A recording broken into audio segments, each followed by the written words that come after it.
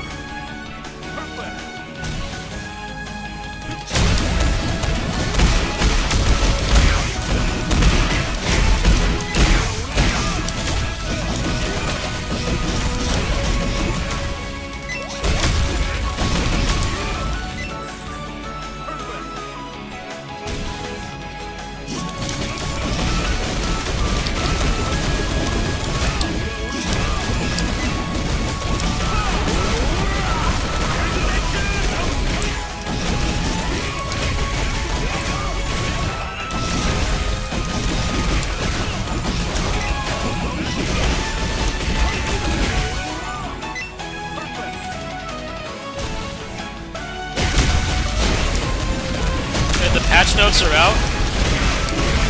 Patch notes are out. Really?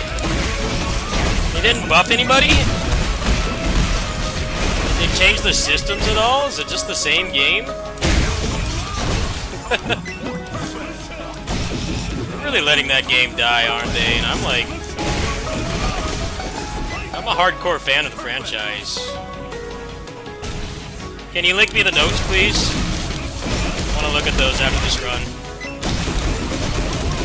Morbidly curious.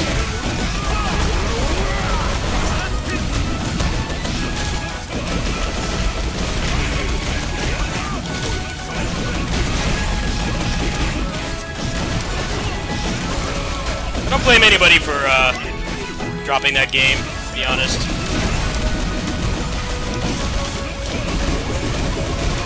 I don't blame anybody. I completely understand. It's being mismanaged.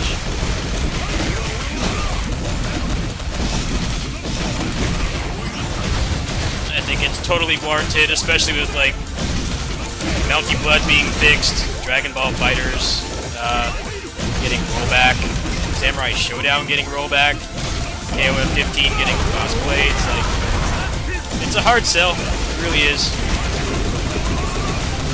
Unlike Dragon Ball, it doesn't have that nostalgia factor. People like me, it does, but I actually knew the characters in the franchise before that game was even thought of. So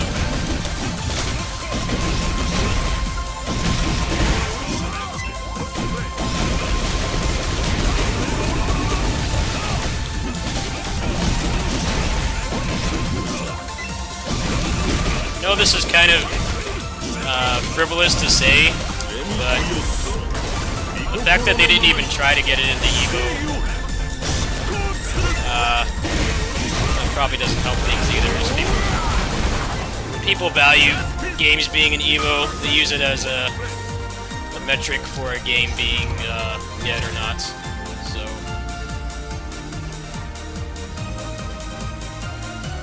that doesn't help things.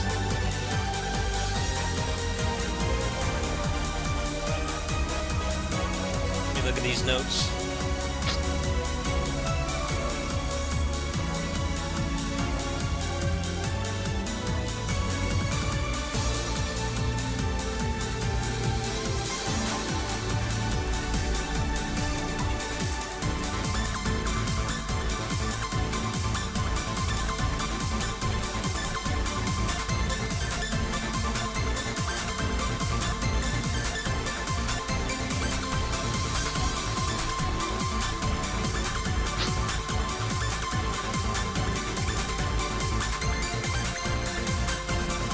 No, that's like barely anything.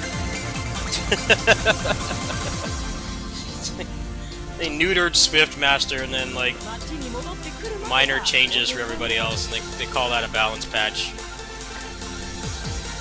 It's not going to solve the problems of no crossplay and how oppressive the game is, the lack of defensive options, like no sign of a like DLC or anything. It's a shame, man. I was like more excited for that than anybody else, just because I played this for so long. I don't know. Playing that game just feels like a toxic relationship. You're not going to get back what you put into it. You keep trying, but the reality is the game is just not giving you that love back. It really does feel toxic playing that game.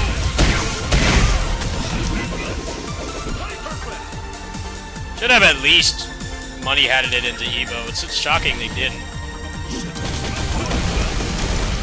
It's stupid to have Grand Blue Fantasy Versus there. That game is not playable online. DNF Duel, despite its shortcomings, is completely fine online. The only problem is that it doesn't have crossplay. But I wouldn't call it nitpicky, but it doesn't prevent you from playing. Grand Blue Fantasy Versus should not have been there. It's ironic that it was, because A, they had nothing to show for it. Not even like a rollback announcement, no characters or anything, no balance patch. But the interesting thing is when the pandemic started and they had to stop doing EVO in person, they had a heavy focus on games you could actually play online. That's why Skullgirls was there and stuff. Grand Blue Fantasy Versus just felt out of place there. I don't care for Mortal Kombat myself, but that game does have good rollback. So, as much as a lot of traditional fighting game players don't like it, it still deserves to be there. Even though that game is also kind of in the same spot that Grand Blue is in. No more content coming to that game. So in that regard, it's a dead game. But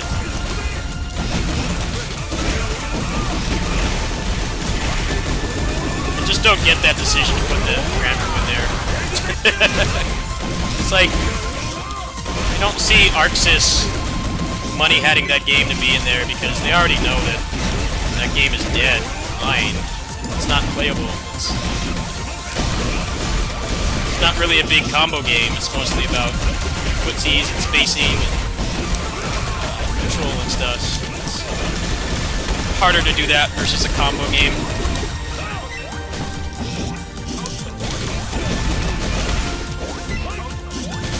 I was thinking about playing DNF Duel tonight. I'm like, no, I'd rather play this.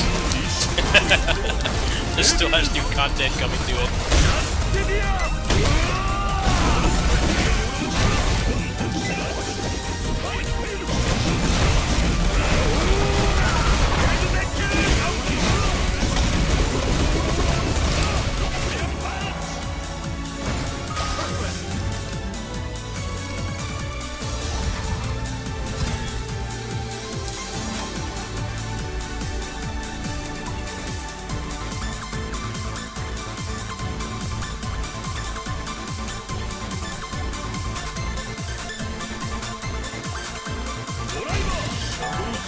like how they didn't even buff the characters that no one uses. He called that a bounce back. There's characters in that game that are struggle tier. And they didn't touch them at all. All they did was just nerf 4 characters. Literal fourth of the roster.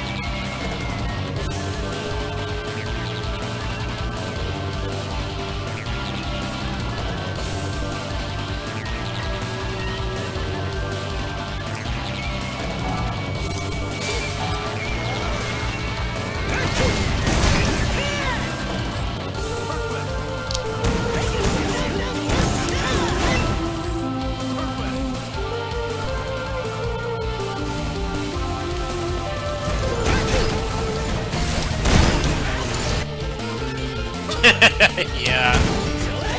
I don't blame anybody for dropping it. I really don't. I definitely feel that people will drop fighting games for the stupidest reasons. And they obsess over player counts and stuff a little bit too much. But that hotfix is something they could have done in, like, the first month. I don't think anybody can deny that.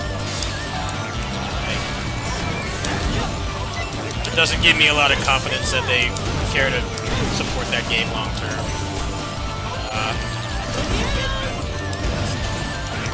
I don't hate the game. I don't hate the game at all.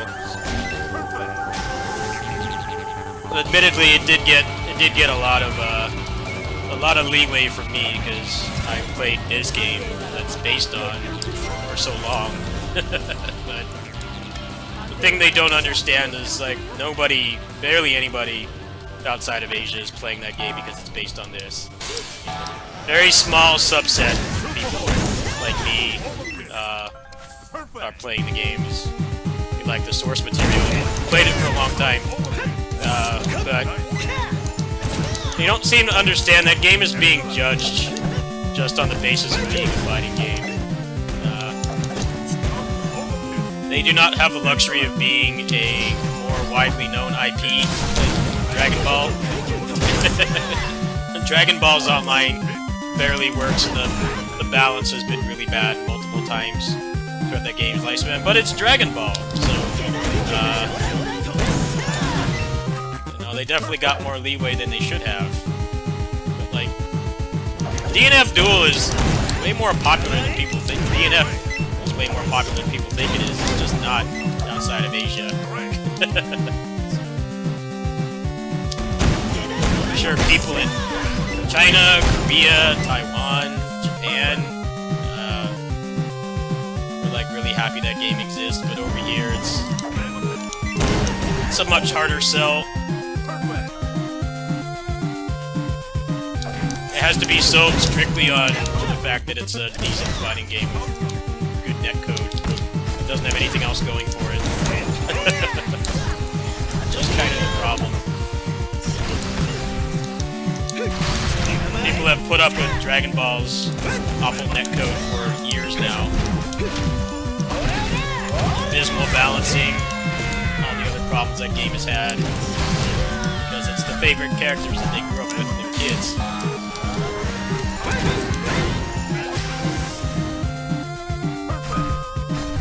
But yeah, I think that patch is good grounds to stop playing that game.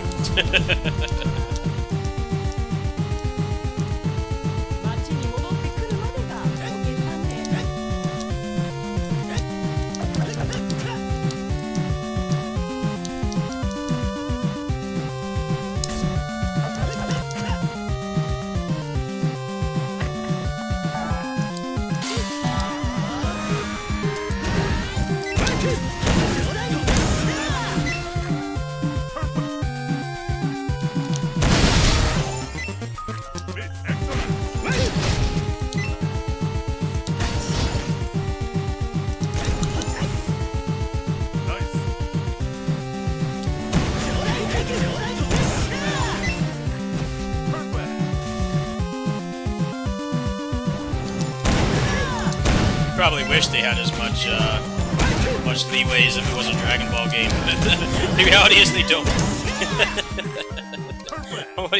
Nobody in America knows who those characters are, or Europe.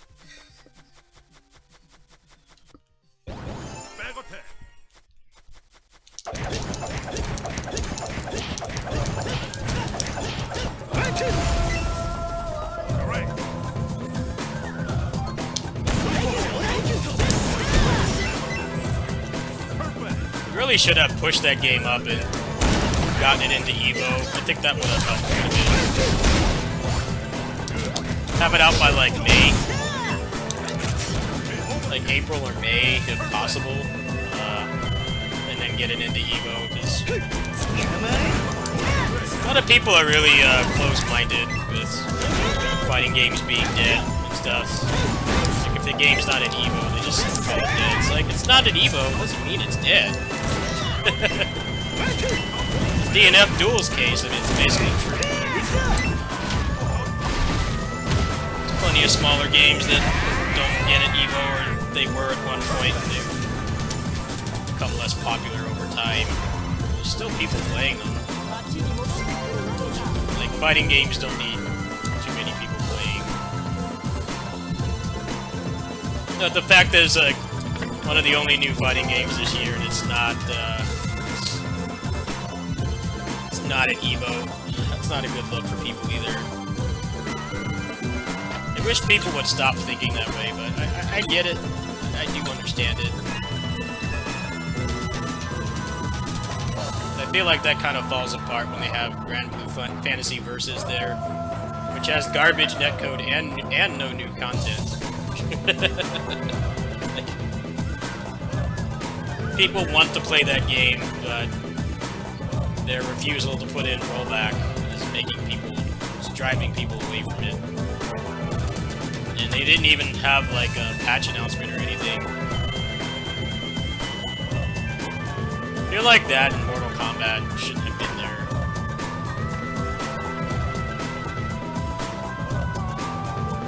Mortal Kombat at least has rollback, but Mortal Kombat's also officially a dead game. DNF Duel is not officially dead.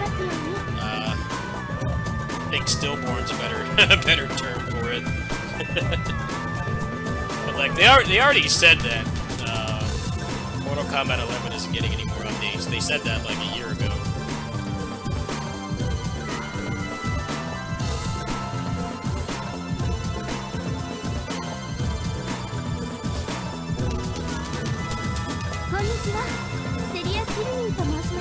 That game seems like a waste of time to play right now.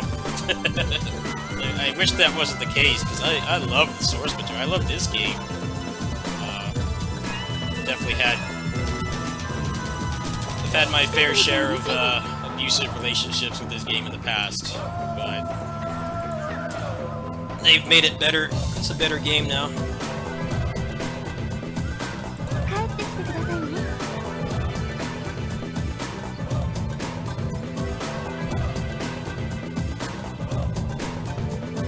No, there's no way that took 2 months to make. No way.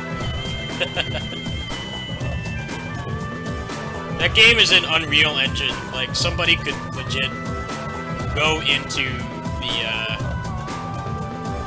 the files and make those changes themselves, and it would not take that long.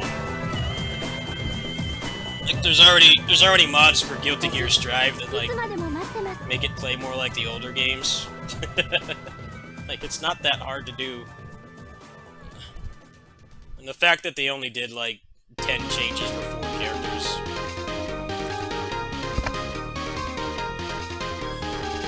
Alright, I think we'll, go ahead and play Gundam now. Let's see.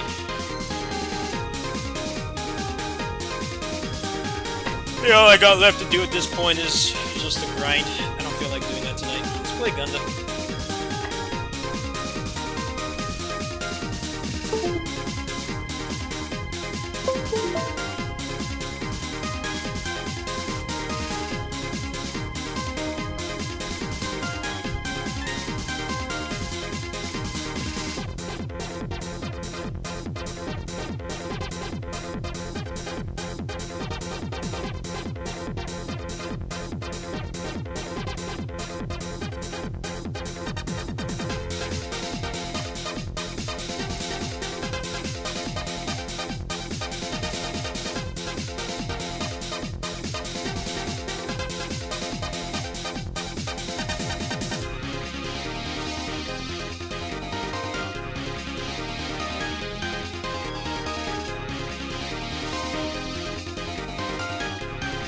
Yeah, that sucks balls.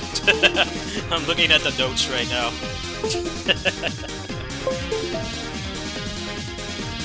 Why did they nerf the grappler? Why did they nerf the grappler? Like, if anybody needed help, it's that guy, man. All he's got is his limbs in a game where people can slash their sword and it goes half screen. Like, why did grappler get a nerf?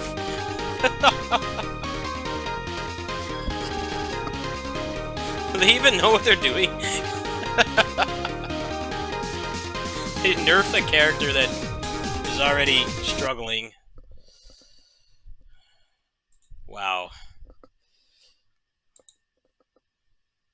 I totally don't blame anybody for dropping that. It's just an abusive relationship at this point.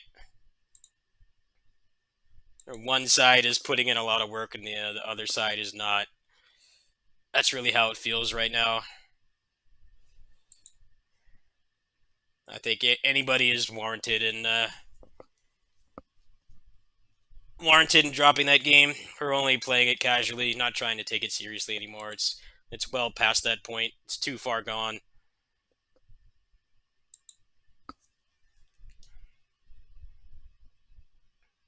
Like, just like, what took that long? Because, like, there is a risk of balancing a game too fast. That's definitely something that happens with modern fighting games, where they see people complain on Twitter, or they watch a tournament, and, like, 6 of the characters in top 8 are the same top-tier character, and then they nerf them into the ground, but then, like, the other characters aren't made any better. The game is only 2 months old. It's not like it's an old game. But with how long it took them to address anything, it felt like it was going to be a bigger patch. But it's not. That I know from experience from people that change stuff in like Monster Hunter and DMC. One person can do that. That's like a one-person job to do that. It's not a huge undertaking to do it. At least that few changes. If they were like changing complete mechanics and stuff, like that would be different. But a couple changes like that, like one person could do that easily.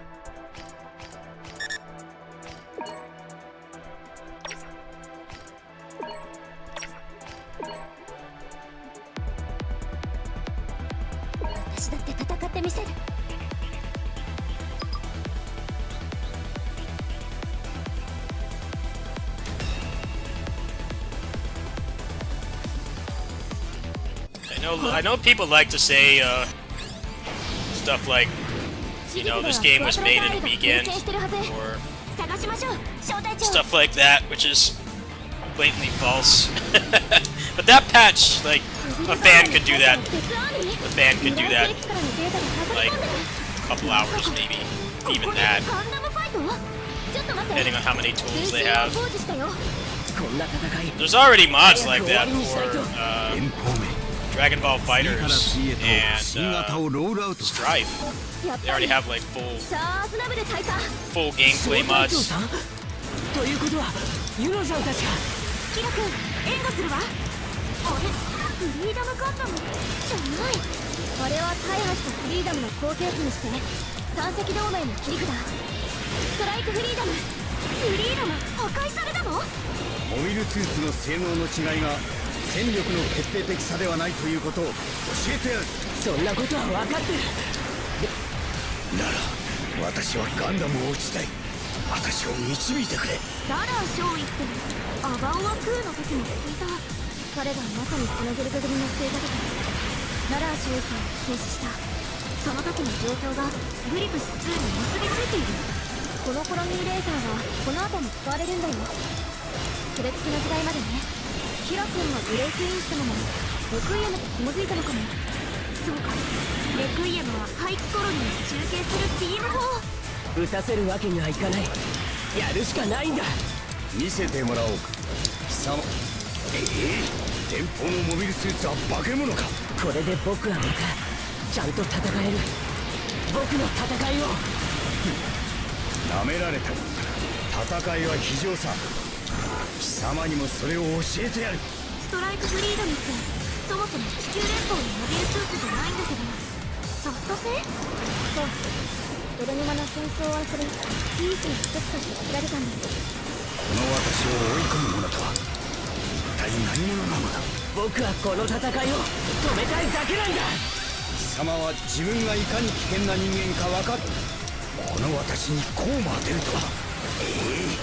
化け物め、これ以上はやらせ。進め。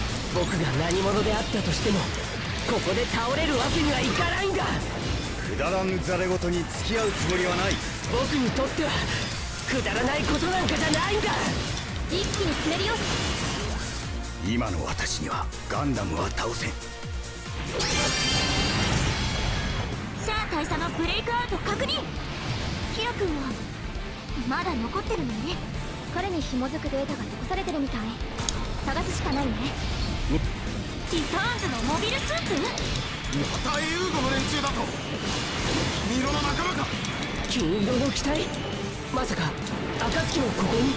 キラ君多分違う。宇宙世紀にも金ピカのモビルスーツがあるんだよ。百式ね。ということはこのコロニー内にクワトロデビルガンダムの取り巻き。ここにガンダムファイトはないってのに。ガンダムファイト？なんですそれにデビルガンダムって。こっちの話というか別の歴史の話というか。この姉さん詳しくは後でね。了解よ。ここに持ち込むべき戦いじゃないわ。私もデビルガンダムの話全然知らないし。ガンダム同士の戦い？うわっティターンズ。エルーゴめ、金色のやつと合流はさせん。ユノさんたちの仲間はこの先か。クワトロ大尉無理はしないで。こんないいんだ。逃がすか。無駄だと分からないのか。落ちる。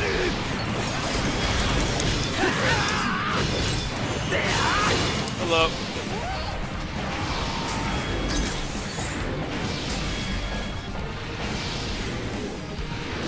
ケイツの回収機とザクウォーリアの攻撃型。今度はザットで。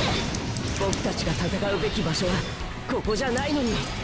何がキラ君をこのミッションと紐づかせているのかしら。鍵を握るのはやっぱりザクト軍かな。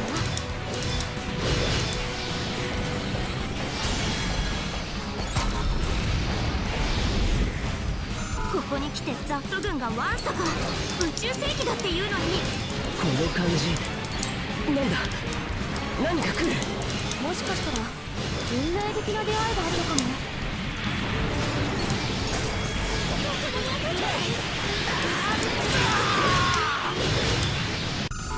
フリーダムガンダムの同型。それに今シン・アスカってデスティニーガンダム。インパルスを失ったシンくんの新しいモビルスーツだよ。この機体に乗っているのは彼なのか。彼には前に一度。でもここは切り抜けなきゃ。ここでやられたらカガリやアークエンジェルのみんなが。なんとか彼を。いつもそうやってやれると思うな。あれ、この戦いなんかおかしい。これフリーダムとインパルスが戦った時と同じだ。 Can the AI help me, please? 現象で構成して Why る are の they so dumb? じゃあキラ君が Help me! 負ける。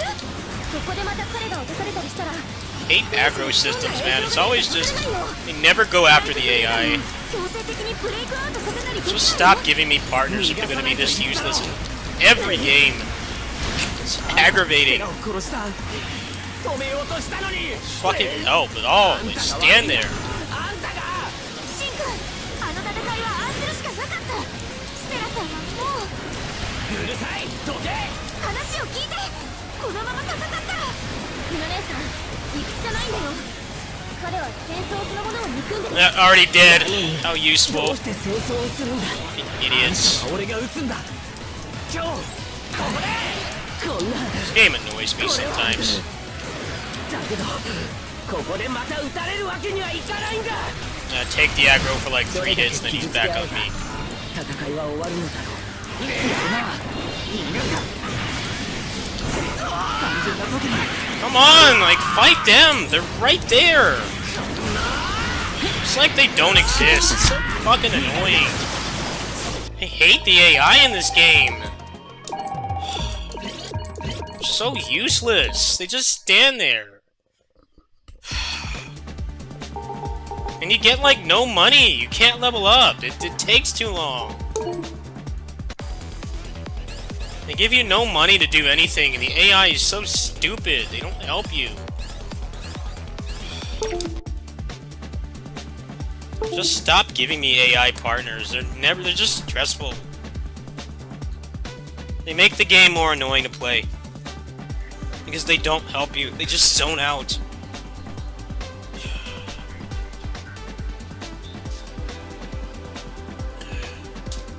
Shit.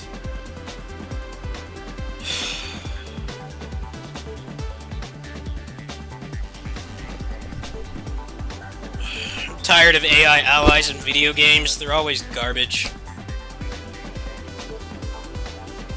Shit, at least in Tales they fucking heal you. You're stupid in those games too. At least they heal you. They don't do anything in this game. You're just a liability. It's annoying how they would not keep aggro at all. Like, they just stood there.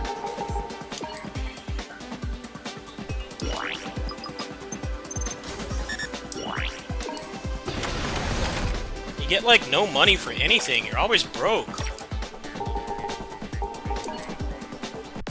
You get, like, no money for doing anything in this game. Just perpetually broke in poverty all the time.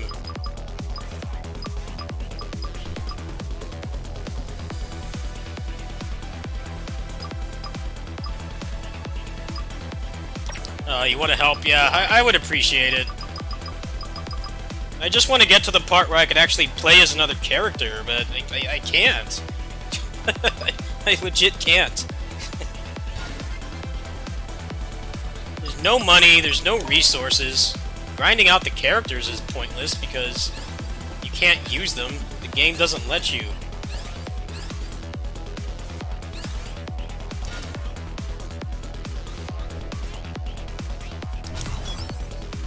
I don't know why they want you to be broke, like, all the time. It's like, it gets old.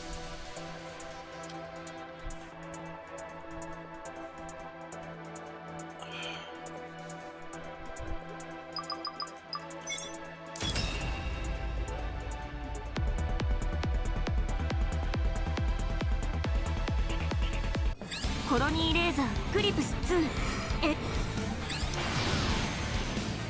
史実ではクワトロ隊員が奮戦してるはず。探しましょう、小隊長。デビルガンダム配下のデスアーミー。未来世紀からのデータが混ざり込んでる。まさかここでガンダムファイト？ちょっと待って、通信を工事したよ。こんな戦い早く終わりにしないと。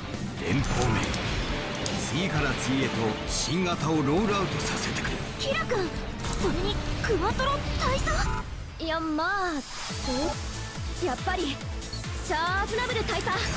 小隊長さんということはユノさんたちか。キラ君、援護するわ。あれ、フリーダムガンダムじゃない。あれは大破したフリーダムの後継機にして三隻同盟の切り札ストライクフリーダム。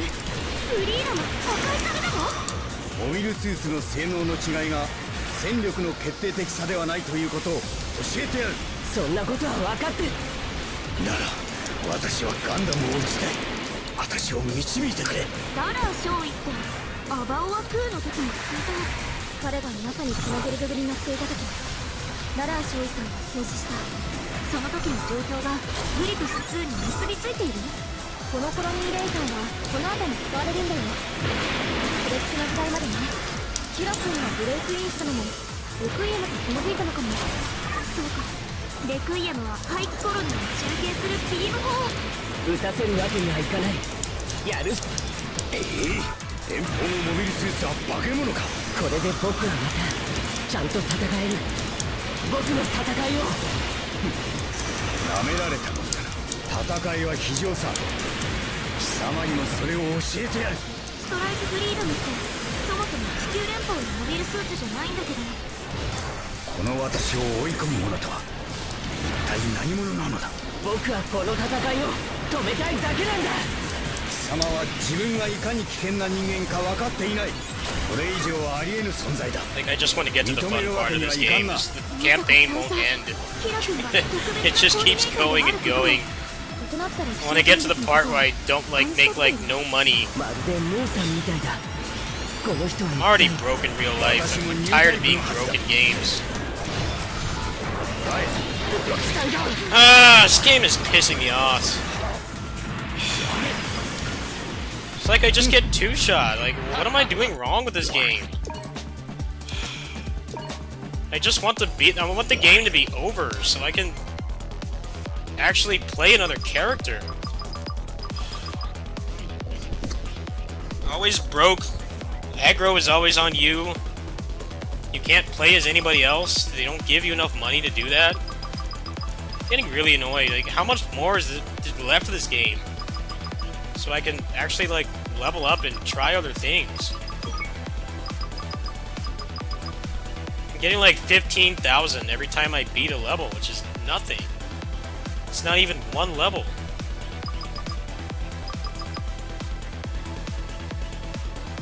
Why even have so many characters if you can't use them without grinding? You have to grind for hours to play like even one character. Stupid.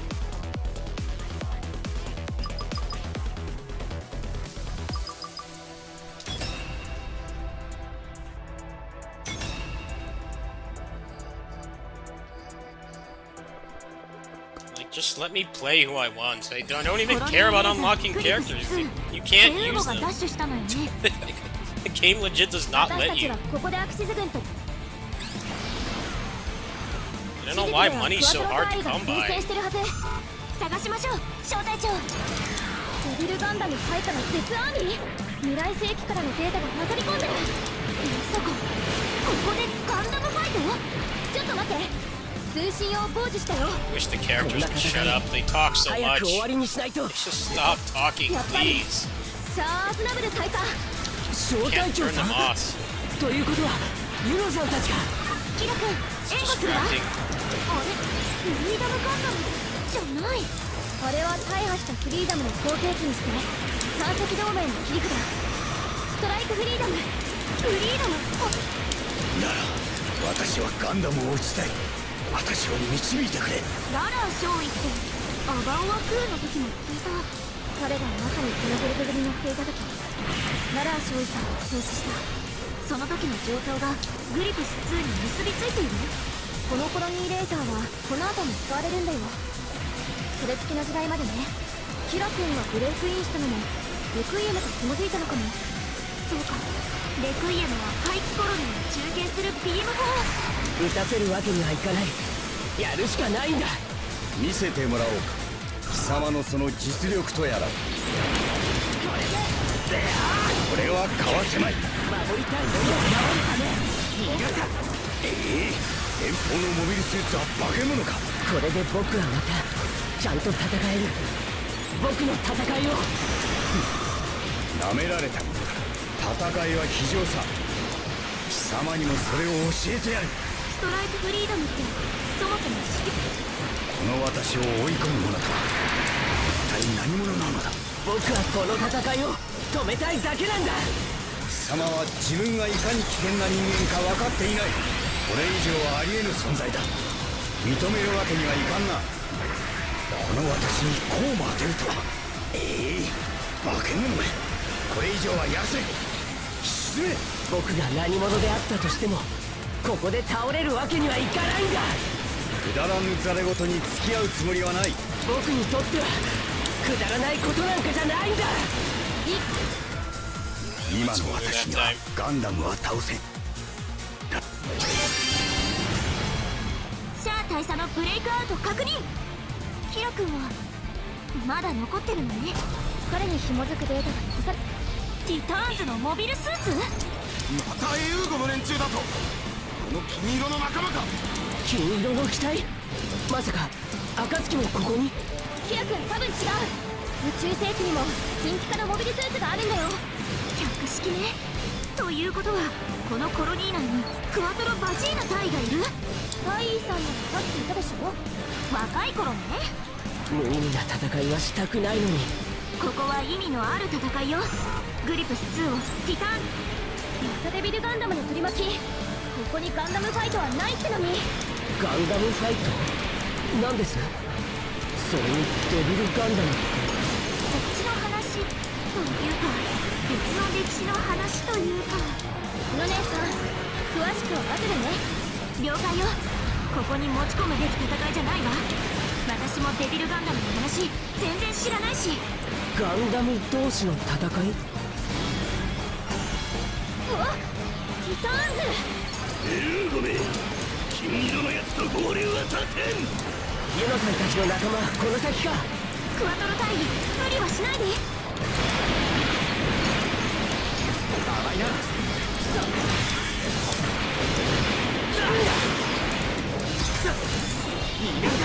落ちる。これで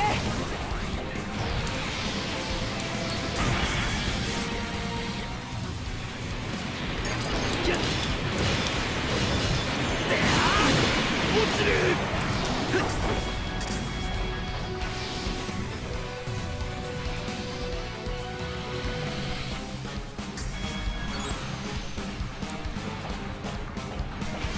ケイツの回収機とザクウォーリアの攻撃型。今度はザクトグ。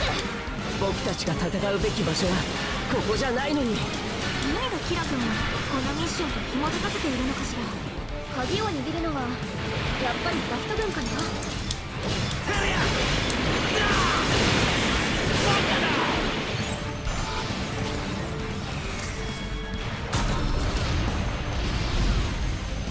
ここに来てザフト軍がワンサか。宇宙世紀だっていうのに。この感じなんだ。何か来る。もしかしたら運命的な出会いがあるのかも。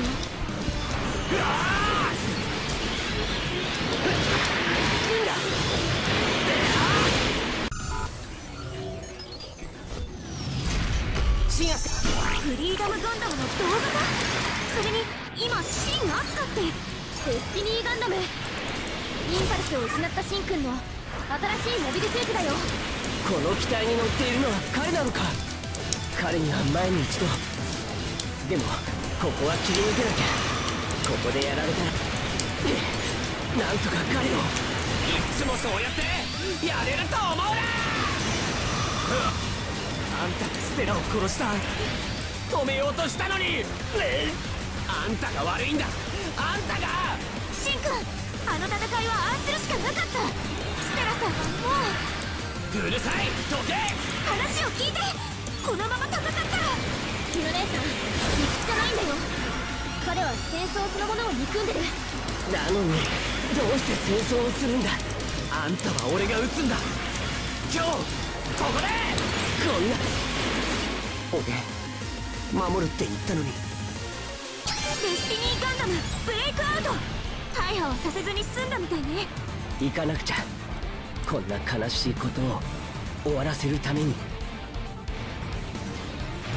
あ、ストライクフリーダムも紐付きがやっと解けたのね。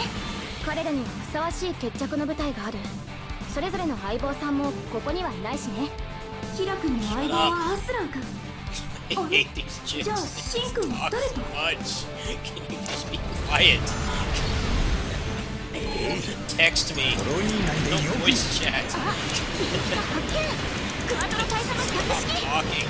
私は大尉だ。 It's worse than Muso. You talk even more. さっきあったもので。 This game has Muso levels of message チーム lag. として援護します。ようやっとグリプス戦役の人に会えたね。第3、状況は。ティターンズやアクシズに入り込まれたようだ。レーザー砲を潰させるわけにはいかん。さくら、敵はアクシズの戦力なの？それがアクシズ軍の未来というか、第1次から第2次レギオン戦闘機のモビルスーツなんだよ。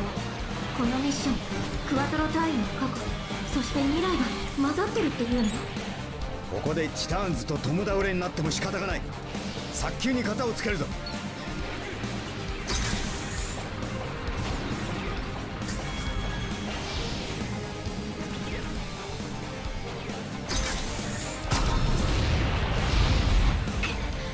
発信機がこんなに壊されてるんじゃ、コロニーレーザーは発射できない。じゃあミッションは失敗なの？今回はブレイク現象のリムーブが目的だよ。いるべき人がそもそもいないし。なるほど。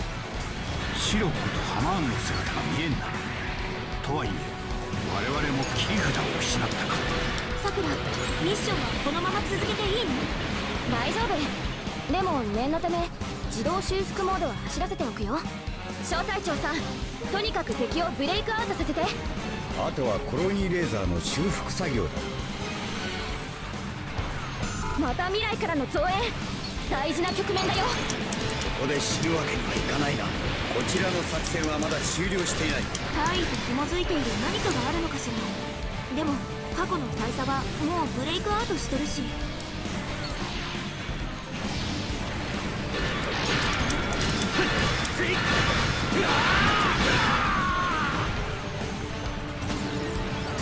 これだけブレイクアウトさせてるのにミッションのブレイク反応が消えない。 This game needs a mode where nobody talks. アムロレ No one ガラ talks. スいや違う。 All just blabbermouths. Like, just let me play. Shut up. 百式がブレイクアウトしたけど Talk. ここって大尉の時代よね。 More robots are showing up. Just say that. 何か来る。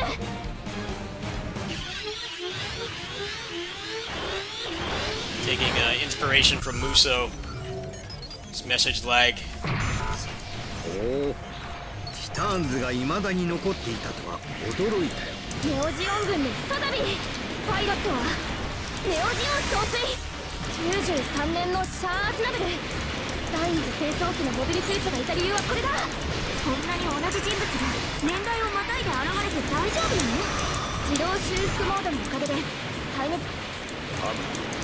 私はアコギのことをやっている。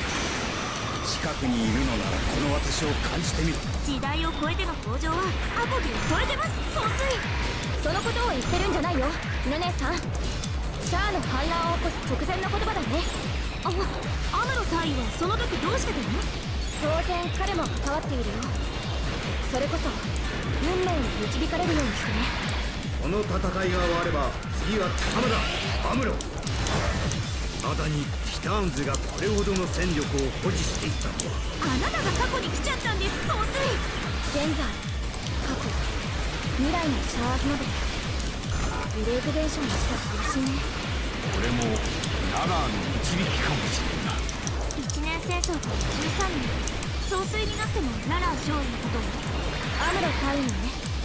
ニュータイプの教官はそれだけ強いってことだよ。戦争の中での教官、絆、分かり合うことはできなかったの？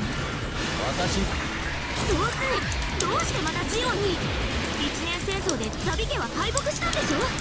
しかしその結果地球連邦政府は増長、軍の内部は腐敗していった。それが全ての始まり。その結果が。内ちどころが悪いとこんなものか。小隊長頑張って。こんがらがった過去と未来を戻しましょう。あと一息だよ。ブレイク修正の準備はもうできてる。私たちだって1年生徒時代の人間だから未来に干渉する権利はないけど、総帥あなたにだって完全な作戦にはならんとは。未来のクワトロ隊員やっと引いてくれたわね。ミッションデータの負荷がすごい。私たちもブレイクアウトするよ。自動修復モードのフルパワーで Shut up! 私たちもデリートされかねない。 Can I turn them 冗談 off? じゃないわよ。 Okay, I 早くブ get レイ it. クアウト処理して。 Yeah, quick, shut up. Come on, man. This game needs a skip button. Make them stop talking. I really like that they had that in Gunvolt 3. I think the banter in that game was way better than this, but it was cool. They had it like, okay, you know, this is a game where you repeat the same content over and over to grind, and like they were aware that like, hey, you know, you might go insane listening to these same things. You might go insane listening to them talk so much when you're doing the content like 30 times. I thought that was a really cool feature. I really liked the dialogue in that game, but you know, I played through it like 3 times, so it was nice to have that.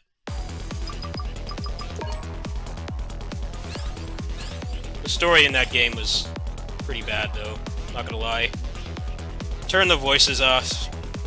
I'll have to try that.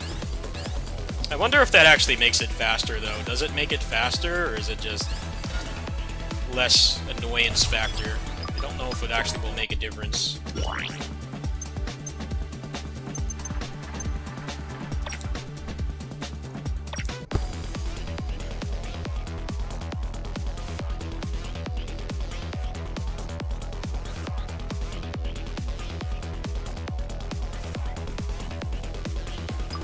So you can look right now.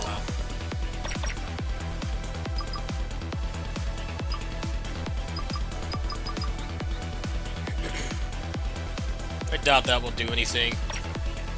It's probably still gonna play out like the dialogue is on. That's generally how it works.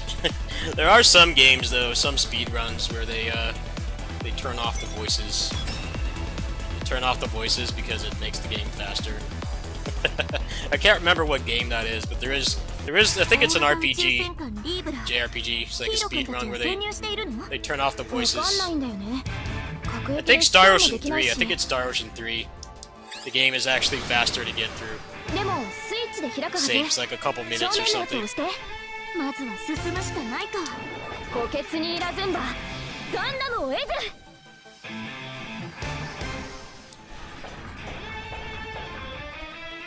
このスイッチ複数の扉と連動して敵機接近。モビルドールよ小隊長。リーブラ内にホワイトファング隊。まだ静止通りだよね。もしかしたらここがリング Oh か。 man, homeboy's here. ガンダムファイト始め。ガンダムファイター？あ、ブレイクイン確認。これは宇宙世紀袖付きのモビルスーツだよ。来たわね。待っていたわ。さあ姉さんお待ちかね。じゃなくて一気にミッションデータがおかしくなってきたよ。小隊長さん注意して。誰一人としてここからは逃さん。さすがはガンダムファイト全大会優勝者ね。まだまだ本気出したらもっとすごいんだから。天と地の霊気を父母とし生まれし者、それすなわち流派東方腐敗なり。さあさあ次の相手は誰？姉さん乗ってるとこ悪いんだけどリーブラの状況はやっぱりおかしい。ガンダムチームの所在は不明。停止してるはずの敵モビルドールも稼働中なんだよ。困ったわね。ブレイク現象の大元はどこかしら。乱にあっても平常心忘れることなかれだ。師匠がいてくれるから私も小隊長も頑張れます。今回はこのノリで行くのね。小隊長さん頑張って。問題ない。開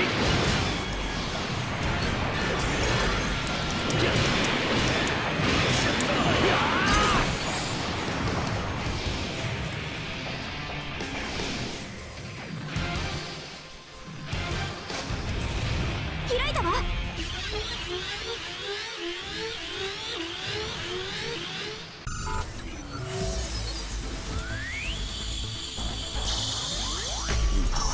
ガンダムどもがどけ、俺の邪魔をするな。やつめ、一体何者だ。ユニコーンガンダムと対を持つバンシーノル。そんなガンダムでどうしてリディ少尉が私たちを攻撃してくるの？ガンダムファイターか。何がファイターだ。ガンダムは敵、それだけだろうが。面白い、受けて立つぞ。ガンダムファイト、レディーゴー。師匠、あのガンダムは私たちの仲間で。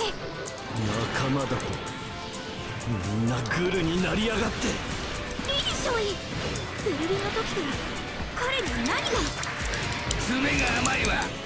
そんな生半可な攻撃でこのマスターガンダムに傷をつけられると思うな。くそ、ガンダムガンダム。ラプラスの箱の存在。バンシ、どうして力を貸してくれない。まだ足りないのか。俺はさらに腕を磨くのだな。バンシーのブレイクアウトに成功。師匠、あなたも本来いるべきあの島に戻る時じゃないですか。やはり我らは師弟の縁というもので結ばれているらしいな。なあドモンよ。彼はやっぱりこの隔壁スイッチがない。近くにあるはずだよ。小隊長さん、探してみて。これでスイッチの前に伏兵。ホワイトファングの DO。 隠れて襲うとか忍者か。ジャパニーズ忍者。ガンダムの歴史には関係ないでしょ。いやいや、ガンダムファイターに忍者はいるよ。それに宇宙世紀にだって。忍者ってそんなにいるものなの？突然のブレイクイン。今度はガタリーだ。宇宙世紀の忍者ってこれじゃないよね。歴史によっては隔壁の先で待ち伏せ。ホワイトファングのモビルドール。さっきの DO に比べたら隠れ方が雑ね。小隊長突破して。捕らえる。ギュッ、やーザッセイ動くな。ギュッで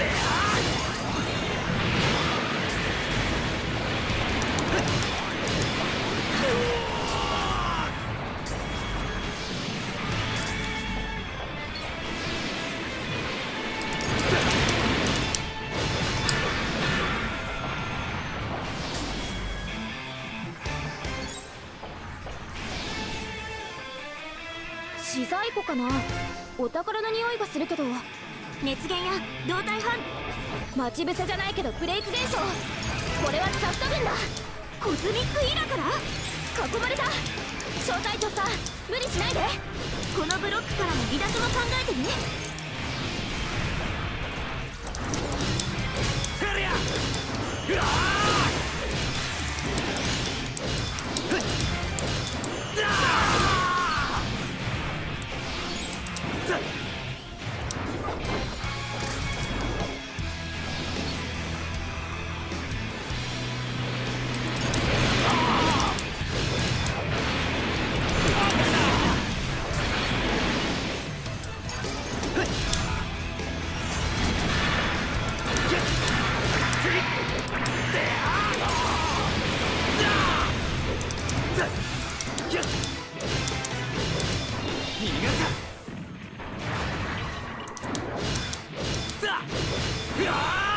敵の全滅を確認。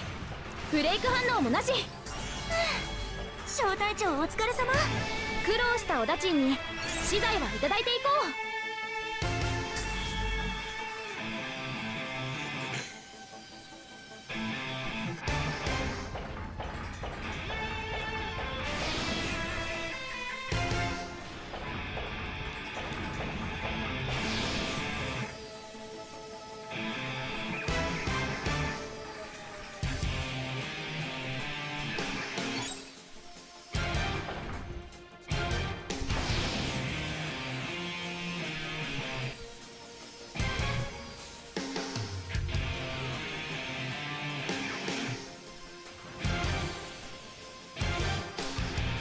I don't know, like, where it wants me to go.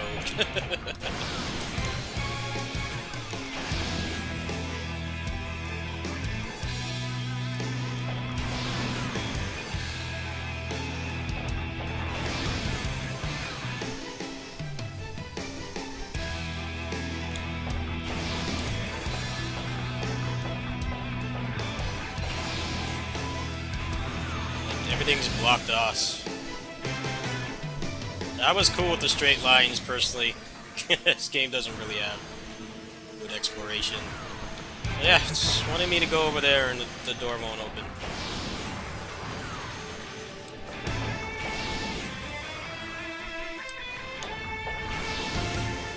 Plus she moves so slow in this game. Doesn't help things.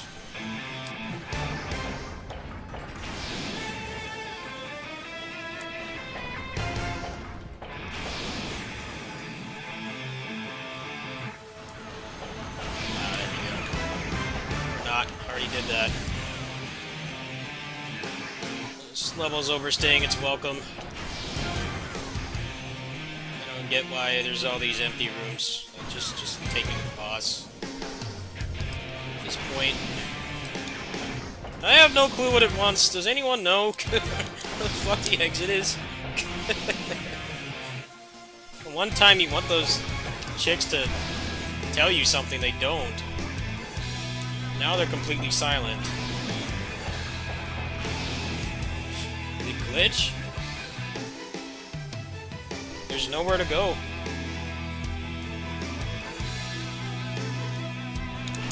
Why we need a maze this far into the game.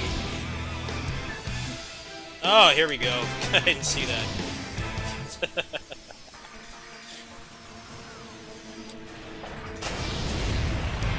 Level design in this game is kind of strange. Sometimes it's just like a straight line, and other times it'll be like a lot of empty space. But that won't really matter when she plays the game more. Figure out where everything is. This game's definitely got a lot of padding, though. I don't think anybody can argue that. The whole thing where you go into a level and then they tell you that the history is incorrect, so you need to go back. Totally just padding. Reminds me a lot of Orochi 4. They did that a lot in that game. The end of that game was the end of that game is pretty laughable because you would they made like one level for Valhalla or whatever where you fight Odin, but then you go back to it like 4 times in a row. It like stops making sense. It's like I was just here.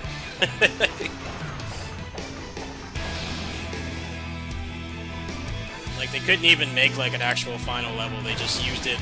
They used the same map like 4 times.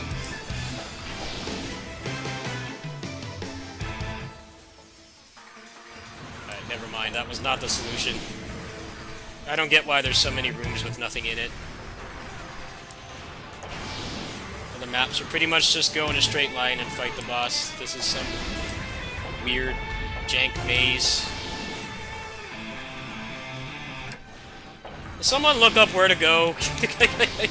This is dumb. I just want to get to the fun part. This game won't end. This is whack.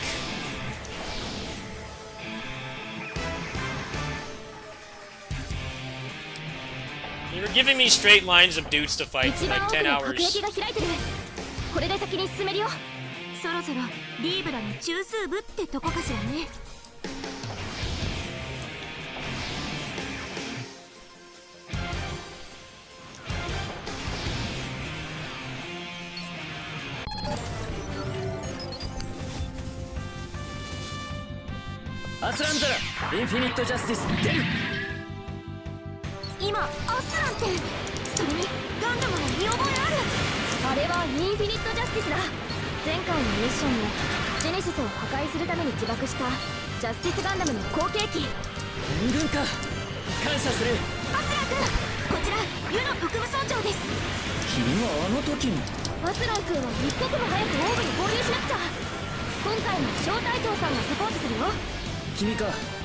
今回もよろしく頼む。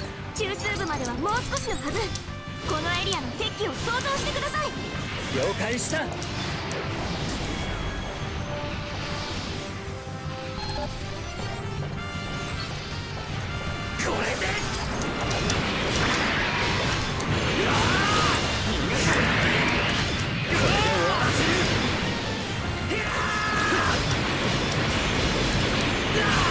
層階に敵増援です。上からの狙撃に気をつけて。よし、敵をこちらに食いつかせる。小隊長さん、高台を飛び移れば上層に行けるよ。ジャンプとブーストで登れる場所を探して。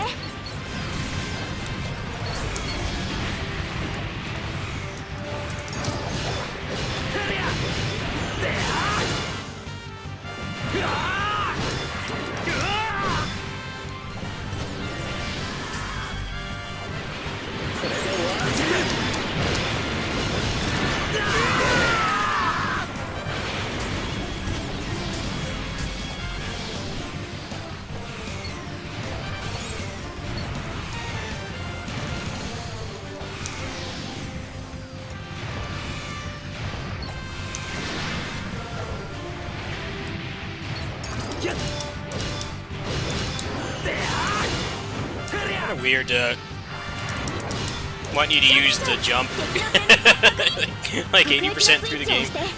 この先が中枢部だよ。Haven't really had to jump much at all. It's like they forgot that you could jump in this game. Thought it was Neo glued to the ground. Like, nope, your guy can jump. I'm gonna put a little mini puzzle in there to remind you. You actually can't jump that high in this game. It's kind of weird. Gundams are known for flight. It's like kind of just have like a super jump. 面白い。あれが隊長機か。ここにハマーン様のキメレイ、グリプ2にいなきゃいけないのに。アクシズできる最初、ハマーンカーン様。どれほどの覚悟があって戦うのか見せてもらおう。俺たちは使った。もう二度とあんなことは繰り返させないと。私に物おじしないとは面白いやつ。あれ、彼女はアスラン君に違う少年の面影を見てる。師匠とリディ将にとって同じってこと？俗物どもこそこの地球を腐らせる根源なのだよ。力に強制された世界は止めなくてはならない。若いな少年。私はアステロイドベルトで暗く冷たい宇宙を見つめながら何度も演じてきた。その間に地球の愚かな人間たちは何をした。地球再建に奔走するあまり地球のニュータイプなら私に従うべきだ。そうだよ、受動アーシだ。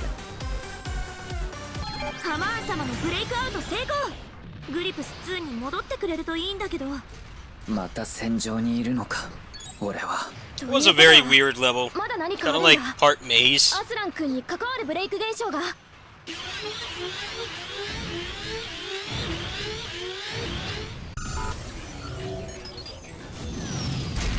俺は許しませんよ。ギルを裏切るなんてこと。このようなさまつごとで義教に賛同する人々の思いを無駄にはできない。ザットのプロビデンスガンダム。惜しい。同型機のレジェンドガンダム。乗っているのはアスラン。ギルを裏切る行為など。お互い知ってるの？彼はレイザバレル君。教習揚陸艦ミネルヴァで一緒だった同僚だよ。じゃあアスラン君。 Whoa, what happened? My stream still up? ギルに敵対する者は誰も許しはしない。やめろ。こんなことをしている場合か。でもこの戦いなんか違和感が。Come on, I don't want to do this again. 邪魔をするのか。さくら、ギルバート・デュランドル議長のことよね。そう、デスティニープランのね。三隻同盟と同様にアスラン君もそれを否定した。ねえ、お前も誰かの考えに縛られる必要なんてないんだ。そんな手は通じない。見苦しいですよアスラン。やっぱりこれアスラン君がザットを脱走した時の戦いだ。状況だけが再現されてるって、さっきのキュベレイと同じ？イエス。このブレイクミッション I have nobody to take the aggro off me. After this long-ass maze, there's already been like 4 bosses. 俺はこのまま殺されるつもりはない。議長を裏切り我らを裏切りその思いを踏みにじろうとするお前を撃つ。人の気持ちや命を都合よく利用して役割を果たせなくなれば切り捨てる。ギルのやることは全て正しい。それを理解できるものなど。このやり方にアスラン君は反抗したのね。ギルを裏切った者には議長 Alright, good. それがあなたのやり方なのか。俺が彼らを止めてみせる。絶対に。よかった、アスラン君ブレイクアウト。このミッションとんでもなく複雑なブレイク現象だったわね。初めは何もないと思 Come って on, たのに please stop talking! 速度的にミッションデータがおかしくなったね。 Shut up! 最初少し物足りないと思ったりした罰が当たったのかしら。 Thank you for not talking anymore. That level was really long. Well, most of it was getting lost, but very weird level. It's like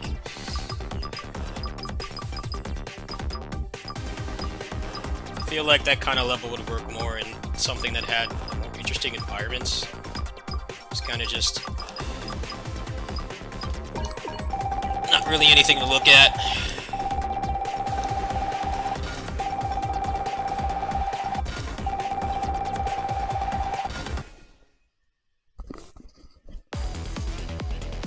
When you go into a level with human players, the partners aren't there. It's not like Stranger of Paradise, where in that game the way it worked was you had your AI partners, but if somebody joined, it's basically kind of like possessing your AI partners in a way. Like, they would have their own stats, but they would have the appearance and the voice lines of the single-player party members. In this game, if somebody disconnects, there's no replacement. They're gone. So, depending on what the magnitude of what you're doing, that could be that could be pretty severe. You want to do that level again?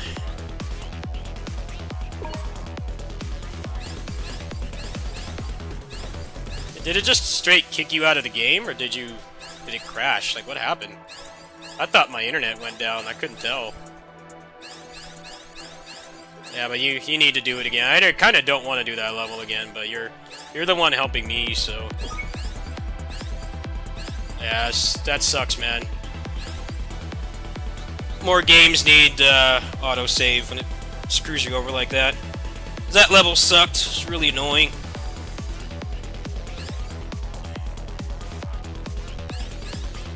It's just big black maze with nothing to look at.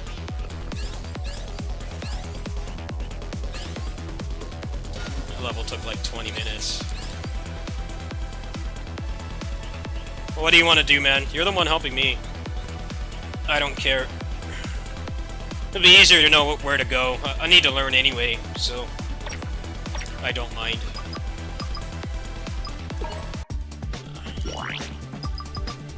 Got a little bit of money saved up, but I know I get Domon soon, so I'm like not really wanting to spend money. Yeah, I'll just go ahead and do it again. Probably get the blueprints. Yeah, it's unfortunate. It's kind of whack that it just kicks you out. Should, The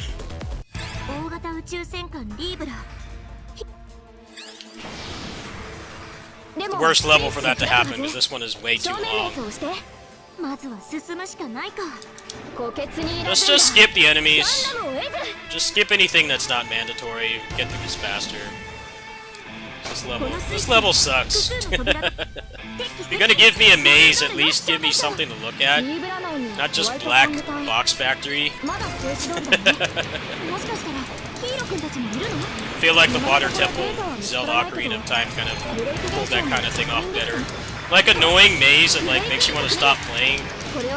You know, like the music is good and like the environment. There's lots to look at. It's colorful. This is the opposite of that.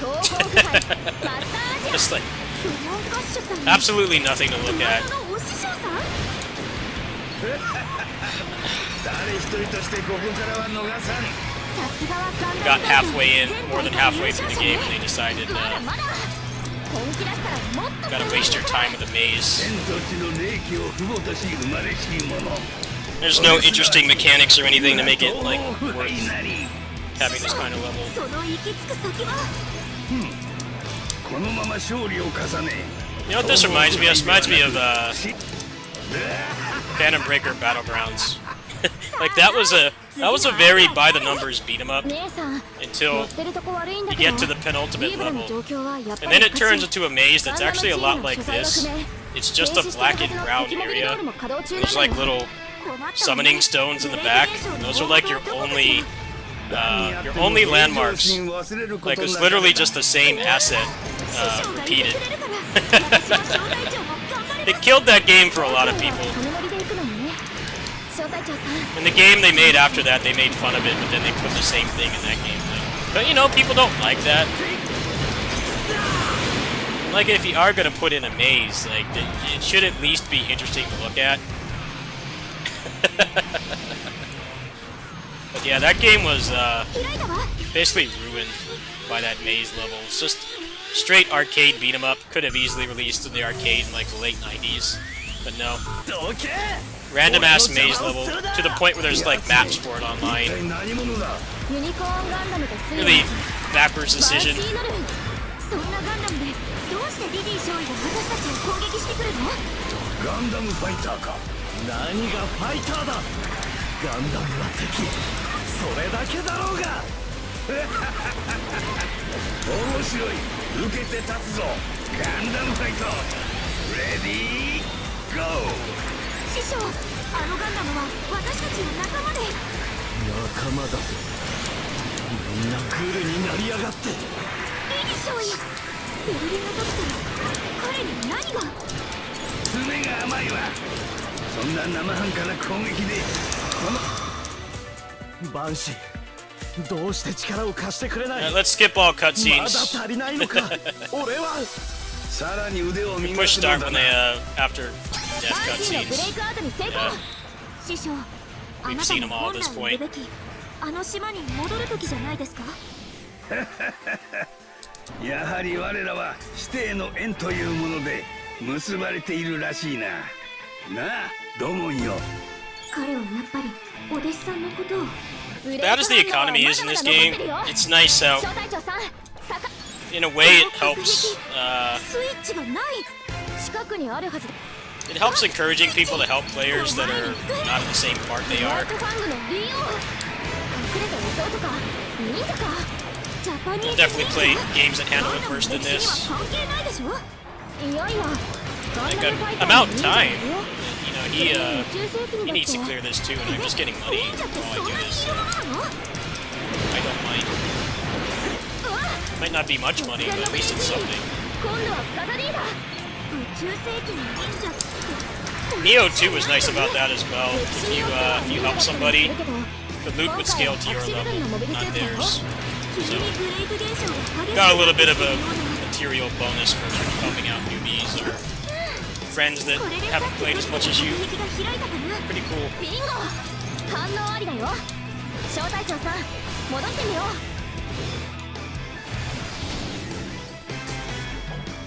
ううわっ隔壁の先で待ち伏せホワイトファングのモビルドールさっきの DO に比べたら隠れ方が雑ね招待長突破して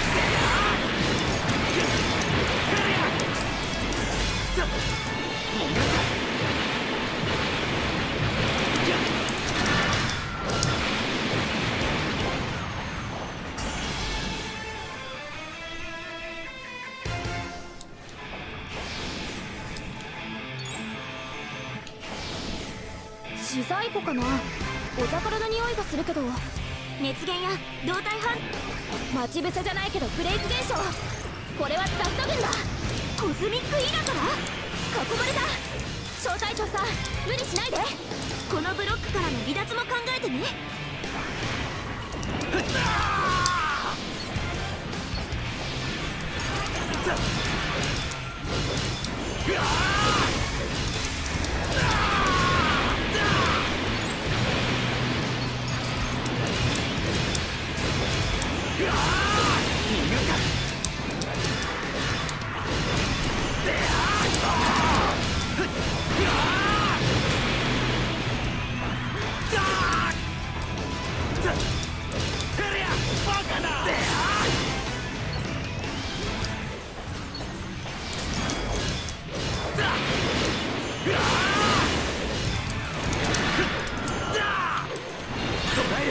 敵の全滅を確認。ブレイク反応もなし。小隊長お疲れ様。苦労したおだちんに資材はいただいていこう。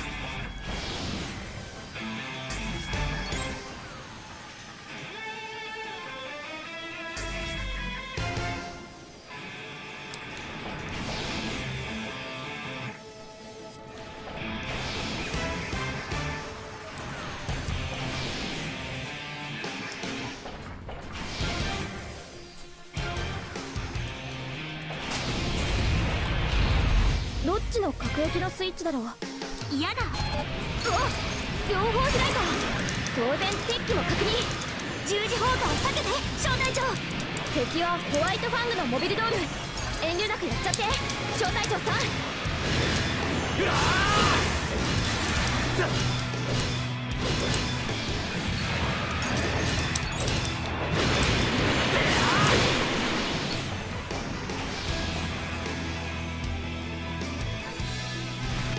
あれ、ここって戻ってきた？うん、バンシーと戦った場所だけど奥の隔壁が開いてるね。でもその先の隔壁は閉ざされたままよ。もう一つスイッチを押さないとダメみたいだね。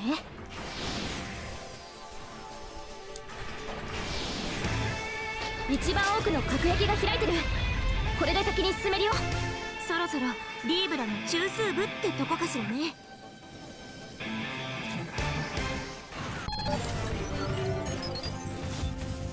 今アスランって、それにガンダムも見覚えある。あれはインフィニットジャスティスだ。前回のミッションでジェネシスを破壊するために自爆したジャスティスガンダムの後継機。援軍か、感謝する。アスラン君、こちらユの特務総長です。君はあの時の。アスラン君は一刻も早くオーブに合流しなくちゃ。今回も小隊長さんがサポートするよ。君か、今回もよろしく頼む。中枢部まではもう少しのはず。このエリアの敵機を想像してください。了解した。Alright,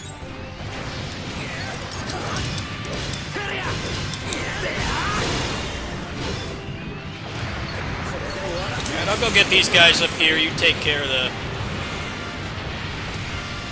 the dudes down there. There is a box up here if you want to come up. This guy's gonna spawn, save some time.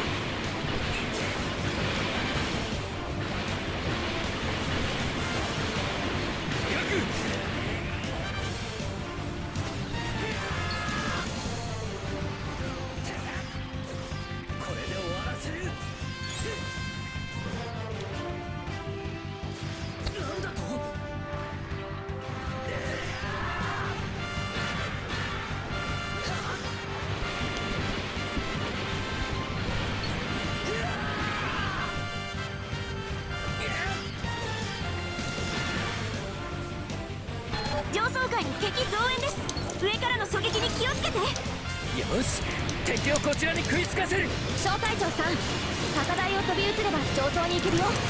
ジャンプとブーストで登れる場所を探して。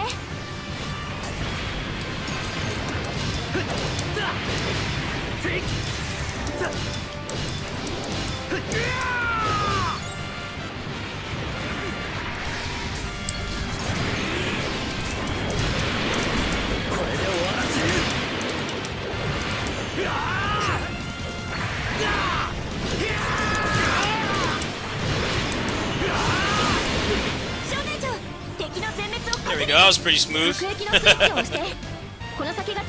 Better if somebody stays at the top because they take longer to get to.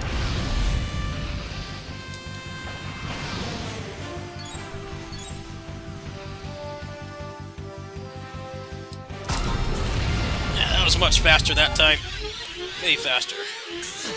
敵の増援か。ガザディ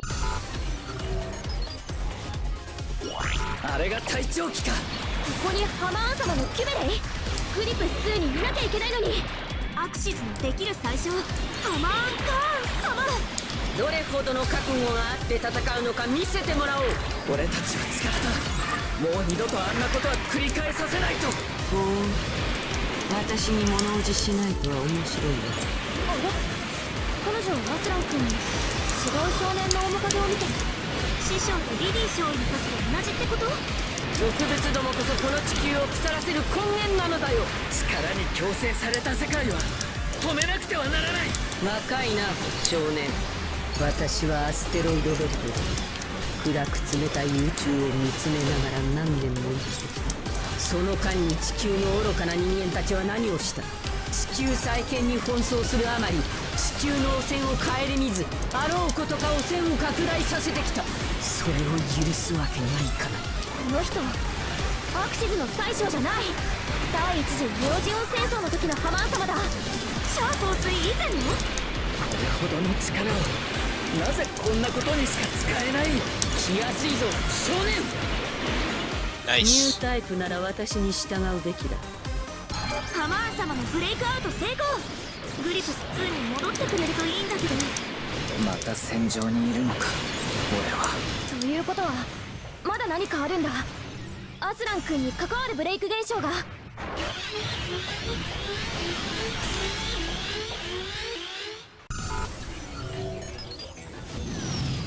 このようなさまつごとで議長に賛同する人々の思いを無駄にはできない。ザフトのプロビデンスガンダム？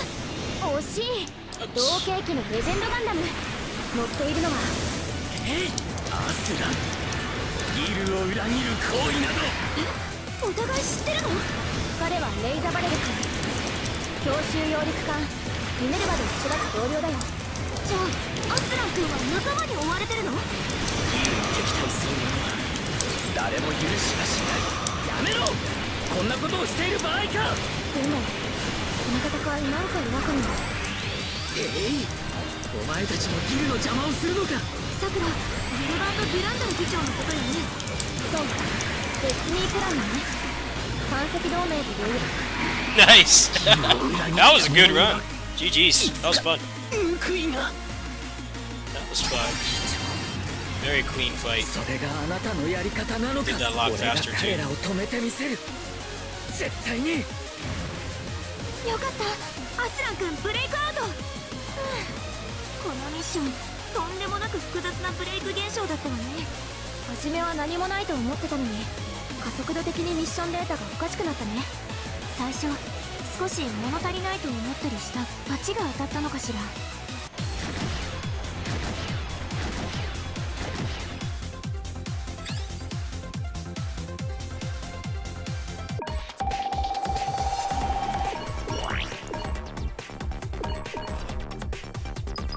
Got a lot of money for that too. Nice. Win-win.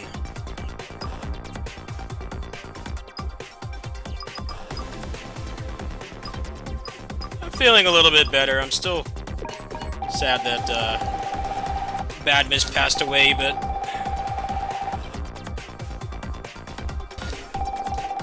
things will get better in time. He was a very good cat. It's kind of hard being there tonight. He's not there anymore. His brother is taking it pretty hard. He hasn't been himself. Poor guy. They're about like 8 months old, that litter.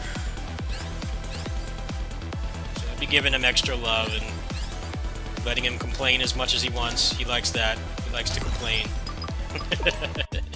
He's a loudmouth.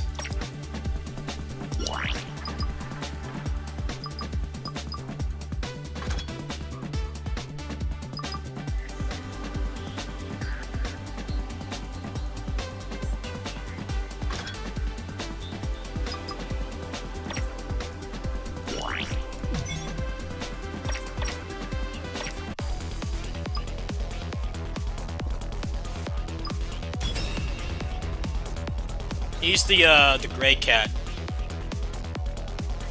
Badmus was gray and he had こ some の white. 巨大なハッチが月面基地ダイダロス He was very 地 nice. 上は上から狙い撃ちされちゃうから The other cats would go apeshit 下 at から潜 night. って近づこ It's う time to feed them, and he would just sit there and wait 正面の patiently. He 洞 was 窟 very から進行 calm. ね戦況は 基地 He 防 loved 衛 the のため younger に cats. He'd play 機 with 動 them. 要塞メサイアが出てきてるはずなんだけど He's just a good guy. He didn't deserve to die. それに敵味方に多くのガンダムがいるんだけど全然 Still 捕 not 獲できない over it. 多くなってランタオ島のガンダムファイトク He ル would always come そ out れ and くら greet いい me. るはずなんだけど He was と a もか good く boy. ザフト軍を蹴散らして His 済む brother and sister are 私 still たちだ there. けでダイダロスを落とすなんてことにならないでしょうね His sister doesn't seem to care much, but he was ブ really レイク close 現 with his 象確認 brother. アフターコロニー時代の無人機 They would play and sleep together. ブレイク現象の規模としては小さいけど He's been 小隊長さん not himself 油断はしないで until レーダー been マ like ップで sleeping 敵の位置を more. 確認して結構入り組んでる洞窟ね視界も悪いし Not wanting to 天 do 然の much. 妖怪ってところブレイク現象はおとなしいけど地形の方が面倒だねさくら They're ブ like レ my イク現 children, 象を甘く so 見ないこ it's と hard for me. そういう油断が新たなブレイクを呼ぶのよなんだかもうベテランの風格だね姉さんあ燃料タンクショックを与えると爆発するよ崖の下に落とせば敵機を一網打尽にできるかも小隊長攻撃してみて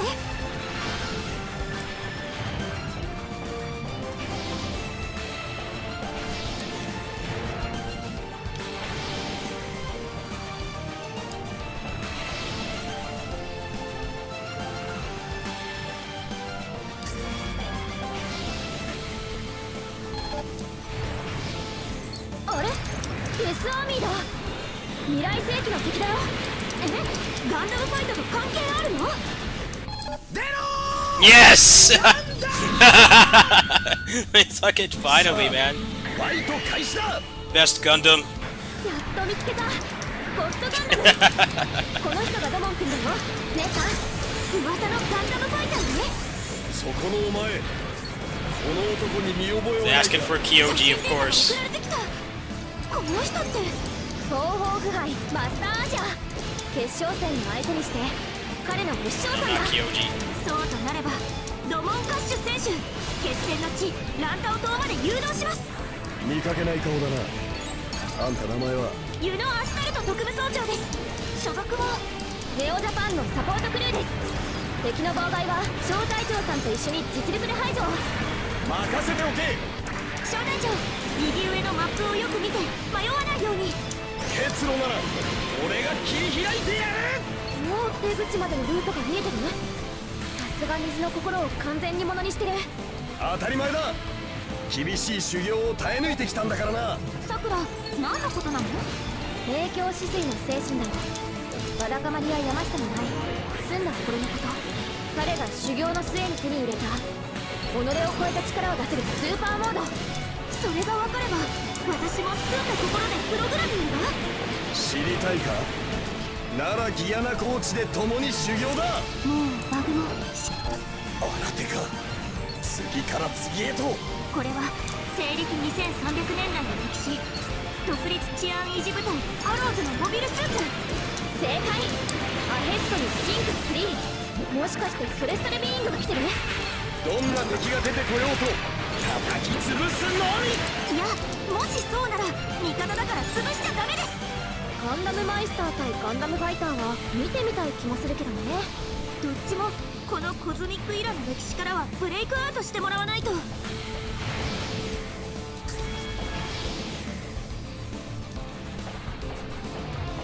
この先もう少しで月面に出るよザフトの軌道要塞の近くだから用心してブレイク現象がここまで断続的に起きてるしまた何かあるかもね相手が誰であろうと俺の邪魔をするなら蹴散らすまでだ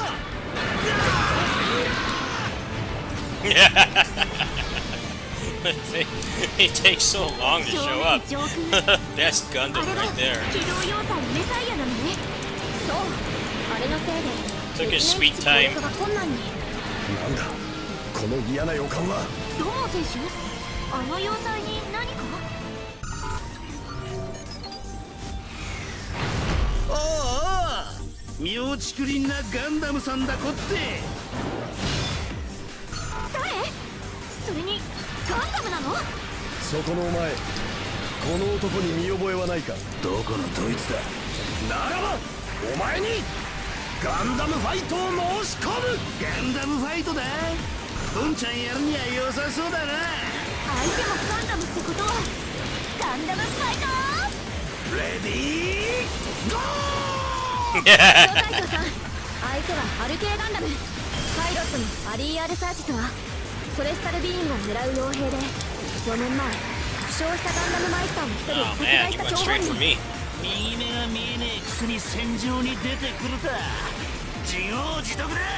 ティエリア君の言っていたロックオーさんの敵。さあ始めようじゃねえか。ガンダム同士によるとんでもねえ戦争ってやつをよ。そこだ。往生しろ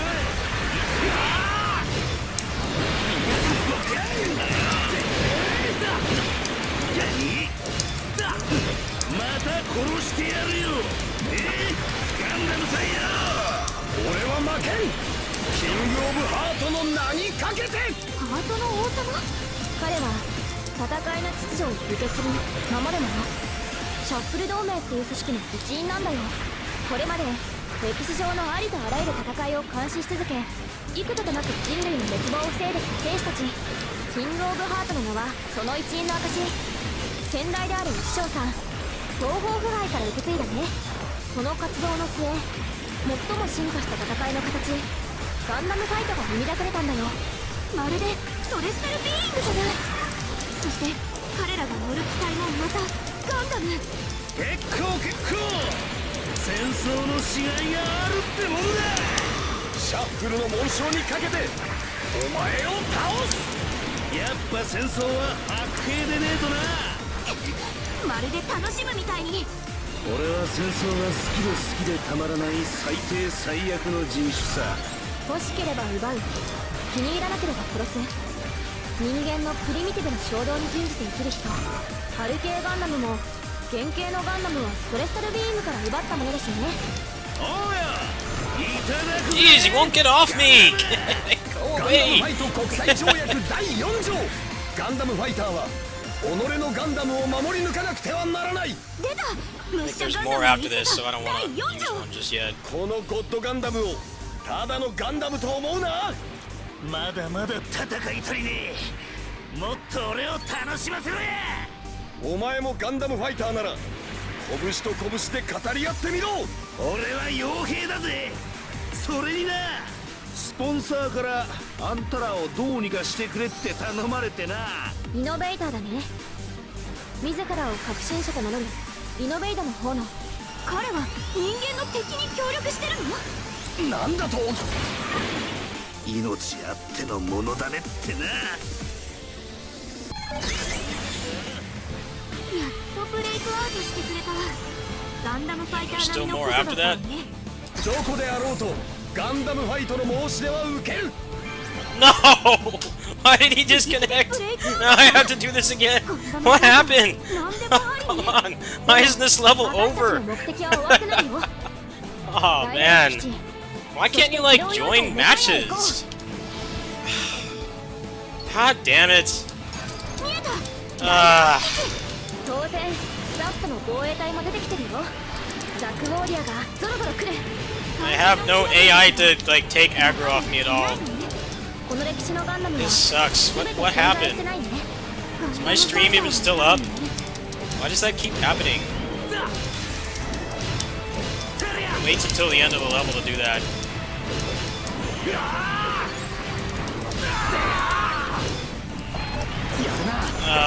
Come on, this level needs to end. Fuck. 戦術レベル確認。またガンダムファイター来た。違うってウィング What ダ happened? ヒーローイー君だ。ユーマンサクラ招待状。 Why does it keep doing that? 向こうの基地にあるビーム兵器レクイエムが地球を狙っているの。協力をお願い。月面基地の破壊に作戦を変更する。ありがとう。でもそっちの作戦は大丈夫なの？問題ない。 Is like it waits until the match is over, 相変わらず and then 話 it が早く kicks て you 助か out. るよ。ティターンズのモビルスーツも気になるし、アフターコロニーと宇宙世紀からブレイクイン。 Ah, come on, this level needs to end. Please. That boss was tough. There's still more. Is the game like crashing or something for you? Feels like the game is doing it on purpose. And your internet's still up, so I don't know why it's doing that. Should be.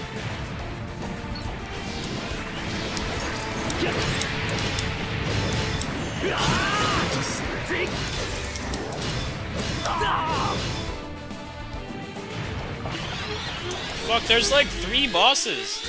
This level needs to end. Come on. ジオ、まさかオプティマスシロッコ対招待状 Basically, I'm gonna have aggro all the time. They never attack the AI, only you. その素質見極めさせてもらうぞ少年。すっごい上から目線。 Don't really want another boss right now. ク I リ want プス the level to be テ終 over. 盤にティターンズの実権を握った通称木星帰りの男、木星資源採掘艦ジュピトリスのキャプ Like テンで no health left. 地球圏に帰還してティターンズに入隊したんだよ。私は次の時代を支配するのは Fuck, man. Why does that happen at the worst time? I know it's not your fault. It's just like, what's wrong with the game to keep doing that? It always waits until the end of the level to do that.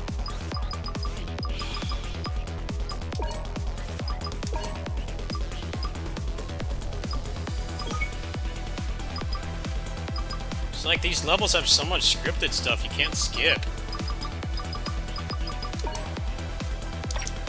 It sucks fighting the bosses solo in this because they just never leave you alone.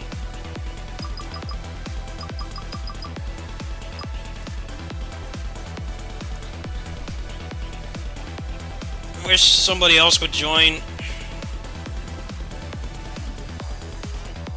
This game won't end. Okay, I want to get to the end game. It just keeps going and going. Levels are just getting longer and longer.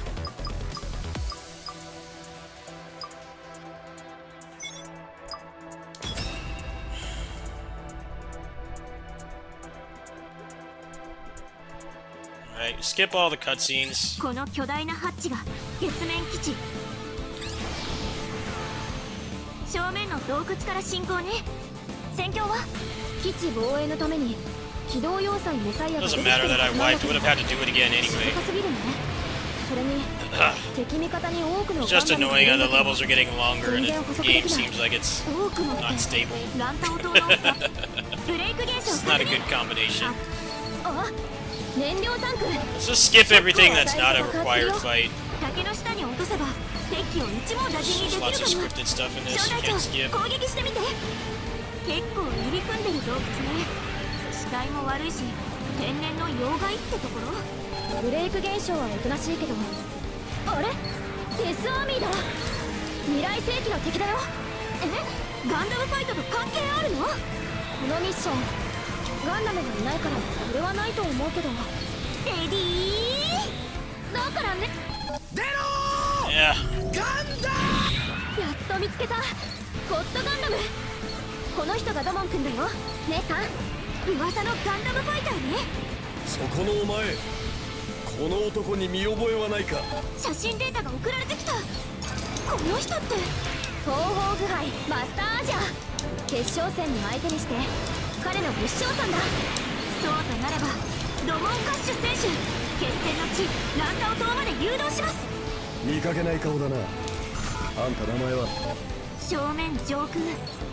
あれが Alright, we're back to where we were. メサイアなのね。 It's not too bad. あれのせいで月面基地攻略が Might 困 be 難 better to do that if the game is not wanting to cooperate ド with モ you. ン選手？誰？それにガンダムなの？そこのお前この男に見覚えはないか。どこのどいつだ。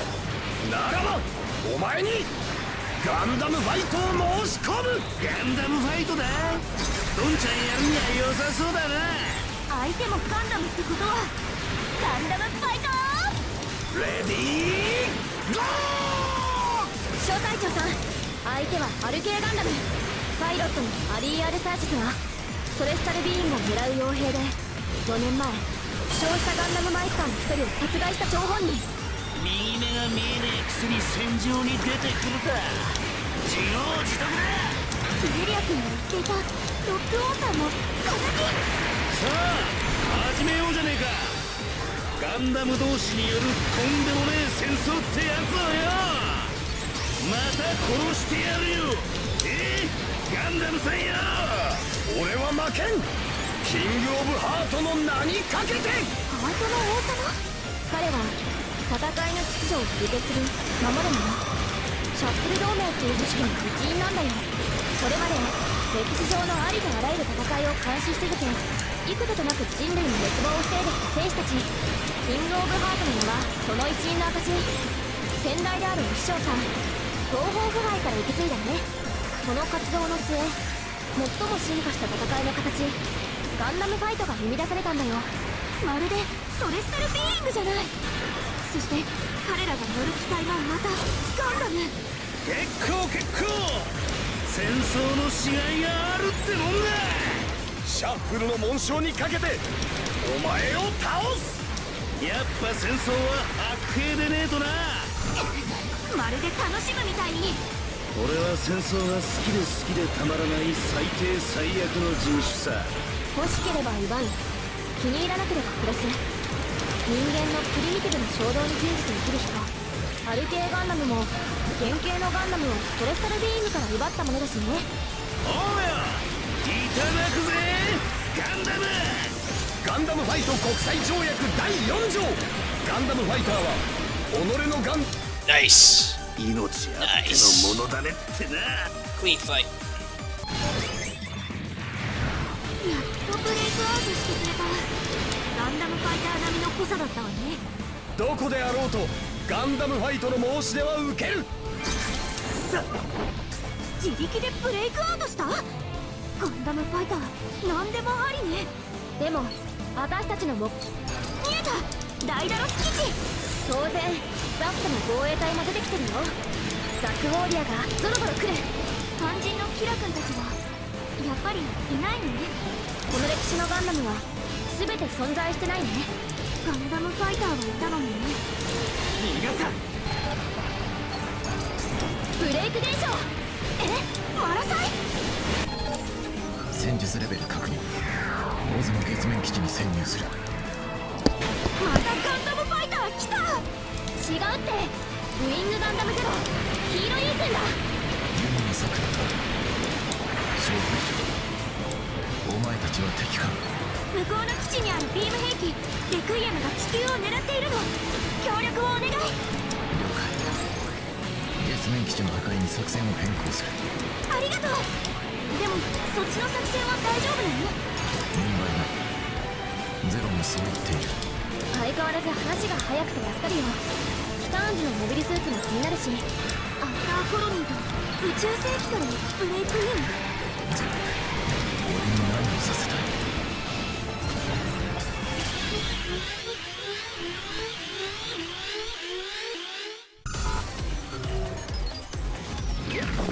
ジオ？まさかトプテマスシロッコ隊員。小隊長さん、ヒーロー君、気をつけて。了解。ターゲット変更。ジオ。ゼロ、危険な相手か。その素質見極めさせてもらうぞ少年。すっごい上から目線。何者なの？クリプス戦役終盤にティターンズの実権を握った通称木星帰りの男。木星資源採掘艦ジュピトリスのキャプテンで地球圏を帰還してティターンズに入隊したんだよ。私は次の時代を支配するのは女だと思っている。力を貸してくれるか。初対面ですけど、そんな急に言われても。やはり人はよりよく導かれねばならん。指導する絶対者が必要だ。お前も強者を気取ろうというのか。ならば負けるわけにはいかない。戦神団のボスからリターンズのボスになった。それっていつのこと？さくら、リターンズの狩猟ってジャミトンハイマン大将じゃなかった？グリプス戦役終盤まではね。彼はジャミトフ総裁はハマーンカーンによって暗殺された。嘘！ハマーン様が？アクシズがリターンズと接触。Nice. 世の流れに身を任せるまで That の was こ a lot とだ。 faster. Sorry the game keeps screwing you over. I know it's not your ブレイ fault. ク現象にまで身を任せるのはやめてほしい。 Is your internet fine? The internet seems fine. ルクイエムが起動。 Might just be the game. This is a cross-country すまない match, so 基地を撃つことはできない that's ようだ probably not helping. Your internet seems fine. Is it just the game just crashes or what? ダイダロス基地に That only ツイ took ン like 8マスターライ minutes. フルを Wasn't 撃つ bad. とかは見たかったけど、ここまでだね。小隊長さん、ブレイクアウトするよ。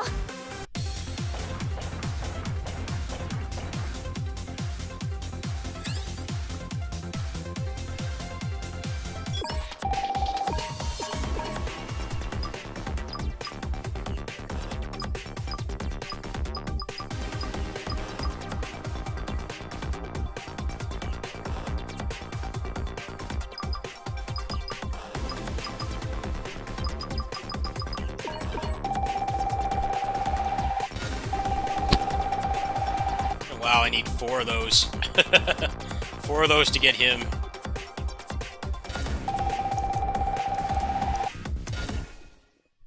They really want you to work for him, huh? They know he's the best.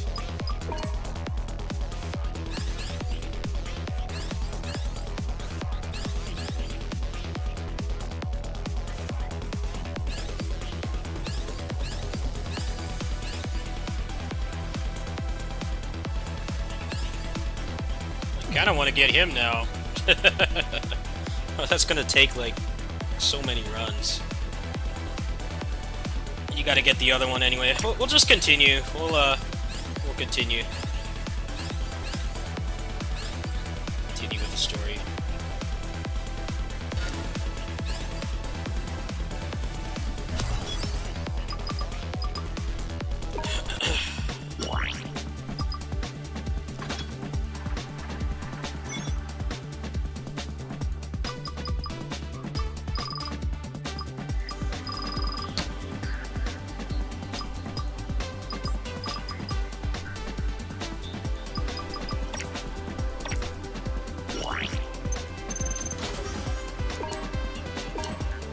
Just gonna try to stay at 30. Try to stay at 30 because I'm just gonna use Domo as soon as I get him anyway. See how badly that goes. Can always 降下中のリーブラを破壊するよ。 change my mind later. 動力システムを探すのね。小隊長か。ヒーロ君、こちらマグアナック隊。この戦艦はまだ地球に降下しているの。分かった。この船の動力システムを破壊する。お前たちも離脱しろ。水臭いですよ。私たちもお手伝いします。ここまで来たら一連卓勝です。好きにしろ。小隊長、マップを見て脆くなった核壁を壊して。さくら、動力システムの数は？目標まで近いよ。壊せる核壁を見つけて。小隊長、レーダーマップも確認して。サナセ、あるはずだ。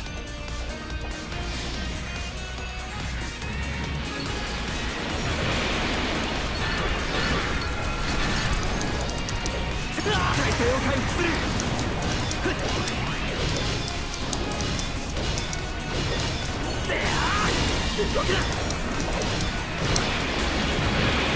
近いな。ゼロシステムで脆い壁を探知してもらうのはどう？バウジングじゃないんだから。これが動力システムか。小隊長さん、どこでもいいから攻撃して。敵の妨害に気をつけて破壊するのよ。モビル道路は俺が抑える。急げ。サードをつける。あれの速度はこちらが動力システム破壊成功。あと2つだけど、状況は？これだけじゃ焼け石に水。地球に落ちる前にバラバラにしたいけど。次の動力システムに向かうぞ。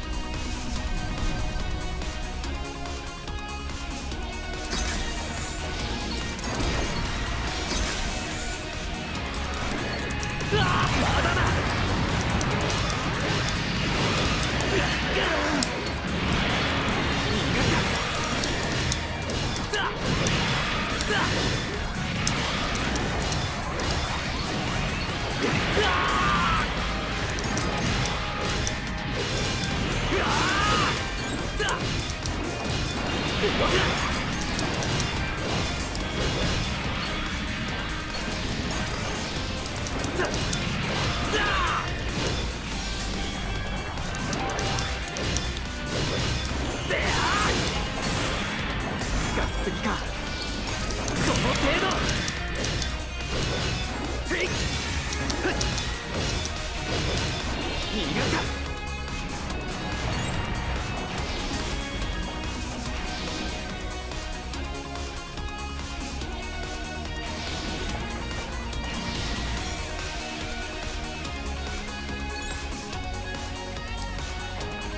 動力システム2つ目、小隊長ぶっ壊して。ここで3つ目、最後の動力システムね。何としても吹き飛ばして。分かった。2つ目の動力システム破壊。さくら、リーブラの状況は？ダメ、地球への降下は続いてる。最後まで。これで最後。どうなの？ダメ、連鎖的に爆発してくれない。このブロックごと地球に落ちる。ゼクスを倒す。そして俺が外からリーブラを撃つ。いくらツインバスターライフルに威力があるって言っても。Come on 最後の引き金は彼に任せよう。ゼックス特佐ミリアルド兄さんを探さないと。手術を成立させるためにはミリアルド兄さんを倒して外に出る必要があるんだよ。ガンダムエピオンか。場所はわかるの？予想はついてるんだけど、やたら頑丈な隔壁が降りてるんだよね。分かったわ、開閉スイッチを探して、小隊長。ゼクスを倒す。次にトレースだ。それで戦争 How do I look at the map? そしてお前が生き残れば There's like no way to look at the map. 訪れる。これがお前のためにしてやれる。ただ一つ I wanna look at the map. It's so hard to do that. Nothing makes the map bigger. I don't know where you are. I don't wanna ここ make も us 壁を white. 破って。 I can't pull up the map. こんなに壊して大丈夫？最終的にはこのリーブラをバラバラにするんだよ。ためらんだ。 Where's the map? 破壊しろ。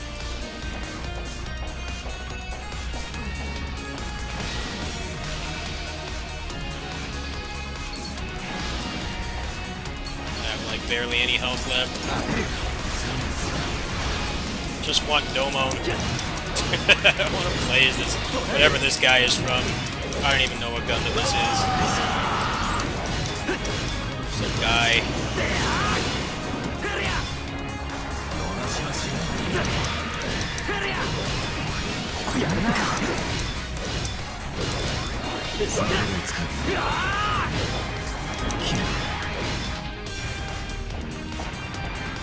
開閉スイッチを見つけよう、小隊長さん。ゼロ。この先に奴がいるんだな。やっぱりスイッチ式の各駅だね。開閉スイッチを見つけよう、小隊長さん。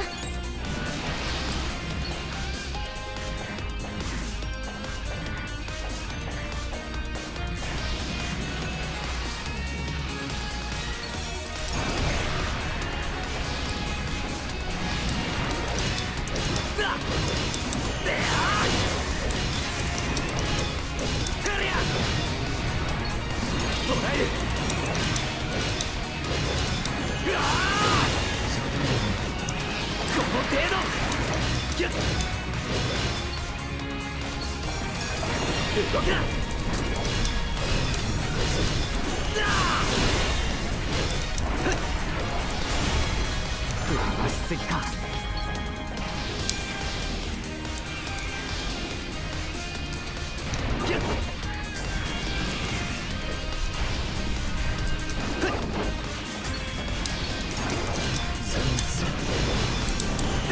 開閉スイッチを探して、小隊長。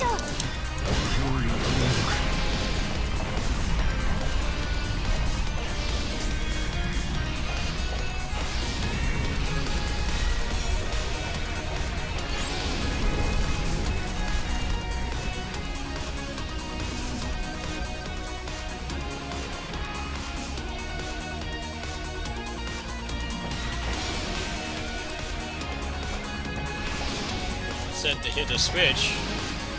Must have both missed it.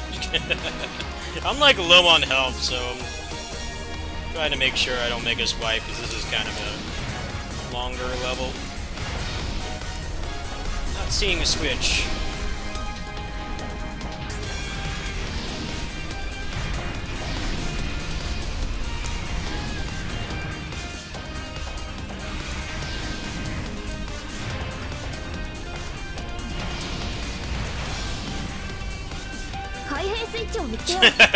Alright, you're straight up lying to me. Nice job.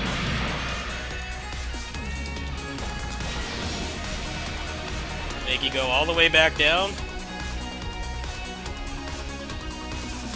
Nothing's dropping health, so... I'm getting tired of finding switches. Alright, is this it here? Of course not. Why would it be this? They have to keep spamming the same gimmick. Just let me go fight the boss. This adds nothing. It's just padding. A game that already has a lot of padding, doing the same levels twice with slight differences. Now they want you to find a switch, and it's always in these black areas. You can't see anything. Just open the fucking door. It's like worse than Muso. Where? What is this chick talking about? There's no switch.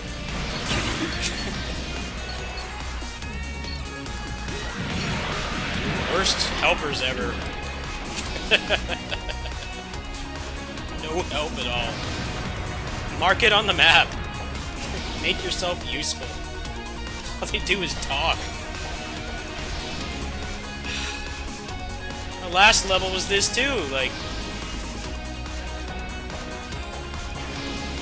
You make the levels longer at the end, but it's right when you want to finish and, like, start grinding, playing another character.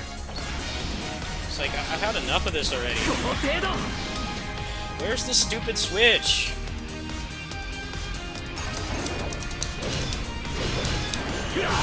This chick keeps saying a switch, like, could you, like, be decent enough and mark it on the fucking map? Visibility is awful. You can't see anything. Shut up! You find it. What chick does is sit on the computer and talk. Make you remotely useless.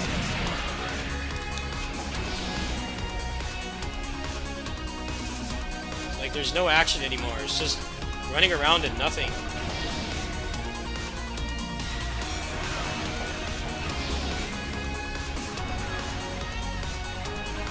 I don't know why it's not this one. This one's right here.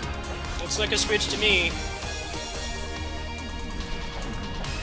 To be some specific one in the middle of nowhere. In an area where you have, like, no visibility whatsoever. The start of this game was better. Just run forward and fight the boss. It's just to make the game longer. Oh, these enemies! Shit, what switch?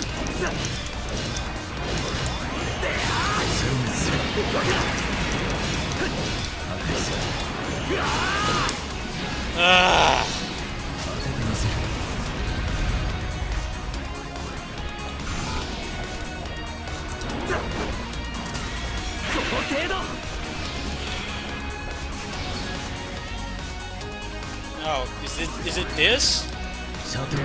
No, of course it's not that.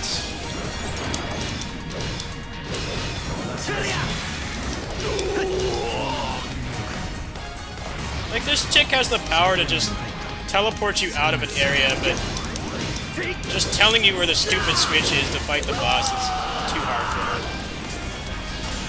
It's too difficult. Can't even do a simple task. No, you need to run around in this area where you can't see anything. Why?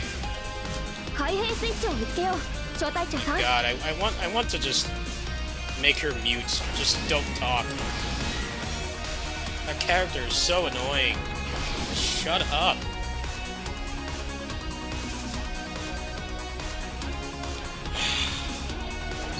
Why do they do stuff like this in action games?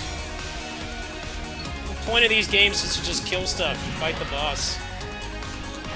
Finding switches is never fun.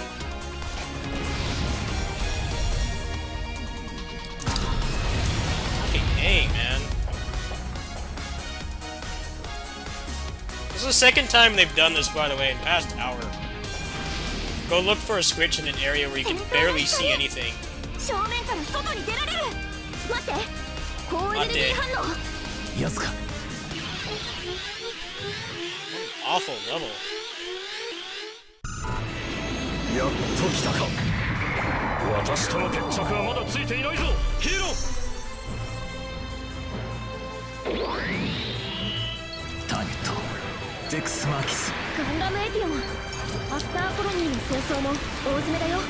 今の彼はホワイトファンの司令、メディアンドピースフラッグではなく、そう、ゼクス無級格差として戦いに臨んでる。サンクキングダムの時のようにね。争いの歴史に終止符を打つ。この私の手でな。決着をつけてやる。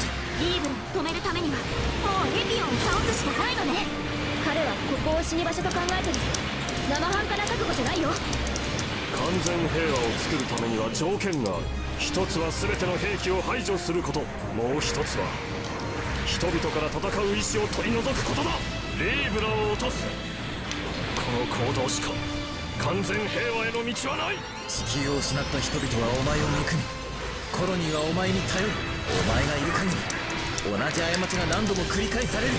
ムネさん、この戦い今全地球圏に中継されてるんだよ。どうしてわざわざ戦争を見せる必要があるの？戦闘の歴史に幕を下ろすため、平和への問題提起としてね。ゼクス、お前とトレーズは同じだ。弱い者を守るために大義を振りかざす。しかしそれは決して弱い者を助けることにはならない。弱者を作り出すのは強者だ。地球という強者の存在がコロニーという弱者を作り追い詰めていったのだ。俺は弱い奴が嫌いだった。奴らはいつ自分が攻撃されるのかと絶えずおどおどしていた。誰も信じることができず、言いたいことは何一つ言えない。そんな奴らを俺は許せない。強者がそうさせるのだ。ゼクス、強者などどこにもいない。人類全てが弱者なんだ。俺もお前も弱者なんだ。終わりだぞゼクス。まだだ。私はまだ自分を弱者と認めていない。コロニーは自らの判断で完全平和への道を歩み出した。お前の行為は無意味だ。所詮は血塗られた運命。お前は That 純 was 粋すぎ、 Terabed. そして優しすぎる。 What the hell, man? そうでなければ生きる資格がないということか。ゼクス、 The thing about this game is like actually どこま moving でも生 around き抜いてみせる。 doesn't feel 誰より good. も厳しく。 And they're adding like platforming and like puzzles and stuff, and it's like, I don't know, it's not needed. ヒーロ君、最後の一撃を。 But they've also been making it worse by あなたの手で。 obscuring your vision, 了解。 which is not helping ゼロよ、 things. 俺を導いてくれ。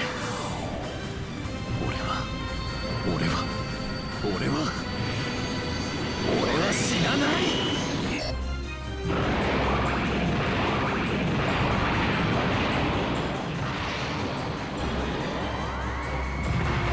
I'm sure it'll be better the first time, but I felt like that switch was literally hidden in the smoke. I couldn't find it.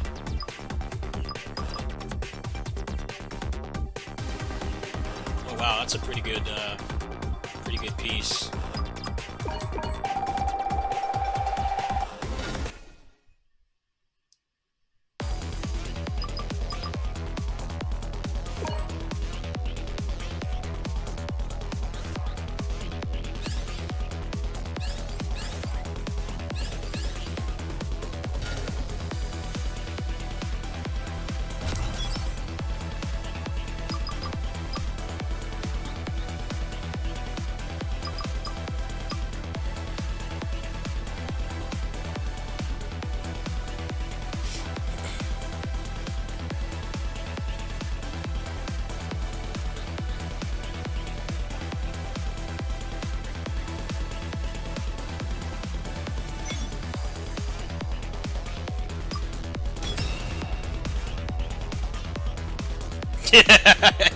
I don't blame you. さあ月面だよ The IRL stamina bar is starting to deplete. I do not blame you. 大丈夫 I'm probably done みんな after 戻 this って one きてる too. ザフトのガンダムシン君たち Going out of their way to make you 戦いを not want to play the game when they give you shit like ハロ that. ークローン姉さん小隊長さん敵はザフト軍だよ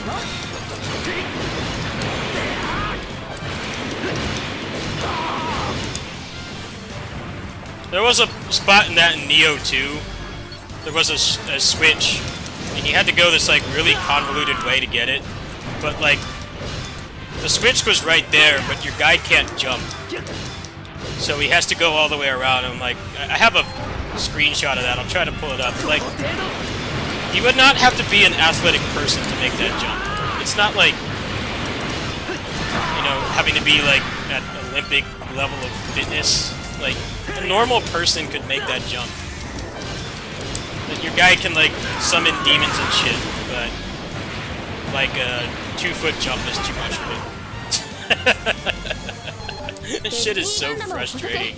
通信傍受したよ よくもルナを Kinda gotta throw the video games aren't supposed to be realistic thing out of the window, and it's like アスラン君が先頭に入ってる your character is super powered, but they can't jump. シン君の同僚ルナマリア・ホークさん This like インパルスガンダムで戦場に出て really るんだよ old wooden fence is too hard for them to get past, so they need to go around. 良さそうねこの先だけど気をつけて小 I 隊 didn't 長 even さん have suspension 高 of 台や disbelief 崖 in の that 上から point. Like 迫 this 撃 is ない just よジャンプやブーストをうまく it's 使 just って there to piss you out. 敵の資材なんか見つけたら撤収よほどほどにねアスラン君たちの戦いが終わっちゃうよ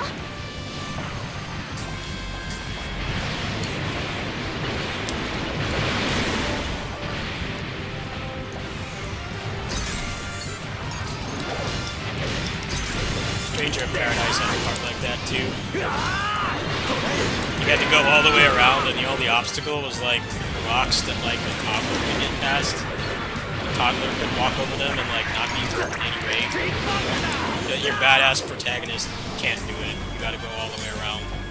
They're not even like knee-high rocks. They're just like, you know, pebbles on the ground.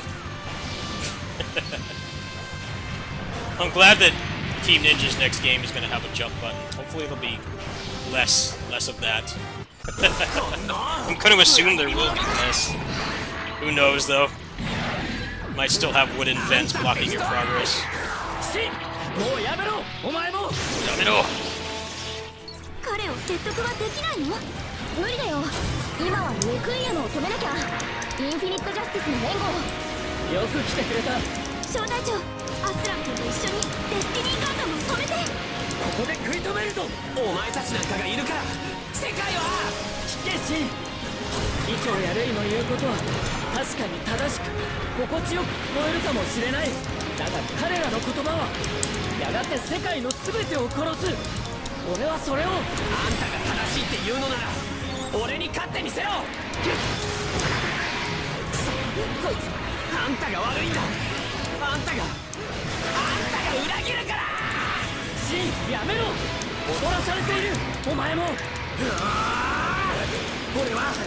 俺はもう絶対にウランダル議長のデスティニープランをうるさいどけ戦争がない世界以上に幸せな世界なんてあるはずがないル姉さん彼は彼の信念そうなんであんたがあんたなんかにもうお前も過去に囚われたまま戦うのはやめろそんなことをしても何も戻りはしない何をなのに未来まで殺す気かお前はマユ俺は彼は理不尽に失われた家族の無念を背負ってるお前が欲しかったのは本当にそんな力か分かってるさだけど戦わないと何一つ誰も守れやしないだからオーブは撃たなきゃならないんだ自分が今何を撃とうとしているのかお前本当に分かってるのか光からだから撃つしかないとあの国に刃を向けることが思い出せしお前は本当は何が欲しかったんだもう俺は選んだんだこの道をなら行くしかないじゃないか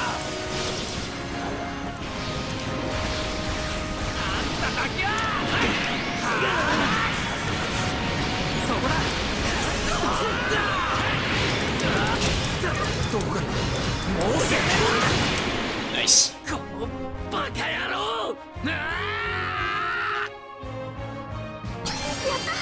デスティニーガンダム機能停止。アスラン君、アークエンジェルがピンチだよ。ここは私たちに任せて。早く。すまない。あれ、ストライクフリーダムの通信が。フリーダム、貴様だけは俺が撃つ。これはどういうことなんだ。君は終わらせる。今度こそ全てを。なぜなんだ。なぜこんな。この声ラウルじゃなくてリーブラで戦ったレイザバリル君。まずい。このタイミングで2人が戦線を離脱してないと最後の最後に2人とも間に合わなくなる。戦士にズレがあるの。小隊長行きましょう。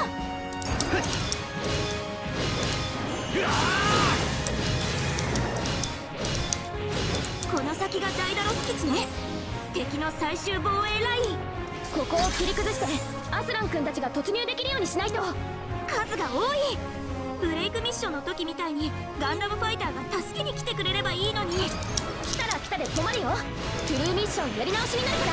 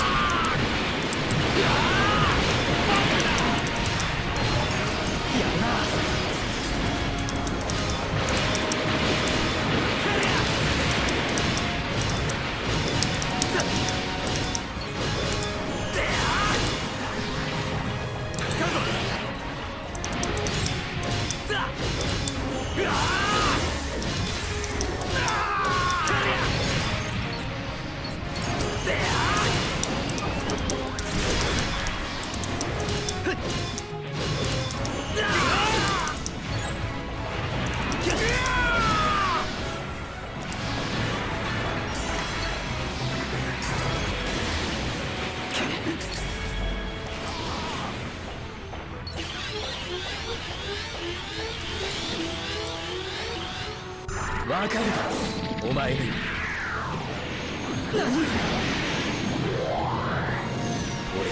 Why does everyone look the same in Gundam Seed? I watched a couple episodes of that when it came out. お前の存在だ。 They all look the same. なぜ君がまた。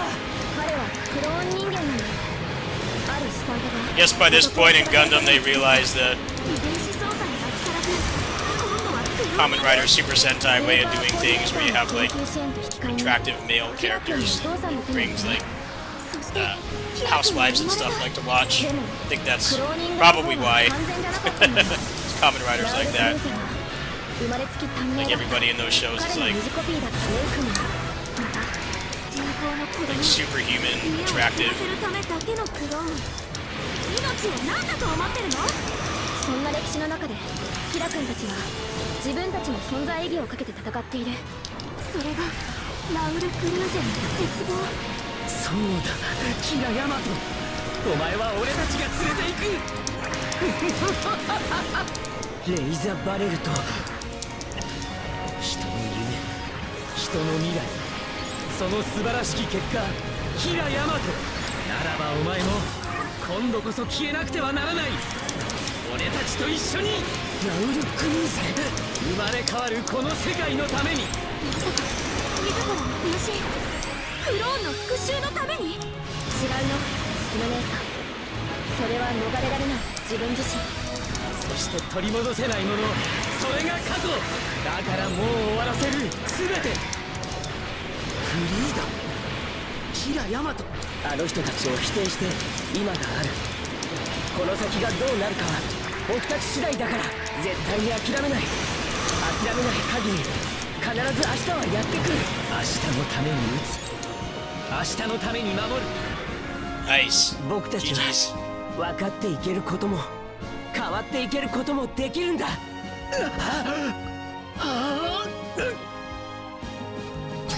ジェンドガンダム沈黙。キラ君スラン君たちがメサイアに突入をかける。だから了解。僕はメサイアを止めに行きます。ここを頼みます。レイ君が無事だったのね。ブレイクアウトするよ、イノ姉さん。役者は全て揃った。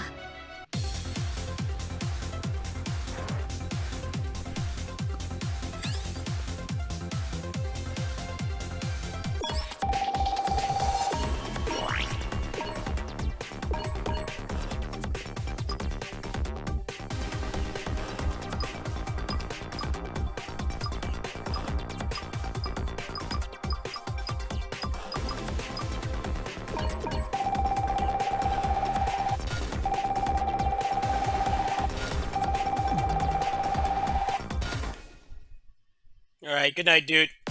Thanks for the runs. I think I'll probably stop playing this for tonight, too.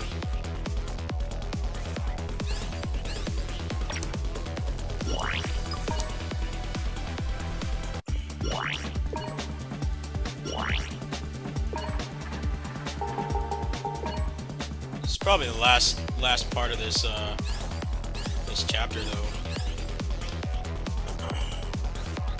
Probably go through the one that unlocks Domon on easy a bunch of times. I don't think you do get more rewards on normal or hard, but I think blueprints are like a fixed drop chance, as far as I know they are anyway.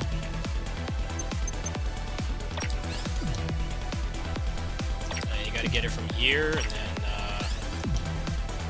where's the other one?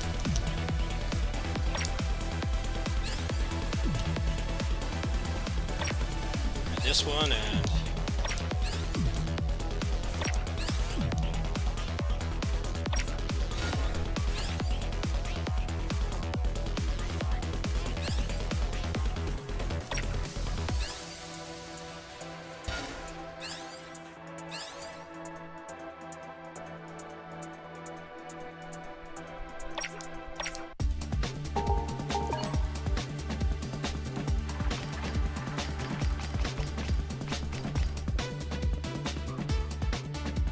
oh, I don't even have the second one yet, huh? Really making me work hard for my homeboy.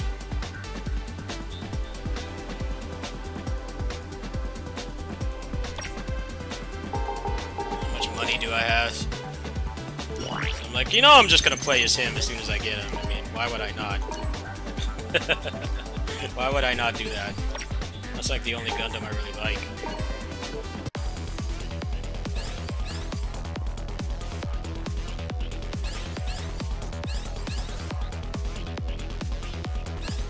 Guess I'll see if I can find a room for this. And if not, then I'm either gonna grind that one map on easy or stop for the night. Those are my conditions for tonight. These mazes and shit have been kind of draining.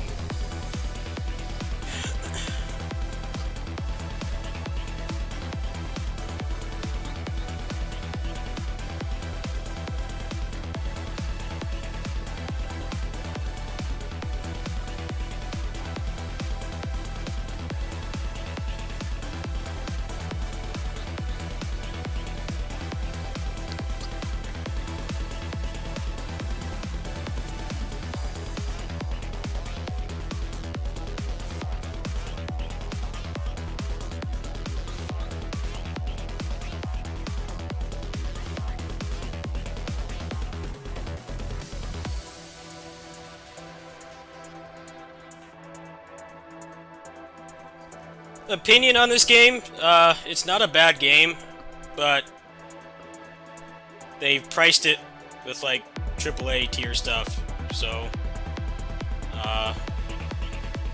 the expectations and standards of buying this are like really out of whack. I only paid $35 for it, so despite my problems with it, it doesn't bother me too much, because I essentially paid like half price for this. But they want $65 for this base price. It's not worth that at all. It does not have the polish or the amount of content or anything.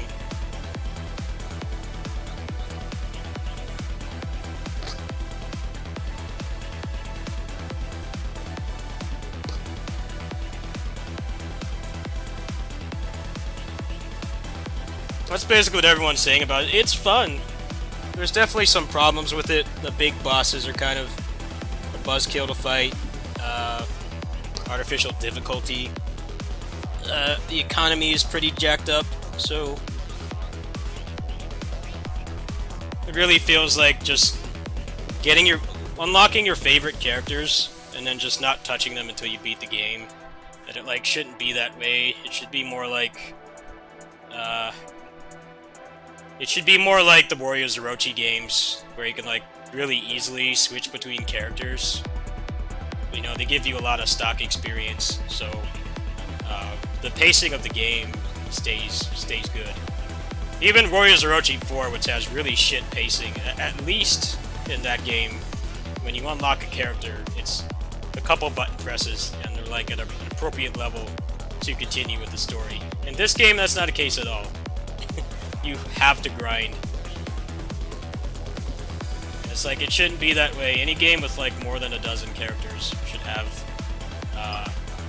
the game should be balanced around the fact that like, hey, especially something like this, which is essentially just a fan service game. It's got all different kinds of Gundams from like, you know, decades ago to like, you know, recently, you know, the past 10, 15 years. People are gonna find their favorites and they're gonna want to play as them, but then the game kind of like doesn't let you do that. The amount of money you get and how much you need to level up Gundam is like really disproportionate. I feel like these guys have like never played a Warriors Orochi game because it's very similar to this. The combat in this is quite a bit different, but in terms of like having a lot of characters that you unlock as you continue the story, you play through it, and you like encounter your favorites and stuff. But the difference in those games is they make it painless to actually play as them. Here, I don't even know what Gundam this is. Gundam Exia? I've never heard of him. Never heard of him. But if I play as somebody else, right now, that's just gonna block my progress even more, because I want to play as him. He's my favorite Gundam. Never mind the fact that I don't have him unlocked right now. That's irrelevant. If I put more money into this guy, it's probably going to be until the end of the game before I can use Domo. So it's like... There's other characters I want to try. I have no kind of nostalgia or attachment to this guy. I don't even know what the hell it is, but he's decent enough. He gets the job done. I feel like if you like quadrupled the amount of money you got, the first playthrough of this would probably be a lot more fun. You use like a trainer to just give yourself a flat bonus to how much money you earned. I think the first playthrough would be more fun because you wouldn't feel forced to just use one or two characters. But the way it's currently balanced, you kind of have to do that. Well, the weapon is one thing. The weapon is just kind of, it's optional. It's optional to get all that stuff, and in 4 especially, they give you all those elements and stuff, so you can just dump them on a weapon. But this game has the level gate and stuff. Like, I think you actually do less damage if you're under level, so doesn't really make it worth using other characters, which is pretty dumb if you ask me.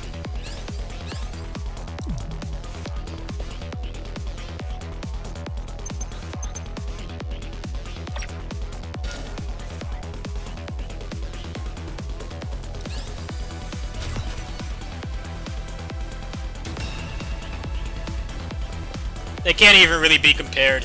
Even with all that stuff, it's way easier to try another character versus this game. 正面の洞窟から進行ね。戦況は基地防衛のために機動要塞メサイアが出てきてるはずなんだけど、静かすぎるね。それに敵味方に多くのガンダムがいるんだけど、全然捕捉できない。多くのってランタオ島のガンダムパブレイク現象確認。アフターコロニー時代の無人機モビルドールビルゴブレイク現象の規模とあ燃料タンクショックを与えると爆発するよ竹の下に落とせば敵機を一網打尽にできるかも小隊長攻撃してみて結構入り組んでる洞窟ね視界も悪いし天然の要害ってところあれデスアーミーだ未来世紀の敵だよガンダムファイトと関係あるのこのミッション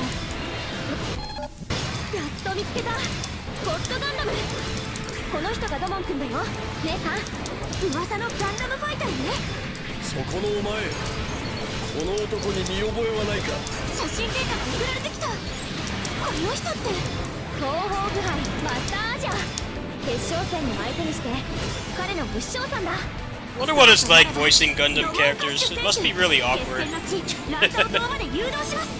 It must be really awkward, because it's like they don't continue the stories outside of like some of the Super Robot Wars games. Sometimes they like continue their stories a little bit in those, but like voicing Gundam characters is like it's just doing the same thing over and over. Most of them have like pretty definitive endings. It must get really boring. Especially in stuff like this where there's like not really much character development or anything. It's just the character is there and they kick ass, but like nothing else really changes. It's probably like that voicing Tails characters too.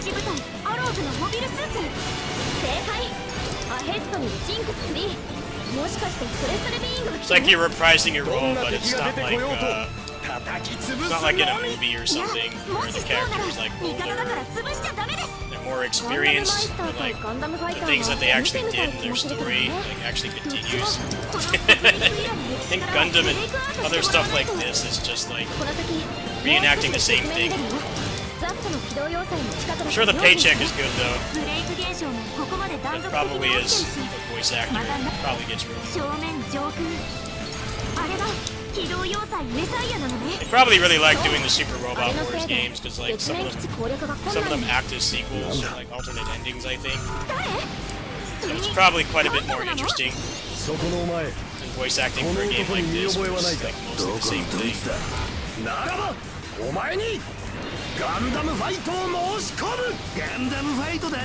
The rule of thumb with voice acting is if you're in Japan, it's a legit way to earn a living. But over here, pretty much only the ones at the top.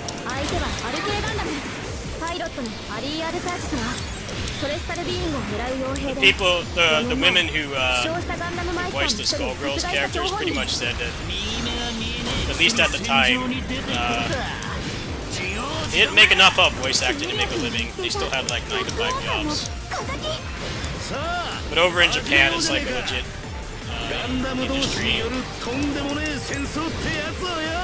Like they make a living doing stuff like this. Although, like I said, probably voice acting for a game like this is probably They never made a sequel to G Gundam. They never did. His story ended and that was it. It wasn't anymore. But he's still been playing the character for like 30 years. Like the character has not changed or had any kind of development whatsoever. It's the same thing. まるでソレスタルビーイングじゃないそして彼らが乗る機体もまたガンダム結構戦争のしがいがあるってもんだシャッフルの紋章にかけてお前を倒す I think it's worse than like Dynasty Warriors because at least in those games, there's like sometimes characters that have been around for a long time, they'll give them more focus in the story, or they'll change their personality, or whatever they did in history, that was like their big claim to fame. You know, they'll like put that part in the game that wasn't in the previous ones. So it's probably relatively interesting, even though ガンダムファイト国際条約第4条 Dynasty Warriors is kind of the same thing, just repeating the same part of history over and over again. I think they probably have a lot more fun doing that. ガンダムと思うな。まだまだ戦いたいね。もっと俺を楽しませろや。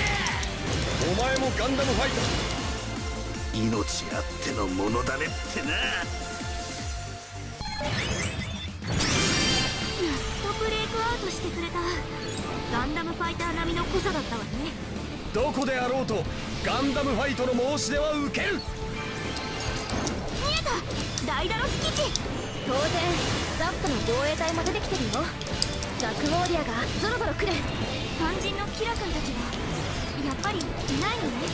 この歴史のガンダムは全てLast time Domon did anything in an anime was the new Gundam Build Fighters. He appears at the end. ブレイクデー It's ト。 not supposed to be him from what I hear, but またガンダムファイター来た。 in that series universe, ウィングガン it's ダム basically like somebody that looks exactly like him.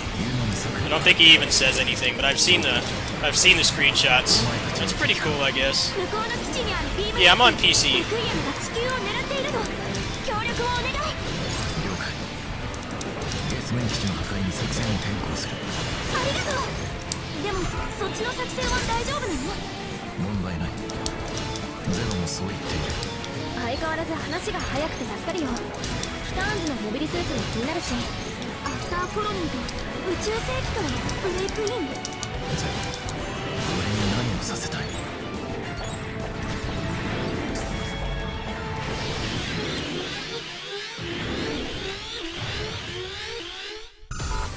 ジオ？まさかタプテマスシロッコ対招待者さん、ヒーロ君気をつけて。了解。ターゲット変更。ジオ。ゼロ、危険な相手か。その素質。 Yeah, I think Dynasty Warriors, Samurai Warriors kind of have the same problem of just repeating the same events like over and over and over again. It probably gets really boring, but the thing about Dynasty Warriors is characters that don't get love in one installment will get love in another one. Like, 私は次の there's definitely been a lot of battles and stuff that they didn't have in the earlier ones. 力を貸してくれるか。初対面ですけど、そんな急に言われても。やはり人は What's up to Cydia? よりよく導かれねばならん。指導する絶対者が必要だ。お前も教祖を気取ろうというのか。 Yeah, I'm just grinding for Domon right now. 負けるわけにはいかない。惑星戦団のボスからリターンズのボスになった。それっていつのこと？さくら、リターンズの修行ってジャミトのハイマン大将じゃなかったの？グリプス戦役終盤まではね。彼はジャミトフ総裁はハマーンカーンによって暗殺された。嘘、ハマーン様が？アクシズ、リターンズと接触したのって。その目的はエウーゴと手を組んだジオンの残党どもが地球連邦政府を支配することにある。ジャミトフ閣下の弔い合戦ではなく、もっと大きなもののために今こそ力を奮い立たせるのだ。というのは建前で大将さんを暗殺したのはこの人だよ。リターンズを乗っ取った。私ジオのブレイクアウトを確認。ブレイク現象にまで身を任せるのはやめてほしい。待って、地下から巨大なエネルギー反応。まさかレクイエムが起動？何？ゼロ。すまない。基地を撃つことはできないようだ。ヒロ君、ウィングガンダムゼロもブレイクアウト。ダイダロス基地にツインバスターライフルを撃つとこは見たかったけど、ここまでだね。小隊長さん、ブレイクアウトするよ。目的は果たした。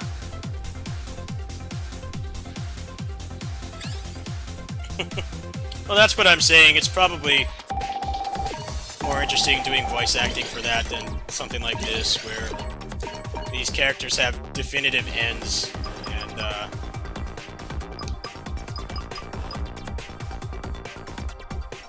they have definitive ends, but you know they never go past that point. So it's just like the same thing over and over. Star Wars is like that too.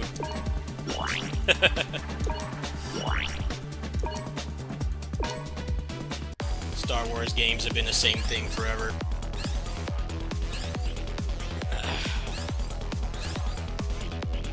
See, Star Wars in general has been the same thing forever. They have, like, stuff that goes back, like, thousands of years before the movies, but they just keep focusing on the same 30 years from the movies.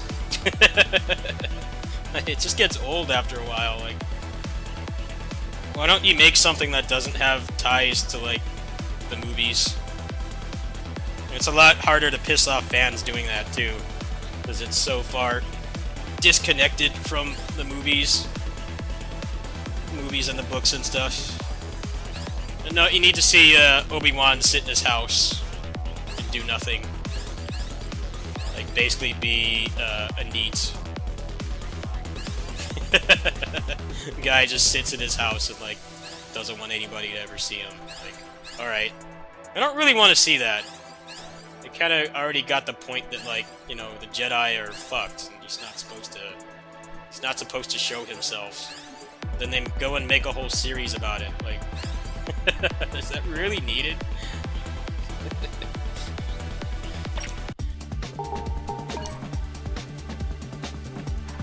Although now they have the problem that nobody likes the Star Wars sequels, so... And the actors don't even want to come back. The actors actively hate those movies, too. So now it's like either they,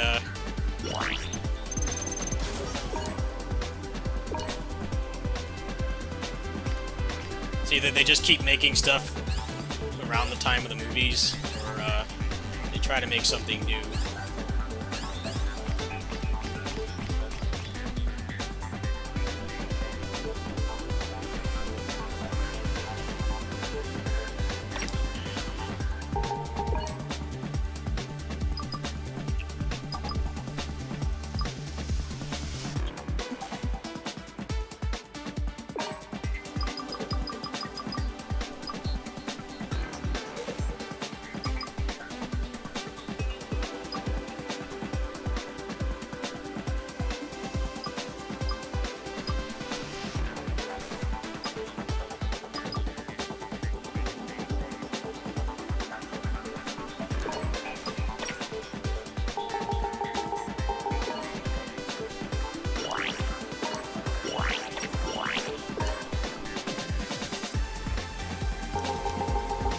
I don't know, when they're so desperate to, like, not do anything new with Star Wars that they are legit using AI to put the creepy deepfake Luke Skywalker on some young guy's body.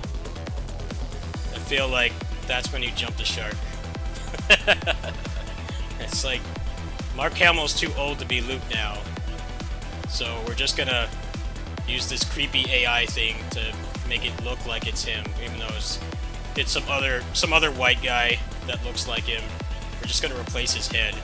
That shit is creepy, man. That's disturbing. Plus the implications of being able to do that when somebody is dead and they can't, like, sign off on it. I don't know, that's some creepy shit. It really is. You should not be doing that.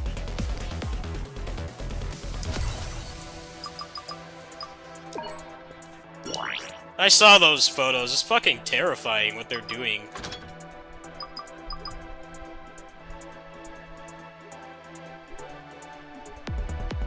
Yeah, but Baby Yoda is not not an actual human being that they're deep faking. Basically, putting his face and voice over another person from back when he was in his prime.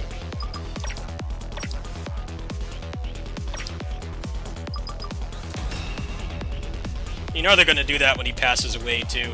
They have no shame. As soon as he's gone, they're gonna keep doing that. Instead of, like, making a new story about literally anything else in Star Wars, which there's no shortage of. There's lots of games and books and stuff that have, like, nothing to do with the movies. They're, like, 10,000 years before it, so none of the events or anything that happen has any bearing on that at all. They have, like, a lot more creative freedom. モビルドールビルゴ No, put Mark Hamill's face and voice over 小隊長さん some other 油 guy. 断はしないでレーダーマップで敵の位置を確 This 認 shit し is て creepy. 結構入りあ I heard they did that with the new Star Trek series シ too. ョックを与えると爆発するよ竹の下に落とせば敵機を一網打尽にできるかも小隊長攻撃してみて I don't get why they don't just get somebody else to play Luke Skywalker. I mean, he's just a generic white guy. I mean, maybe not in the acting, but like he's not like you know, purple skin. He doesn't have like 4 arms or something. He's just a white guy. Like, why is it such a big deal to replace him? デスアーミーだ未来戦の敵だよ When you compare it to like ガンダ Batman, ムファイトと関係あるよ they've had like 10 people play やっ Batman. と見つけたゴッドガンダム But for some reason, この人が just ダマーする replacing the character with someone younger is 噂の they ガン don't ダム want ファ to イ do ター that. ね そこのお前 Just the lesser of two evils この compared 男 to に見覚えはないか using AI to simulate his voice. Like, that's Metal Gear shit right 東 there. 方腐敗マスターアジャ決勝戦の相手にして彼の無視賞さんだそうとならばロモン・カッシュ選手決戦の地ランタオ島まで誘導します見かけない顔だなあんた名前はユノ・アシュタルト特務総長です所属はネオジャパンのサポートクルーです敵の妨害は小隊長さんと一緒に実力で排除任せておけ小隊長右上のマップをよく見て迷わないように That's the thing, though. That's kind of the implication that they will do that when he もう passes 数日ま away. でのルートが見え They て will do that. さすが水の心を完全に I don't see how they 学 won't. They 当たり will. 前だ厳しい修行を耐え抜いてきたんだからなさくら何のことなの明鏡止水の精神だよわだかまりや山下もない澄んだ心のこと彼が修行の It's just a weird situation 己を because 超えた力を出せるスー they パー got another guy to play Han それが Solo. 分かれば私も澄んだ心で They got another guy to play Han Solo. 知り Like, たいかなら of course, it's not going to be the same because it's a different person. But あれ like, が it's 機動要塞メサイアなのね that's normal. そ You う know, あれのせいで月面基地 Batman and James Bond and stuff. Those guys get too old to play that kind of character. They ど can't う do 選手 they can't do stunts and stuff anymore. They don't look attractive anymore. They're older. Like, 誰 solution is just get somebody else to play the character. Like, そこ it's のお not 前 that big a deal. この男に見覚えはないかどこのどいつだならばお前にガンダムファイトを申し込むガンダムファイトだどんちゃんやるには良さそうだな相手もガンダムってことはガンダムファイトレディーゴー小隊長さん相手はアルケーガンダムパイロットのアリー・アルサーシスがソレスタルビーイングを狙う傭兵で4年前負傷したガンダムマイスターの一人を殺害した張本人右目が見えねえくせに戦場に出てくるだ自業自得だキメリア君が言っていたロックオーさんの敵さあ始めようじゃねえかガンダム同士によるとんでもねえ戦争ってやつをよまた殺してやるよガンダムさんよ俺は負けんキングオブハートの名にかけてハートの王様彼は戦いの秩序を受け継ぎ守る者シャッフル同盟っていう組織の一員なんだよこれまで歴史上のありとあらゆる戦いを監視し続け幾度となく人類の滅亡を防いできた戦士たちキングオブハートの名はその一員の証 That's the interesting thing about voice acting in Japanese stuff as well. Generally, with Japanese voice acting, they'll voice a character until they literally physically can't do it anymore. Like,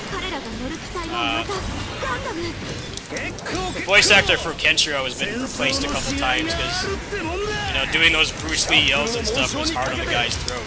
He couldn't do it anymore. Like, outside of that, just straight up passing away, they, like, don't replace anybody.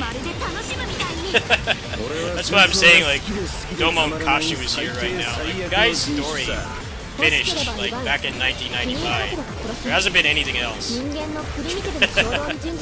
Like, he's been doing the same story since then.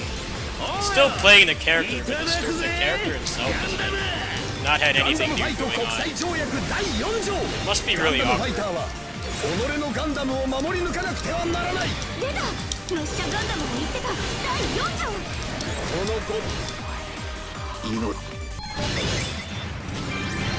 っとブレイクアウトしてくれた。 Yeah, I didn't watch it. I don't really watch TV, but I heard about ガ it. ンダムファイトの申し出は受ける You can see there's photos of on the internet of the guy that they got to play the body with the deep ダイ fake. ダロス基地。 He actually passes from Mark Hamill. I'm like, why don't you just get that guy to play him? クロー Like, リアがそろそろ来る。肝心の it's ピラ not ト that big a deal. やっぱりいないのね。この歴史の This ガンダ just ムは makes like 全て存 no 在しない sense のね。 because ガンダムファイタ they ー already みたい did な that Han Solo. They put out that Han Solo movie. ブレイク現象。 It's like Harrison Ford is like 80. He can't do ま that た anymore. ガンダムファイター来た。 So they just got a young guy, ウィングガンダム young guy, a young white guy with brown hair.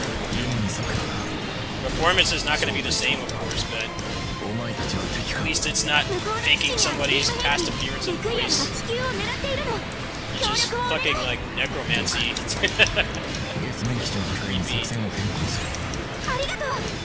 でもそっちの作戦は大丈夫なの？ At least with stuff like this, anime, video game stuff, like 相変わらず話が早くて助かるよ。 they don't do that. They don't do that yet 気 anyway. になるし、アフターコロニーと宇宙世紀からブレイ In the ク game and anime and TV show industry, they already custom like placing voice actors. They make a big fuss out of it. It's like, well, that guy can't do it anymore. ジオ？まさかサプテマスシロッコ隊員。小隊長さん、ヒーロ君、気をつけて。了解ターゲット変更ジオ危険がいたその素質見極めさせてもらうぞ少年。すっごい上から目線。何者なの？クリプス戦役終盤にターンズの実権を握った通称木星帰りの男。木星資源採掘艦ジュピトリスのキャプテンで地球圏に帰還してターンズに入隊したんだよ。私は次の時代を支配するのは女だと思っている。力を貸してくれるか。初対面ですけど、こんな急に言われても。やはり人はよりよく導かれねばならん。指導する絶対者が必要だ。お前の強者を気取ろうというのかまだ負けるわけにはいかない木星戦団のボスからリターンズのボスになった。それっていつのこと？私はジオのブレイクアウトを確認。ブレイク現象にまで身を任せるのはやめてほしい。待って、地下から巨大なエネルギー反応。 No, the interesting thing about Star Wars now is that 何 they have this interesting thing where すまない the fans hate the 打 new つことはできない movies. ようだ They hate them. They hate them for what they did with the characters and how the plot was like. They didn't even have a plan for it when they were making it, so things just happened for no reason with no explanation. What's interesting is that the actors hate it too. 目的を果た The した actors have basically said, fuck those movies, fuck Disney. So now with like making new Star Wars content, they're in a really difficult spot because they either have to do that deep fake stuff or have like try to introduce new characters, which they've never really been good at doing. Or they have to like go so far in the past or future that like you know, those characters just aren't going to be there. Well, that's what's interesting about those movies is the actors hate them too. Like,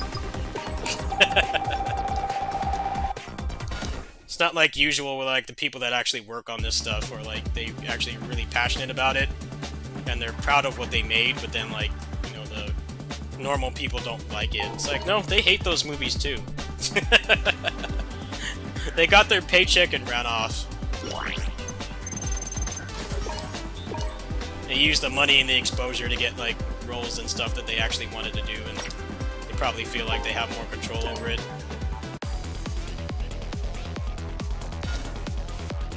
It's not common for that to happen. Normally it's people are like really proud of what they make, and then people shit on it and they don't like it. But no, with that it's just no one likes it. People that worked hours and months, probably like years of their lives on those, they don't like them either.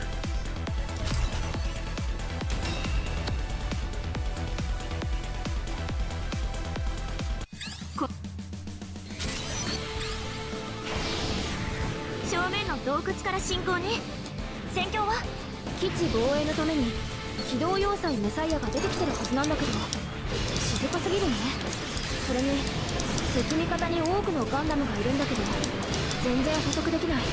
多くのランタオ島のガンダム I only saw the first どれくらいいるはずな new んだけ Star ど Wars movie. It did really impress me. ザクタ軍を蹴散らして済もう。 It felt like they were trying to remake ダイダロス the を落 old とすなんてこ movies, とにならない but でしょ with うね。 different actors. 洞窟内 But the problem with that is the writing is such a mess. Like, アフターコロニー時代の無人機 it's already been confirmed that they had no plan making those movies at all. 小さいけど小隊長さん油断はしないで。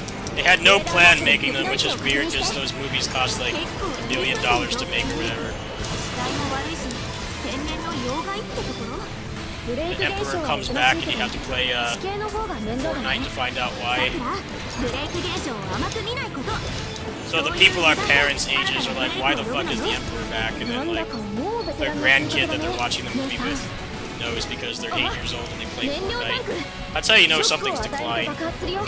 竹の下に落とせば敵機を一網 The 打尽にできる grandparents are watching that shit, and the grandson and granddaughter are like, oh, I saw that guy come back in Fortnite. Like, wow.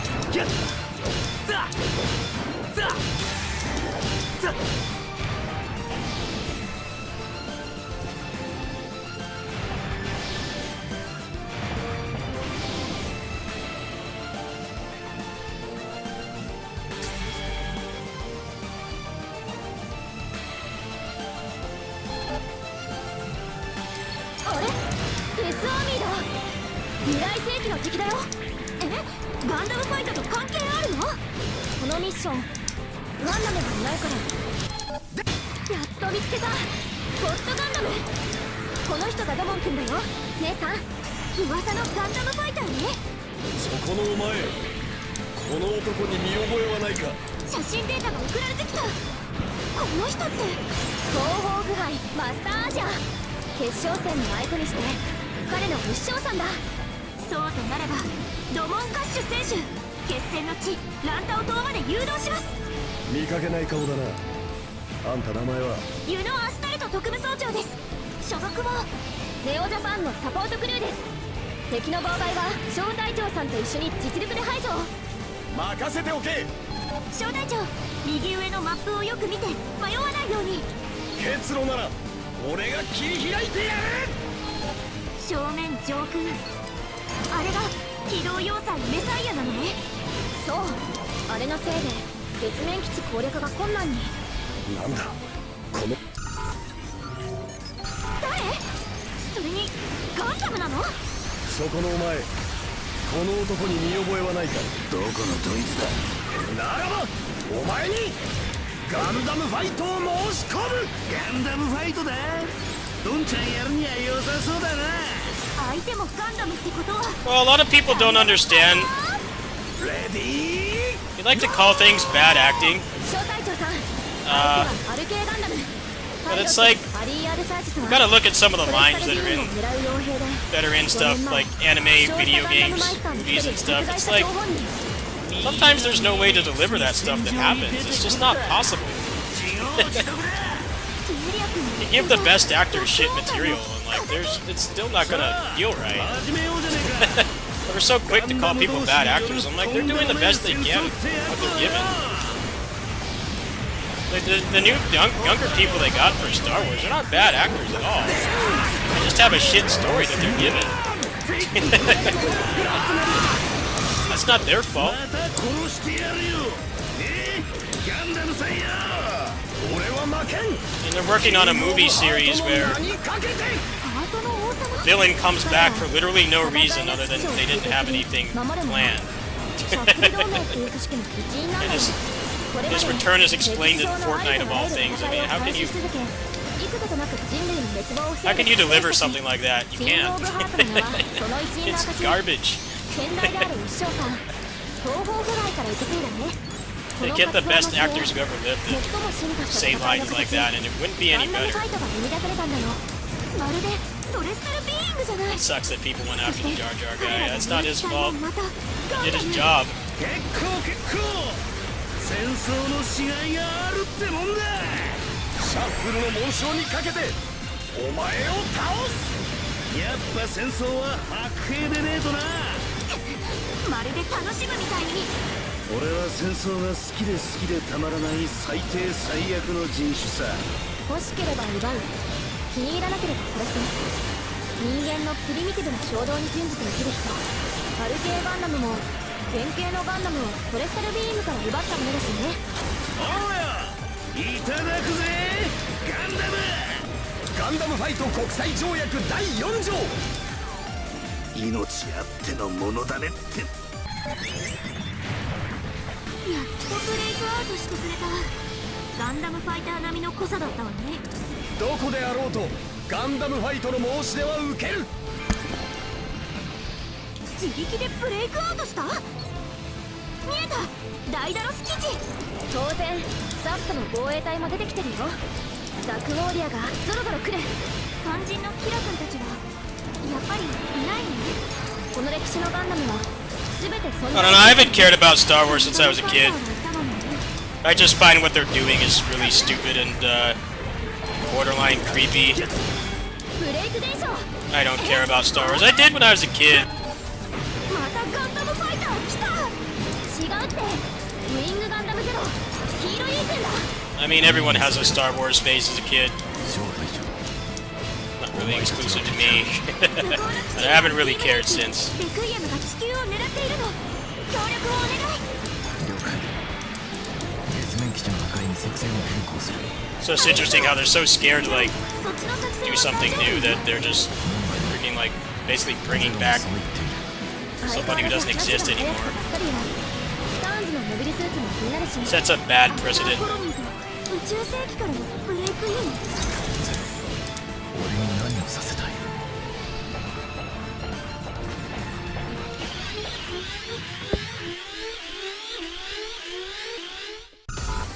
ジオ、まさかオプティマスシロット隊員。招待状さん、ヒーロ君気をつけて。了解。ターゲット変更。ジオ。ゼロ。危険な相手か。その素質見極めさせてもらうぞ少年。すっごい上から目線。何者なの。クリプス戦役終盤に Because I mentioned that を握った通称 voice acting for stuff like this must be really awkward because the characters don't change or evolve or grow or anything. It's the same thing from when they were voice acting it like 30 years ago. That's how I got on that subject. 初対面ですけど、そんな急に言われても。やはり人はよりよく導かれねばならん。指導する絶対者が必要だ。Domon Kashu's story has not gone anywhere since like 1995, but the guy is still voice acting him. 先生が確かウドランズのボスに見た。それっていつのこと。さくら、リターンズの狩猟ってジャミトン・ハイマン大将じゃなかった。クリプス戦役終盤まではね。彼は Japan generally does not replace anybody. ハマーンカーンによって暗 Not 殺 replace anybody in voice acting unless they like アキシズが physically can't do it anymore. 私は Kenshiro is a good 世の example. 流れに身をジオのブレイクアウトを確認。 That guy did it as long as he could, but it was like jacking up his voice, so they like had to do エネル it. ギー反応。 Otherwise, Japan is really 起動。 against replacing people. We'll keep them around as long as they can. 基地を撃つことはできないようだ。 Another notable exception is the new King of Fighters games. They recast everybody. ブレイクアウト。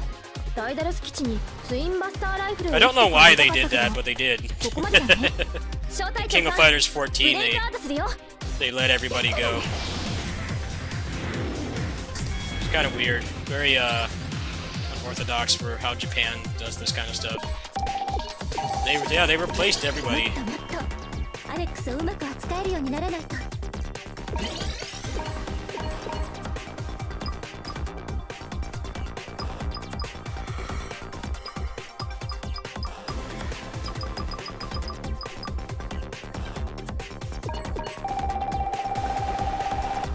Alright, good. I just need to get the other one now.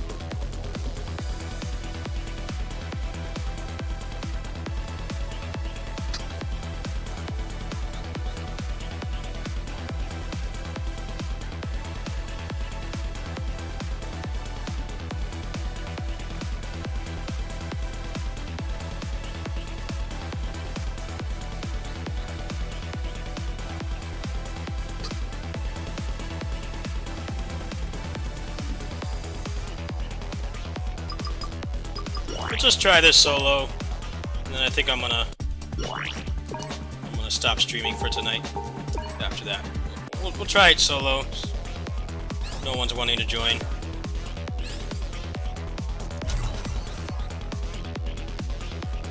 See how this goes. If I start malding, I'm just gonna go to bed. I'm not looking to be pissed off tonight.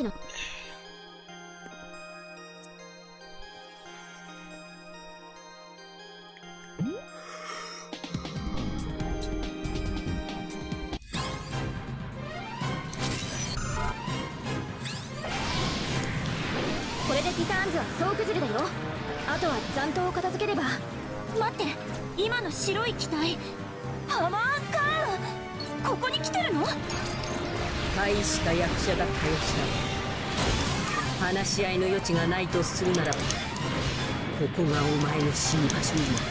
いや、もう一人役者がいる。そうだな。こんな芝居じみたことはシロッコの領分だったな。さくら、現在のシロッコの動きは？今カミーユ君が追っています。こちらではまだ捕捉できてません。ザビ家最高に手を貸せシャー。その上で世界のことを共に考えよう。そんなのダメですって。ネズミがうろちょろと邪魔をするか。すいません。 Restart this.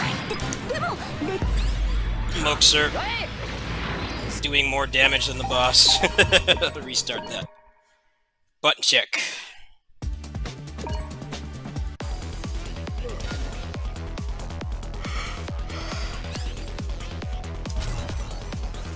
I just want the character I want to play, and the game's just like not letting me play as him. It just keeps going and going. Let me play as fucking Domon. I'm tired of whoever this guy is supposed to be. あとは残党を片付ければ。待って、今の白い機体。パワーカー。ここに来てるの？もし私の元に戻る意志があるのなら。何を言う？私の元に来るのなら排除するだけだ。まだ終わらんよ。相手はクワトロ隊員。ゼータガンダム、カミーユ君も出撃してる。すぐ援護に行こう、小隊長さん。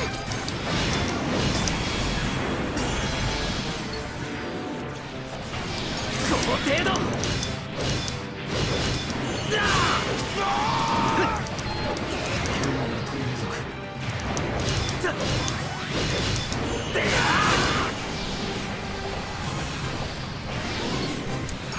そこだ。大した役者だったよしな。話し合いの余地がないとするならば、ここがお前の死に場所になる。いや、もう一人役者がいる。そうだな。こんな芝居じみたことはシロッコの領分だったな。さくら、現在のシロッコの動きは？今カミーユ君が追っています。こちらではまだ捕捉できてません。ザビ家最高に手を貸せシャー。その上でハマ、私はただ世界を誤った方向に持っていきたくないだけだ。では聞くが、ザビ家を倒しティターンズを排除した世界でお前は一体何をしようと？ザビ家の復興を。また同じ過ちを繰り返すと気づかんのか？世界の都合というものを洞察できない男は排除すべきだ。ならばその男がなすべきことをなすまでだ。かな。分からねば死ね。シャー。ぶつかり合おうともせず排除しようなんて愚劣なことを言う。それができるのがニュータイプというものではないのか。かな。甘いな。シャー。これが直撃。貴様のようなニュータイプのなり損ないが粛清される運命なのだ。わかるか？私は自分のためだけに戦っているのではない。人がニュータイプに覚醒していくのをなぜ見守れぬ？人類が賢い存在だと思っているのか？クレスナ。でもここまでのようだな。シャー。おう、何もかもが思い通りにいくと思うな。まだ粘るつもりか？小隊長、向こうも苦しいはずよ。頑張って。逃がすか。目の前の現実も見えない男が。さかしいだけの子供が何を言う。さかしくて悪いか。小隊長、君たちはカミーユの援護に回れ。浜は私が追う。でもそんな損傷した百式じゃ。彼のような若者が命を落としてそれで世界が救えると思っているのか。はい、了解です。これなら史実通りになるかも。小隊長さん、急ごう。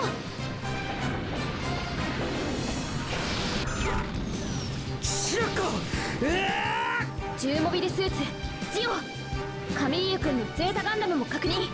小隊長、援護に行きましょう。嫌な予感がする。キターンズの残党もコロニーに取り付いてる。蹴散らしていこう。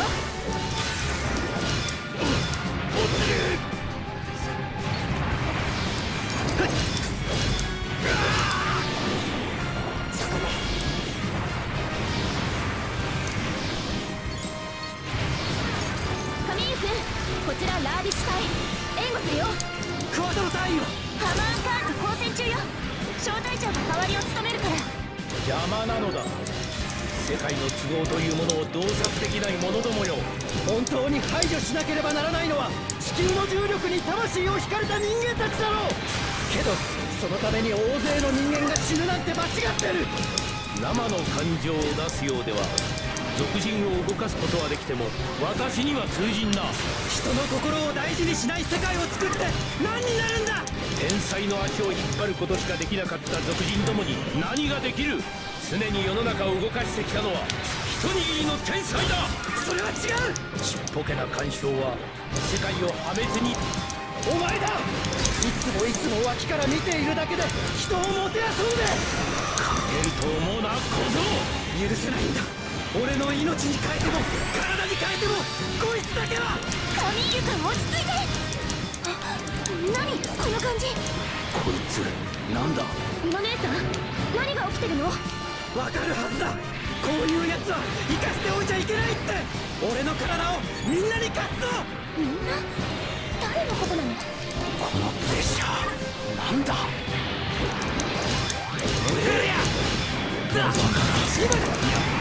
さっきからゼータガンダムのエネルギー出力がおかしい。何なのこの数値は。ゼータがどうしたんだ。私の知らない新兵器か。わかるまい。戦争を遊びにしているシロッコにはこの俺の体を通して出る力が。体を通して出る力。 Oh, come on, I parried そんな that. ものがモビルスーツを倒せるものか。カミーユはその力を表現できるマシンに乗ってるんだよ。この声、確かサイコガンダム。じゃあみんなっていうのはまさか。ルクザムの時。 Oh, good. I still finished it. Nice. That was a short one. Finally got Epion. Nice.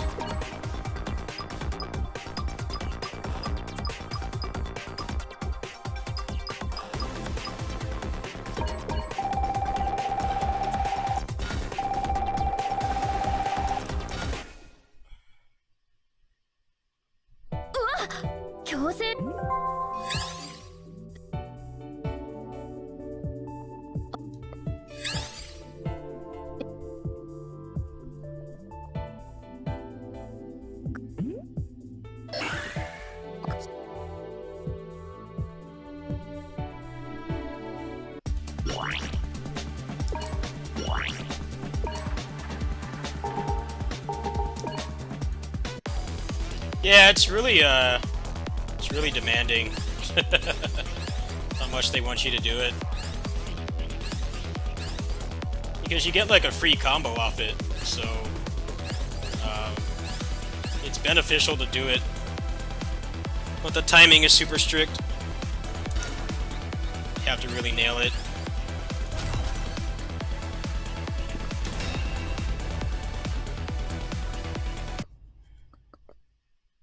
さあ、ブレイクミッションのバトルロイヤルから随分かか。姉さん、ですが、そのために兄教授とその心境は。自分のお兄さんとシュバルツさんのためにも。って誰。ですが非常にもガンダムファイトは。そう、東方府。待って、それでは待ちなさいっての。ほぼ初小隊長。男気あふれるナイスミドル、あの師匠が。じゃあデビかくしてデビ土門選手の土門の兄貴。そして今度は自分のお師匠さんもね。東方先生もまたデビルガンダムに関わりのあるそれは今回のかつての師匠と弟子も。分かったわ。ファイターたちが。それではゴー。 That's the thing about Gundam is Ready?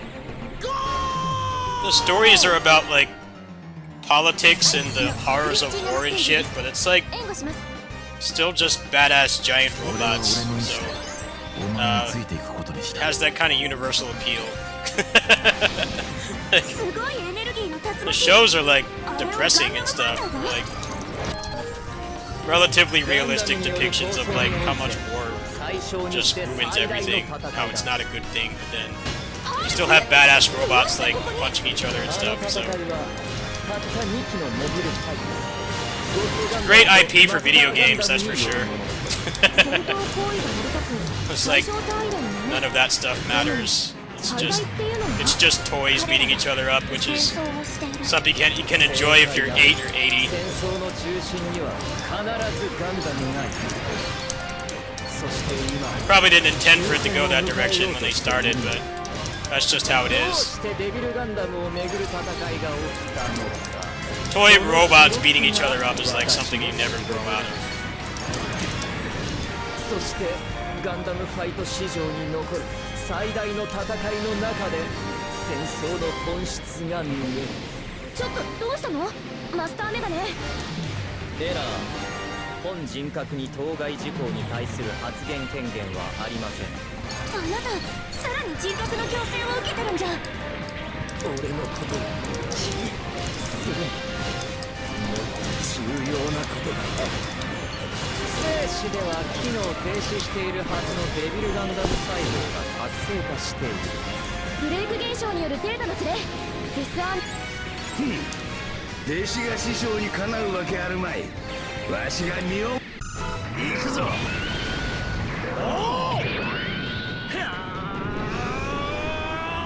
Yes!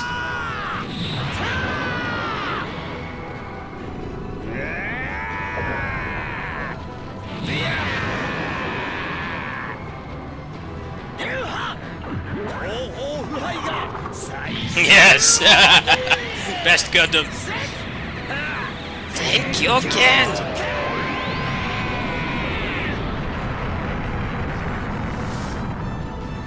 すごすぎる。ガンダム短期でこれは反則じゃないの。そんなこと言ってる場合じゃないって。こちら地球連邦コロニーのガンダムファイター。残ったデビル邪魔だガンダム細胞が活性化しているのだわ。ここからは乱戦になりそうなのだがね。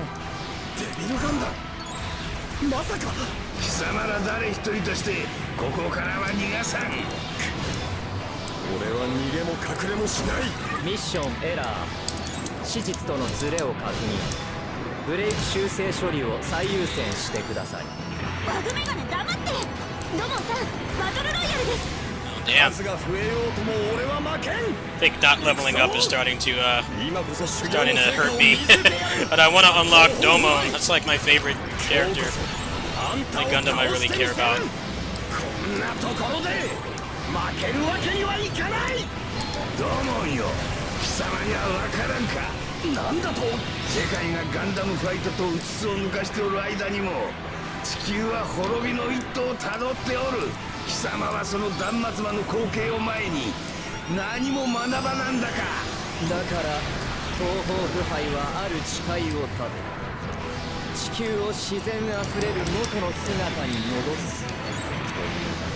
もしかして師匠アルティメットガンダムを蘇らせるために。教師千番。 I just want my favorite character. Can you just give him to me, please? I'm getting tired of this, man. Why do they make you play like 80% of the game to get the coolest character? There has to be somebody that wants to help me with this. It sucks playing with the AI because they're dumb as dirt. They don't fucking help you. I never take aggro. The aggro is always on you all the time. Come on, somebody join. I just want my favorite character. That's it. Making me work hard for it.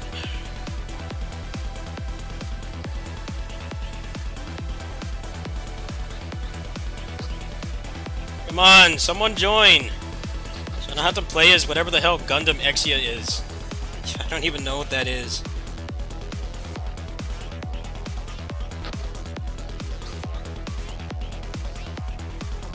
Of course, nobody ever wants to join.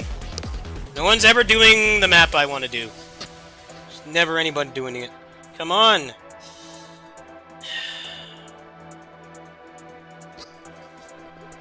There are no human beings playing this game. I just want to get this done. This game will not end. I want it to end so I can play the other characters, but it's just not ending. It just keeps going. How is there no one doing this? I hate this about games, man. I just want help with this one thing. There's never anyone on.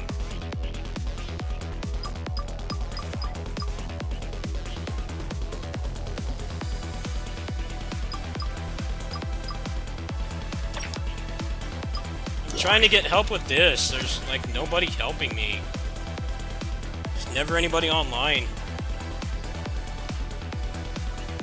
This one.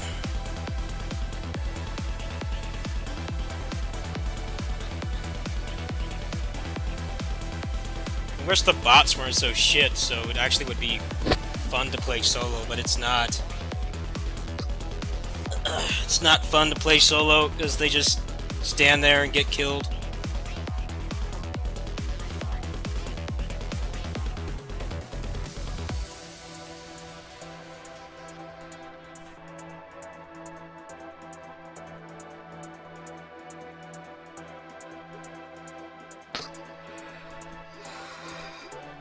Come on, one human being playing this game. Can you please sign on?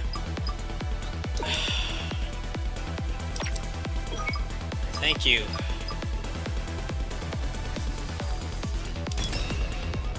This is gonna be frustrating because Master Asia is basically gonna be on me all the time. I'll completely ignore everybody else because they're AI. Let's see if this will help. Alright.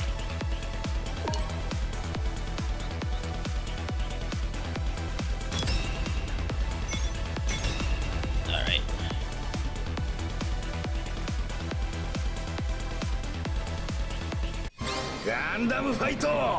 Ready? すごいエネルギーの竜巻。あれをガンダムファイターが？ガンダムによる闘争において最小にしてハーツ？どうしてここに？あの戦いはたった2機のモビルファイターゴッドガンダムとマスターガンダムによるものだ。戦闘行為が成り立つ最小単位だよね。でも最大っていうのは彼らが戦争をした。正解だ。戦争の中心には必ずガンダムがいる。そして今終戦を迎えようとしているのだ。どうしてデビルガンダムをめぐる戦いが起きたのか、その記録が私の仕事だ。そしてガンダムファイト史上に残る最大の戦いの中で戦争の本質が見える。ちょっとどうしたの？マスターメガネ。エラー。本人格に当該事項に対する発言権限はありません。あなた弟子が師匠にかなうわけあるまい。わしが身をもってよし。行くぞ。すごすぎる。ガンダム短期でこれは反則じゃないの？そんなこと言ってる場合じゃないって。こちら地球連邦コロニーのガンダムファイター。邪魔だ。残ったデビルガンダム細胞が活性化しているのだよ。ここからは乱戦になりそうなのだがね。デビルガンダム？まさか貴様ら誰一人としてここからは逃がさん。俺は逃げも隠れもしない。ミッションエラー。史実とのズレを確認。ブレイク修正処理を最優先してください。バグメガネ黙って。土門さん、バトルロイヤルです。数が増えようとも俺は負けん。つくづく人間とは救い難い生き物よ。だからといって人間を抹殺していいはずがない。何がガンダムファイトだ。東方腐敗、お前の好きにはさせん。まだわからんのか、このわしの気持ちや。あんたのやろうとしていることは人殺しに過ぎん。うつけ者が東方腐敗、あんたは間違っている。なんだと。なぜならばあんたが抹殺しようとする人類もまた赤破天 Yes! ゴッドフィガー Best Gundam. 今こそお前は本物のキングオブハート。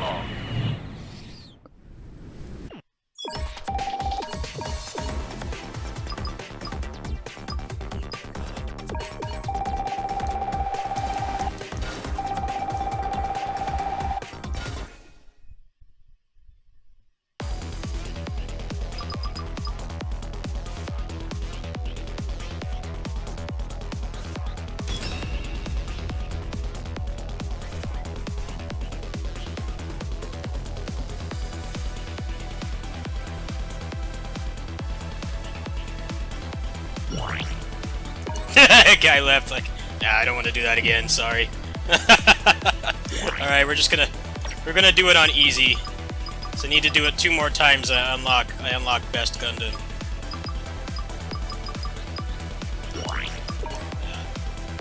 You wanna do things on normal, because I hear when you beat the game,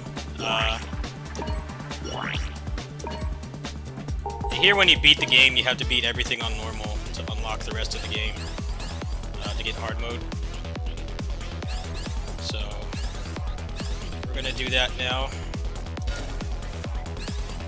Let's put it on easy. Just need to do it 2 more times. I have like a couple 100,000 to put into Domon when I get him.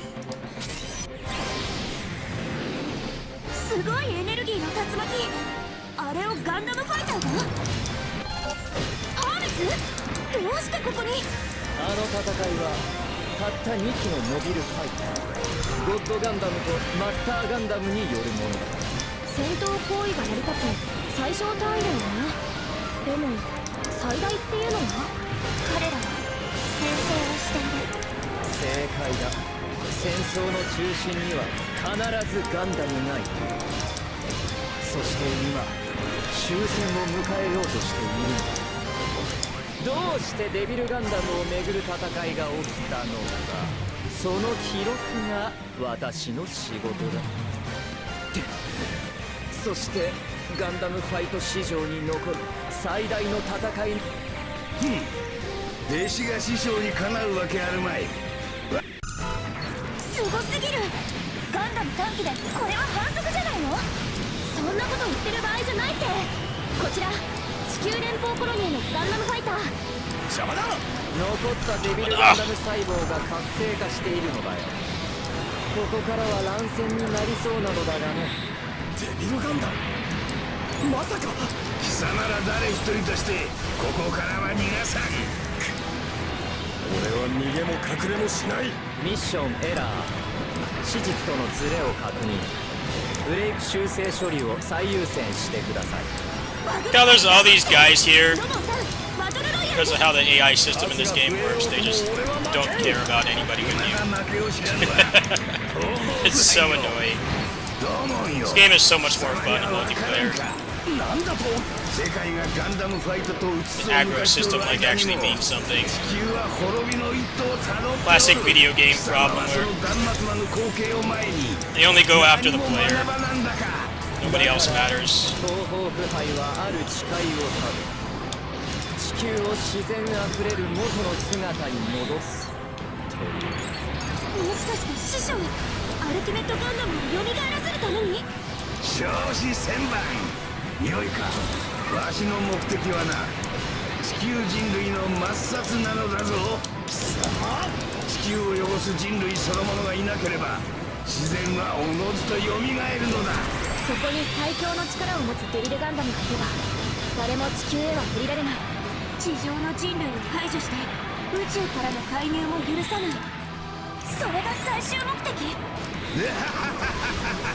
愚か者が、おとなしく逃げ出していればよかったものを貴様らの命運は尽きているのだ。師匠、狂ってる。でももし可能だとしたら。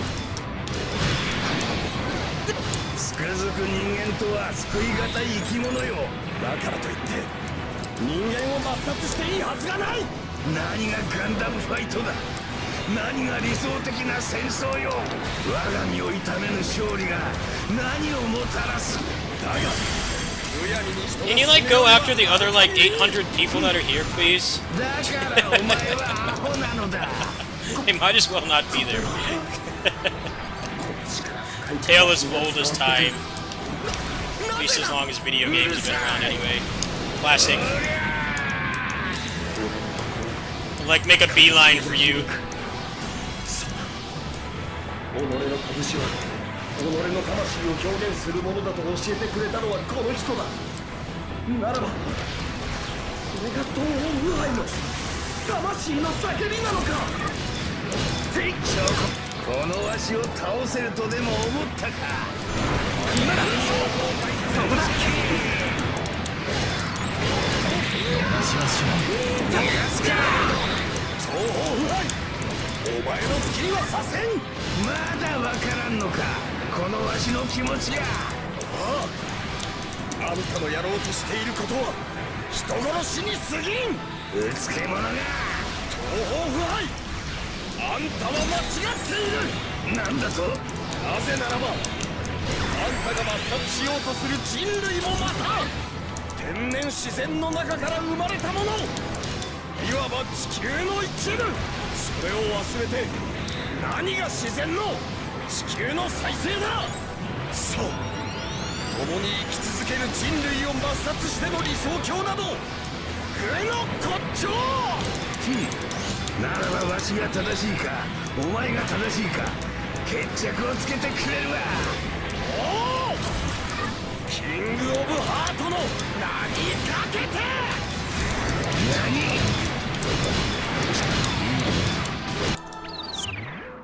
One more. One more. One more. ゼロがお前と行動しろと言っている。 Get the homeboy.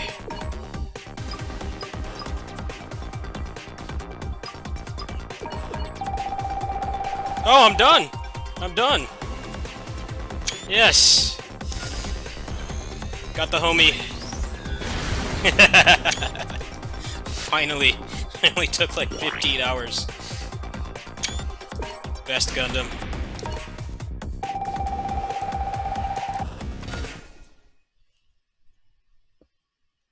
危なかった。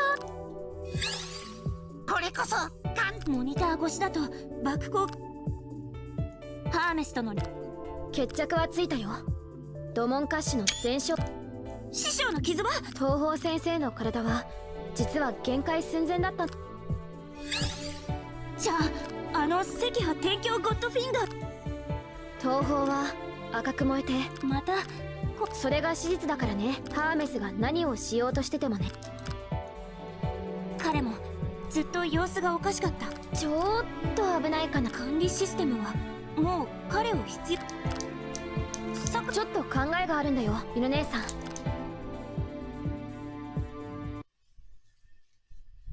これで全てのブレイクシュ。さらに下の階層。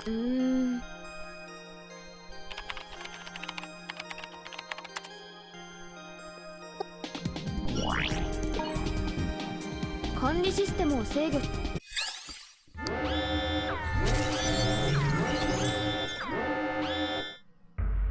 These cutscenes are way too long. Why can't I just push start and skip? They talk too much. How long it takes even when you're holding the button down. Like, push start to skip. Shut up! I want to use Domon. Stop talking, please. Finally. Finally some food. Oh, I gotta awaken him first, or whatever it's called. This uncap.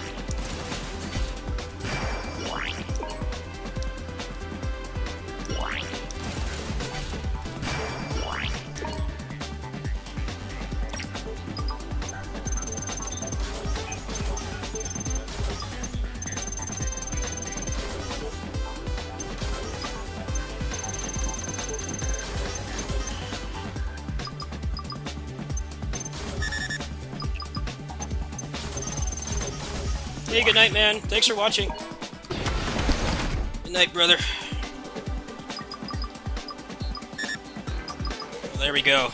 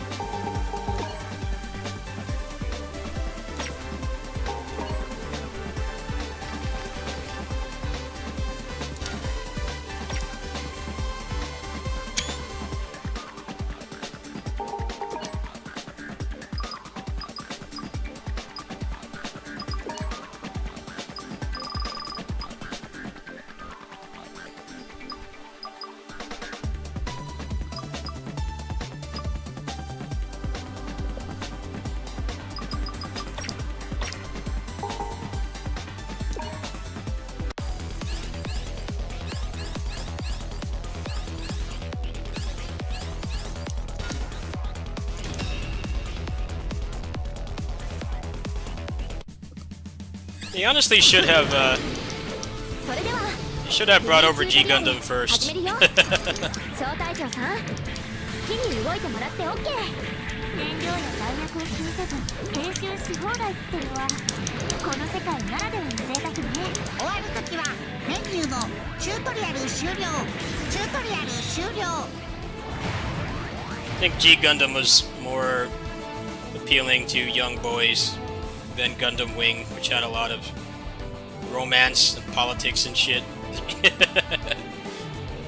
G Gundam is kind of like what Gundam is like in the video games. It's just a bunch of badass toys beating each other up, which was far more appealing to a young preteen boy than Gundam Wing. And I think that was a weird decision, especially when they brought over, you know, stuff like Voltron and Power Rangers around that time.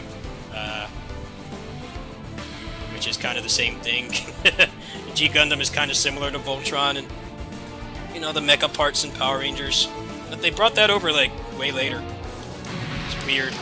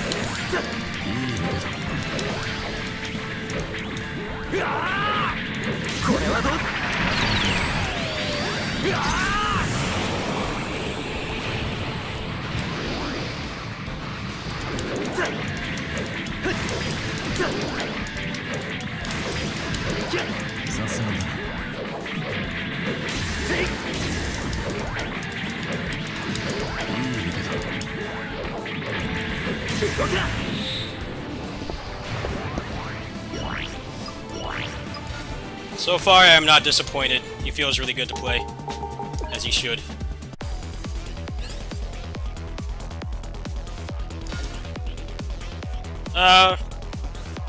If you want to play with me later today, you can slide into my DMs and I'm down to play. You just gotta hit me up. Don't just, you like to lurk in my stream and then try to sneak into the game. You can just DM me, dude. I don't mind. Even if I'm not streaming, I'll still play with you. So you've supported me a lot in the past. Most recently with Spider-Man, which I can't play because the port is bad. But, yeah, I don't feel like you can't play with me, dude. I don't mind. 戦闘フェーズにシフトします。彼の言った通り合体型のモビルアーマー No これを qualms. 破壊できれば次のディレクトリへ進める。そうだ、小隊長君。ここが勝負どころだ。エラー、人格データを変更します。でも撃破しちゃっていいの？私がアクセスプログラムを完成させる。アクセスさえできれば。私にウイルスプログラムでも送り込むつもりかね。そんなことは無意味。エラー、本人格の再生を停止します。さくら、モビルアーマーのハッキングをかけ続けて。少しでも時間を稼がなきゃ。イエスだ。小隊長さんはモビルアーマーの動きを止めて。まだ動く。ザ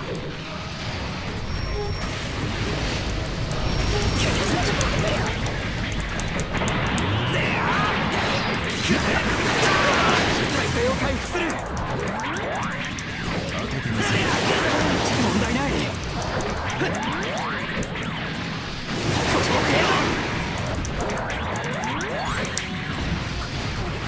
やるな。損傷は低データ負荷は想定内です。やっぱプロテクトが硬い。勝利を咲かせよ。何か仕掛けるのならば。タスクを増やしてオーバーフローを狙う。原始的だけど結局はそこね。小隊長さん、攻撃しまくって。避けさせたり防御させたり攻撃させたり。でもいずれは破壊してしまう。 I hate these そうなっ fights. たらハーメスが。 They're only fun in co-op. It's the only time they're fun. プロテクトは Aggro system actually means something. エラー、本人格に当該事項に対する発言権限はありません。管理システムに制御下にないデータでもあれば。私じゃある。損傷率 50% オーバー。給与切開の稼働データを更新します。 So tired of these big guy fights, man. They suck with the AI. At least make them take aggro sometimes. They don't even try to hide it. It says straight up the top that they never even bother to go for you. It's whack. I'd rather not have AI at all. I'm getting tired of that in video games. Just like, we're gonna make it seem like the game is easier when you have AI. It's like they actually make it harder. Because they don't contribute anything.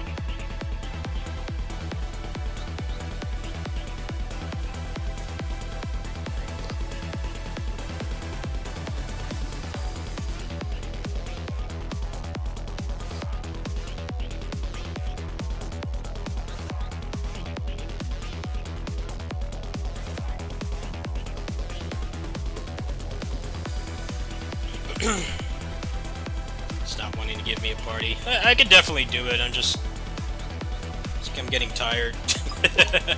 Getting exhausted. Even if you have like one person in the party, these fights are so much better. And when you don't, it's basically like they never attack the AI. They might as well not be there. No one wants to join.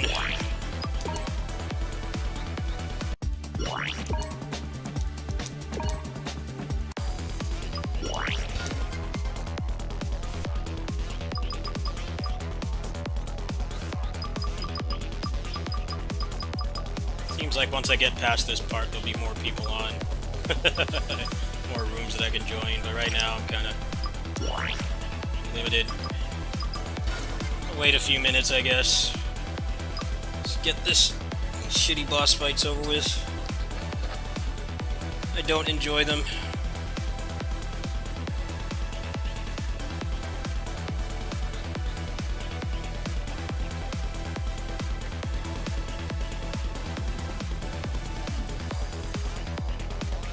Come on, somebody join, please.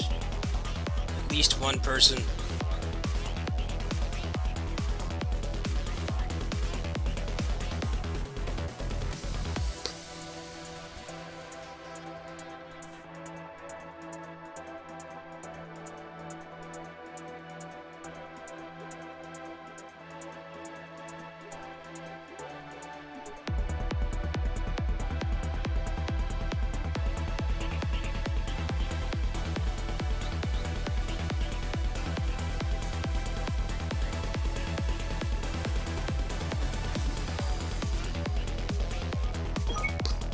There we go.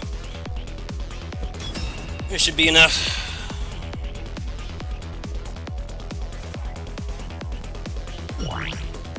That guy leaves. What a troll. Why? Just stay. Come on.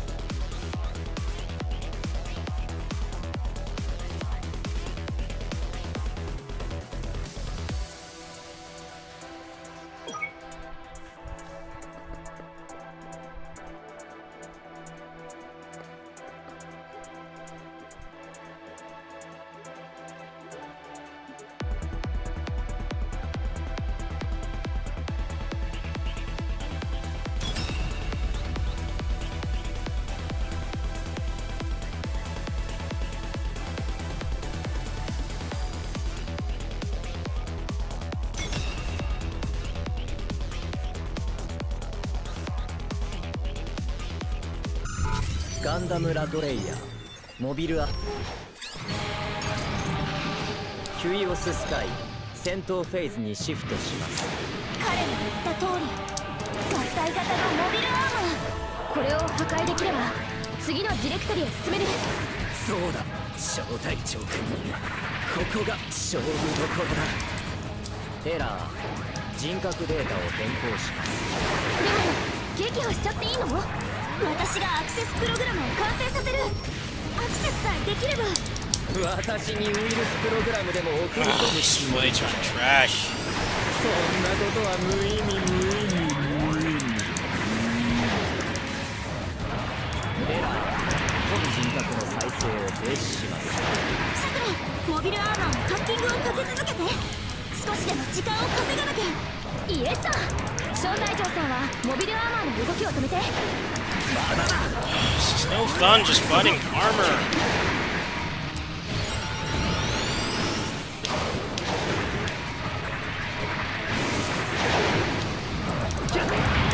損傷は軽微、データ負荷は想定内です。やっぱプロテクトが硬い。勝利を咲かせろ。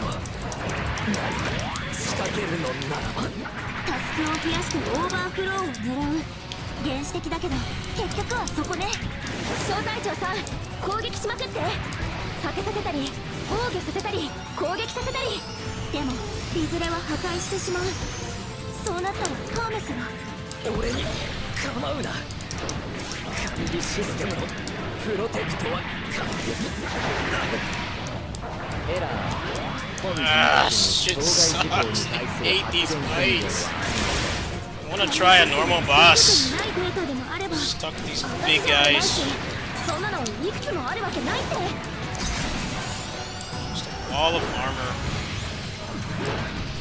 Too much health.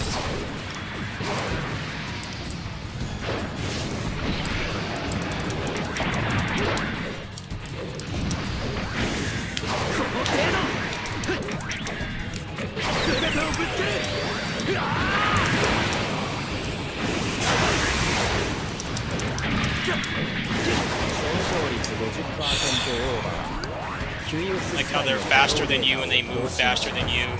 Your hitboxes are better than you. ミノ姉さんの方はどう？もう少し Never stop attacking. You're never tired. No stamina. Nothing. Just もう少し better than you in every way. Not fun to 小隊 fight. 長、攻撃の手を緩めないで。無駄なことはやめたまえ。管理システムからも厳重なアクセス制限。エラー。破損した人格データのデリートを申請します。 Camera 同 sucks 時に too. 不正アクセス排除のためハッキング対策を強化。しまった。ちょっと強引にアタックしすぎた。アクセスプログラムによる成功法間に合うの？やるな。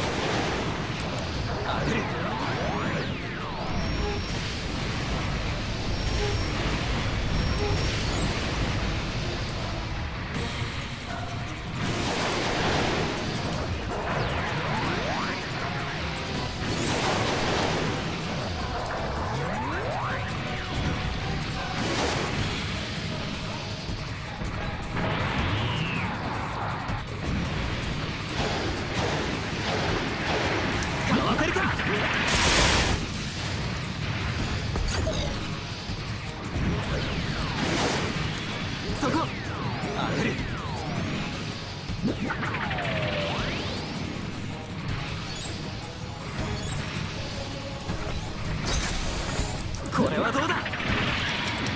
損傷率 75% オーバー。被害拡大。プネウマグルトのデータリンクを開始します。間に合わない。ミノ姉さん、私に考えがある。サルベージプログラム意識をちょうだい。防壁破りだけあってもしょうがないのよ。無理をするな。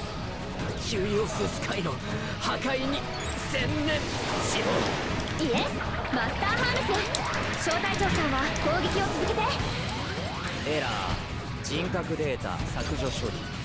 秘密保持のためデータプロテクトを最優先とします。プロテクト強化。ハッキング対策としてファイアウォールを更新します。さすがにもう厳しいかも。それでいい。切り捨てろ。俺と君たちの脱出同時は無理なのだ。小隊長さん、撃破を最優先にして。そして犬姉さんは私を手伝って。さくら、あなたまさか。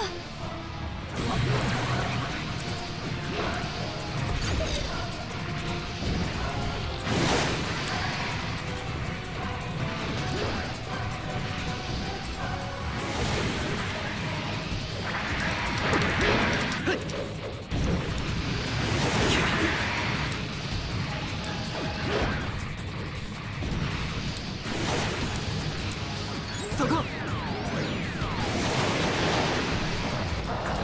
せるか。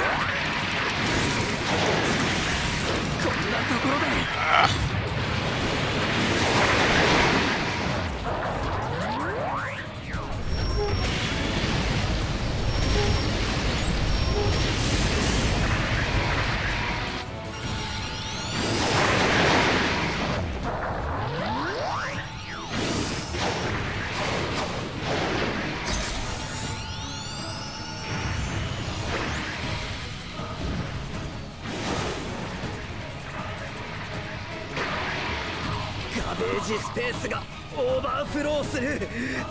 いけ、まだやれるぞ。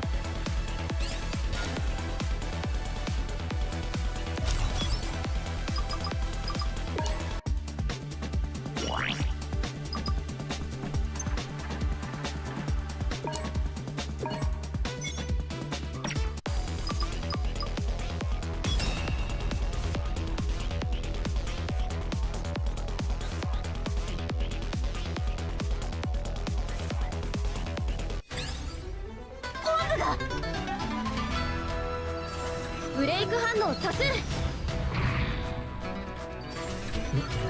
ーダーが。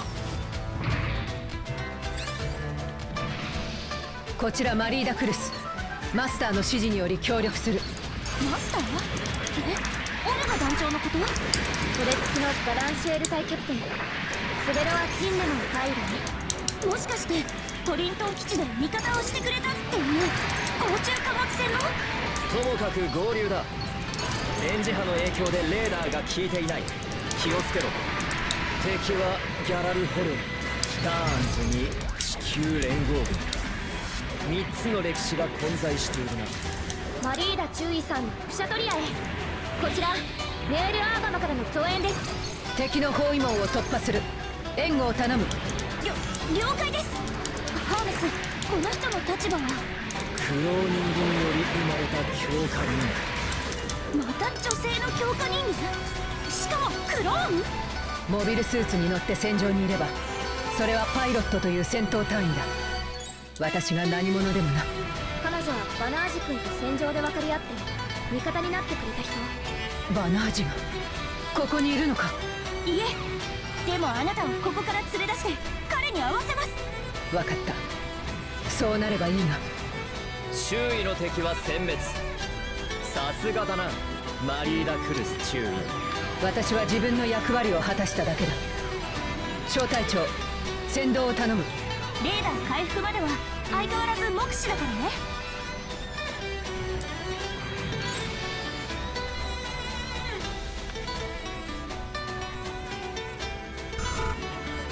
データにない機体、モビルスーツなのか。3つ目の歴史、デスアーミーだ。未来世紀か。紐づきが読めんの。マリーダ中尉さんとブレーク現象は関係ないのかな。そうね、ガンダムファイターでも乗ってるモビルスーツがガンダムなわけでもないし。ガンダム。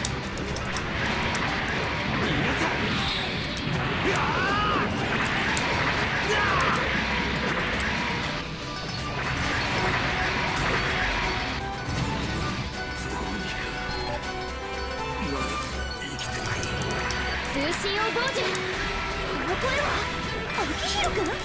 小隊長、近いわ。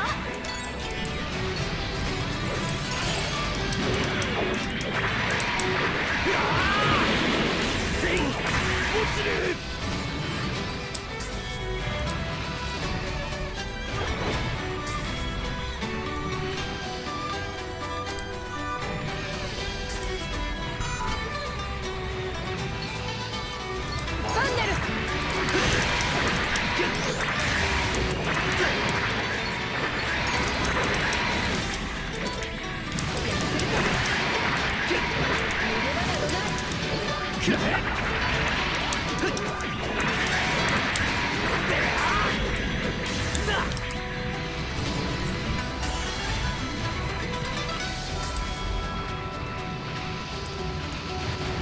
多重ブレイク反応。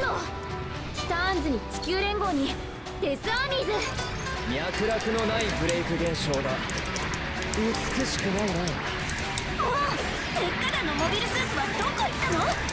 肩の力を抜け。力みすぎては見えるものも見えなくなる。そうだよルネさん、絶対見つかるはず。焦らないで。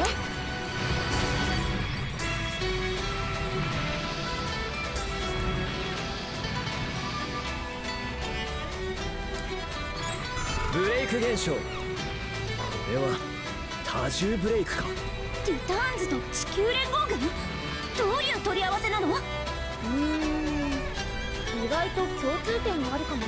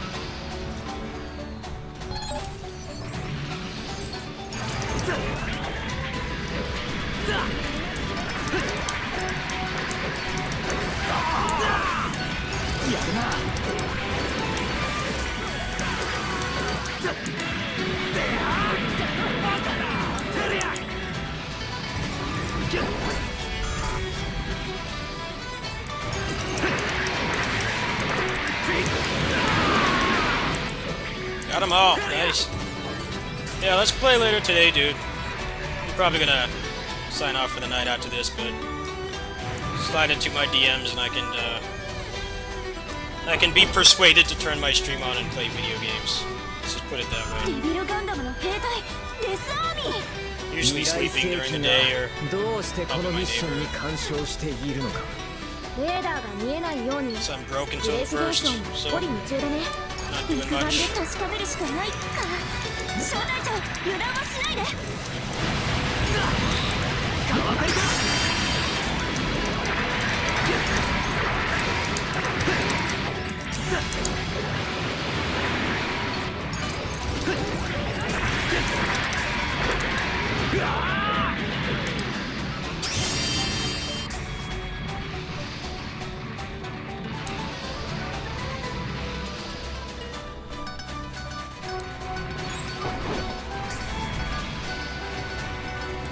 Yeah, thanks for watching, man. I'm gonna sign off right after this, so you're not missing much. DM me if you want to play. This level sucks. Why is there no map? I don't know where to go.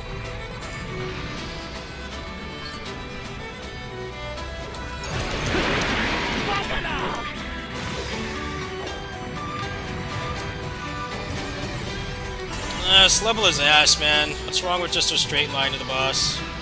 Understand where to go. Everything looks the same. Can't see anything. It's like the 4th level they've done like this.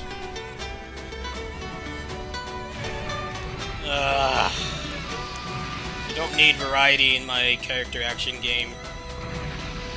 Just let me run in a straight line and fight. Where the fuck to go? Makes it not fun. I mean, there's nothing else to do in this game but fight. It's with these shit gimmicks like, we're gonna take the map away from you and then you can't see anything. Like, why?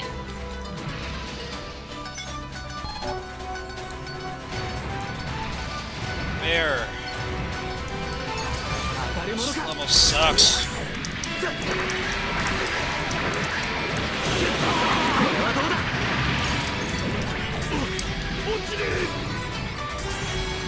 Normal gameplay, please. None of this shit. How the advisors talk non-stop and they never just tell you where to go. Why is that so hard? ブレイク反応来るよ。 Now you fucking say このミッ something. ションに最初から絡んでいる Level needs to end モビルスーツだ。鉄火団のメンバー Training my は life force. いないわね。ギャラルホルンのモビルスーツもね。小隊長さん、次へ急ごう。沈め。その程度。逃げ場などない。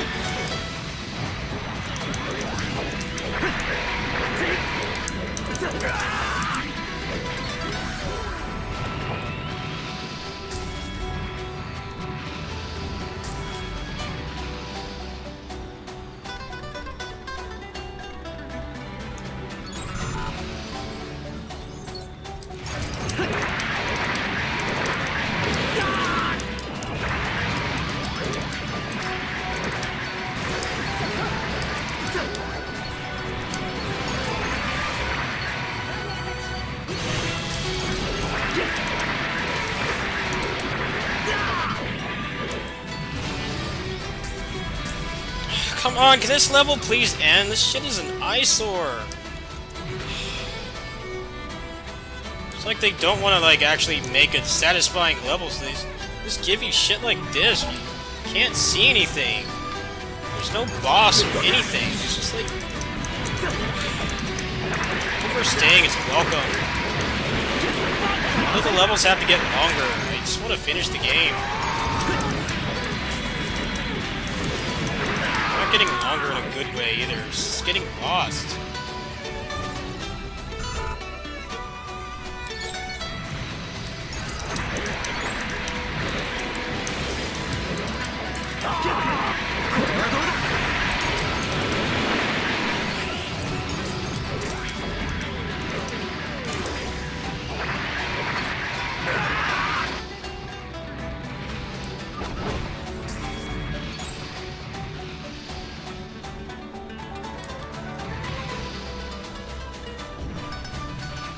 This is making me want to stop playing. Like, just give me a normal level. When does this end? It's just going on モ forever. ビルスーツタガーたちだよ。地球連邦ではないのか。私たちの宇宙世紀とは違う歴史だけど敵増援には違いないです。迎撃を。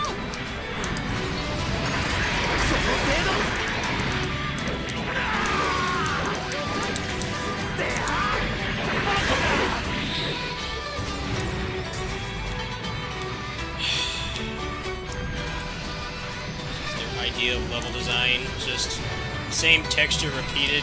You can't see anything, and then they take the map away from you. There's no boss or anything, just wandering around and nothing. If I wanted that, I'd play an Ubisoft game. It's just going on way too long. Where's the boss?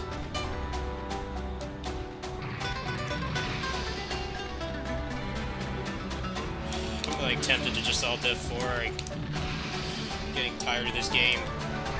Just spawn the boss, please.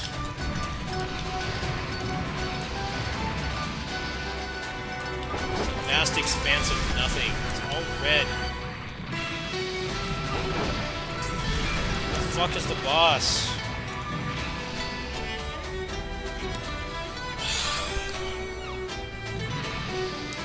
It's like they give you the good levels at the beginning, and then the farther you get, the worse they get.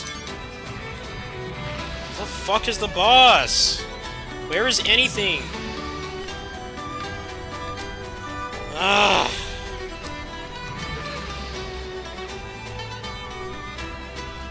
This sucks, man. Give me the map at least. What happened to the pointer telling you where to go? Shit.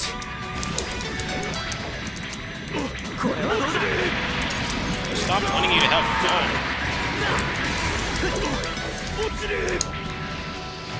Just everything is a dead end. I can't tell where to go. It's just never ending. Come on.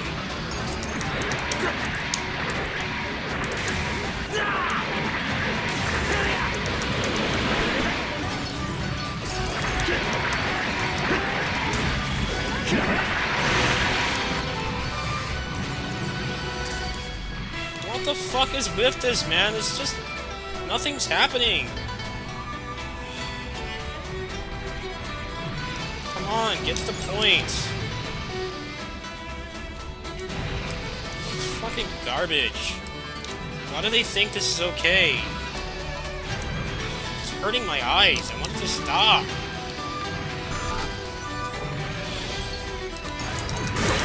Fucking advisor's not talking anymore.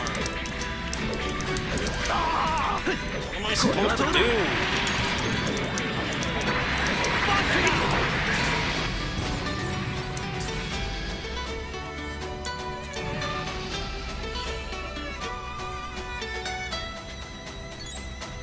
Come on! End already, please! They made one texture and they repeated it. I just want to leave. I don't want to play this anymore. It's boring. Like 15 minutes of this shit. Where the fuck do I go?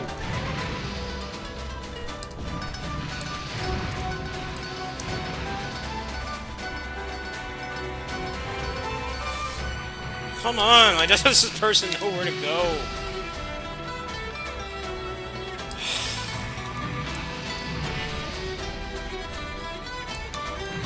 This is fucking... Why doesn't this chick know where to go?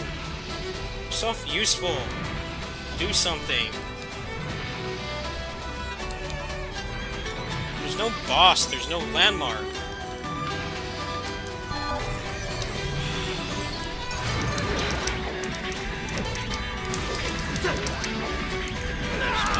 Action games suck when they do shit like this. Just spawn me in a room with shit to fight. It's the only reason to play these games.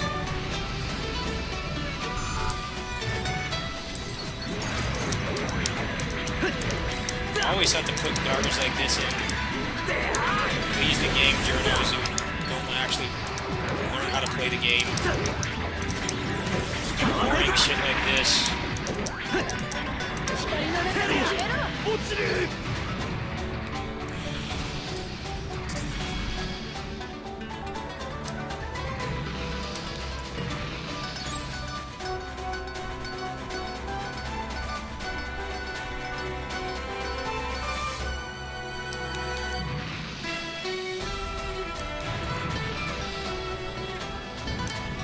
Oh, come on. Where's the end?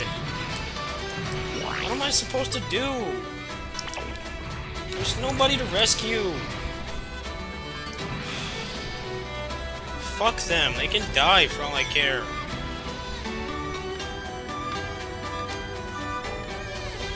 No map.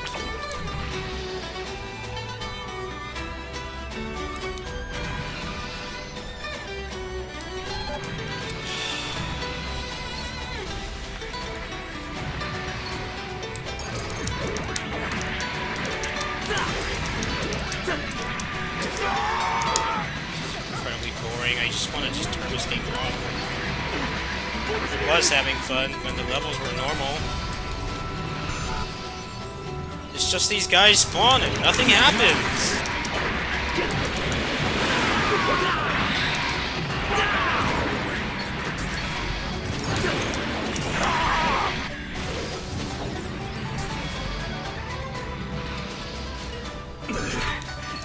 Finally, something's fucking happening. It took 20 minutes.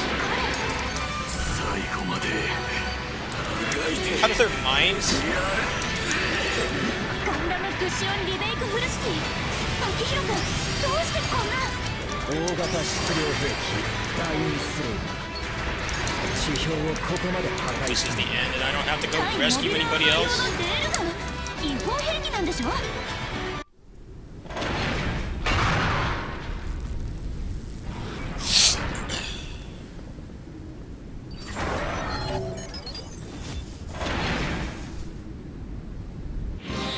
わしはこうしてここにおる。何の不思議があろうか。どう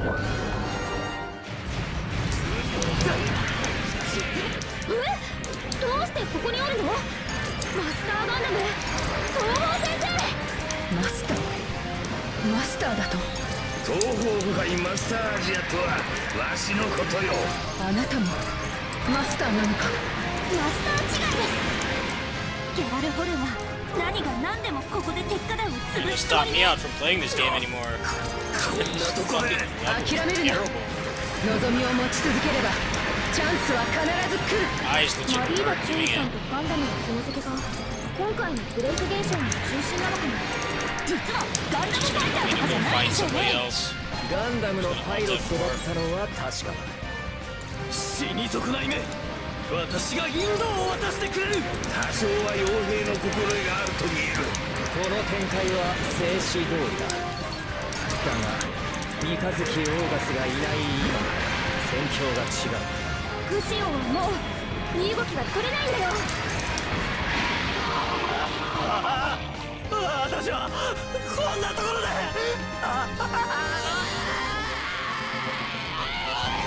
意欲駆邪機撃破。やったわ、やったよ秋広くん。いい土産話ができた。逃げ場などない。デスアーミー、未来世紀からのブレイクは東方先生とのつながりだったんだ。くそ、こんな時に。マスター、もしやあなたはやはりこのミッションに現れた東方腐敗はランタオ島でギリギリの戦いをする前の。光の中にデスアーミー、まだまだ来るよ。相手が協力関係にあった東方腐敗でもお構いなしか。デビルガンダムめ、この体さえまともなら何の苦労。周囲のデスアーミー全滅。これ以上は体が持たんな。マスター、お体に気をつけて。そして感謝します。この借りはいつか返そう。師匠ブレイクアウト。秋広くんはミノ姉さん、ブレイク修正さえできれば意欲様との決着も彼自身がつけられる。レーダー機能の一部が回復した。ブレイク反応がある地点にマーカーを出したぞ。小隊長、マリーダ注意で目的地へ。ごめんね秋広くん。 No, please don't make me go anywhere else. Just end. God. There's 9 minutes left. What the fuck, man? Just end. Stress-inducing. Like, how much more is there? 場所はこの辺りのはずだよ。なんだ、何かがいる。 Oh man, this level is driving me insane. It's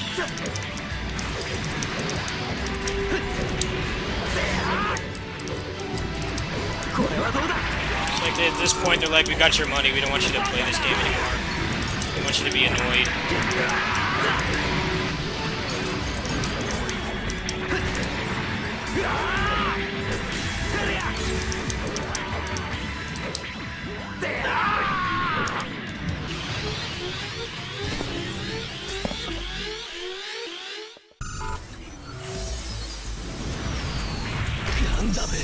Gundam!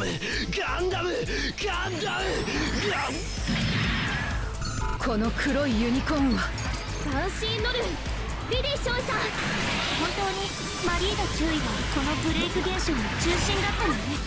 あいつみたいな子供がニュータイプだとおだてられて事態を引っかき回して許せないんだよ。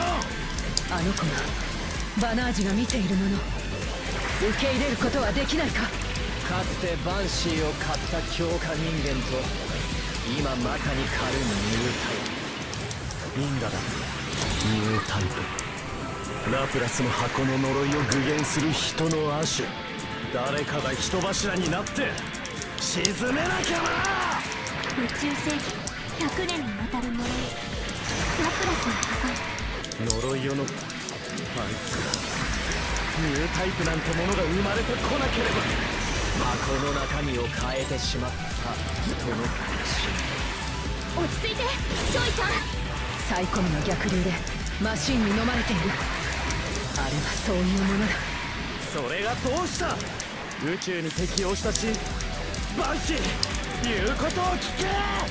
強烈な否定の意志。ガンダムに埋め込まれたシステムの本能か。爆発システムのこと？お前は俺を一人にしないでって言ったのに。聞こえているはずだ、姫様。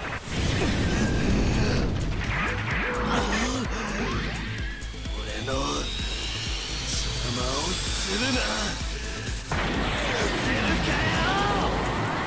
落ち着いて周りを見渡せばいい。世界は広い。こんなにたくさんの人が響き合っている。待って、マリーダ。自分の可能性を信じてなすべきと感じたことに力を尽くせ。姫様、マリーダ・クルス、ここまでです。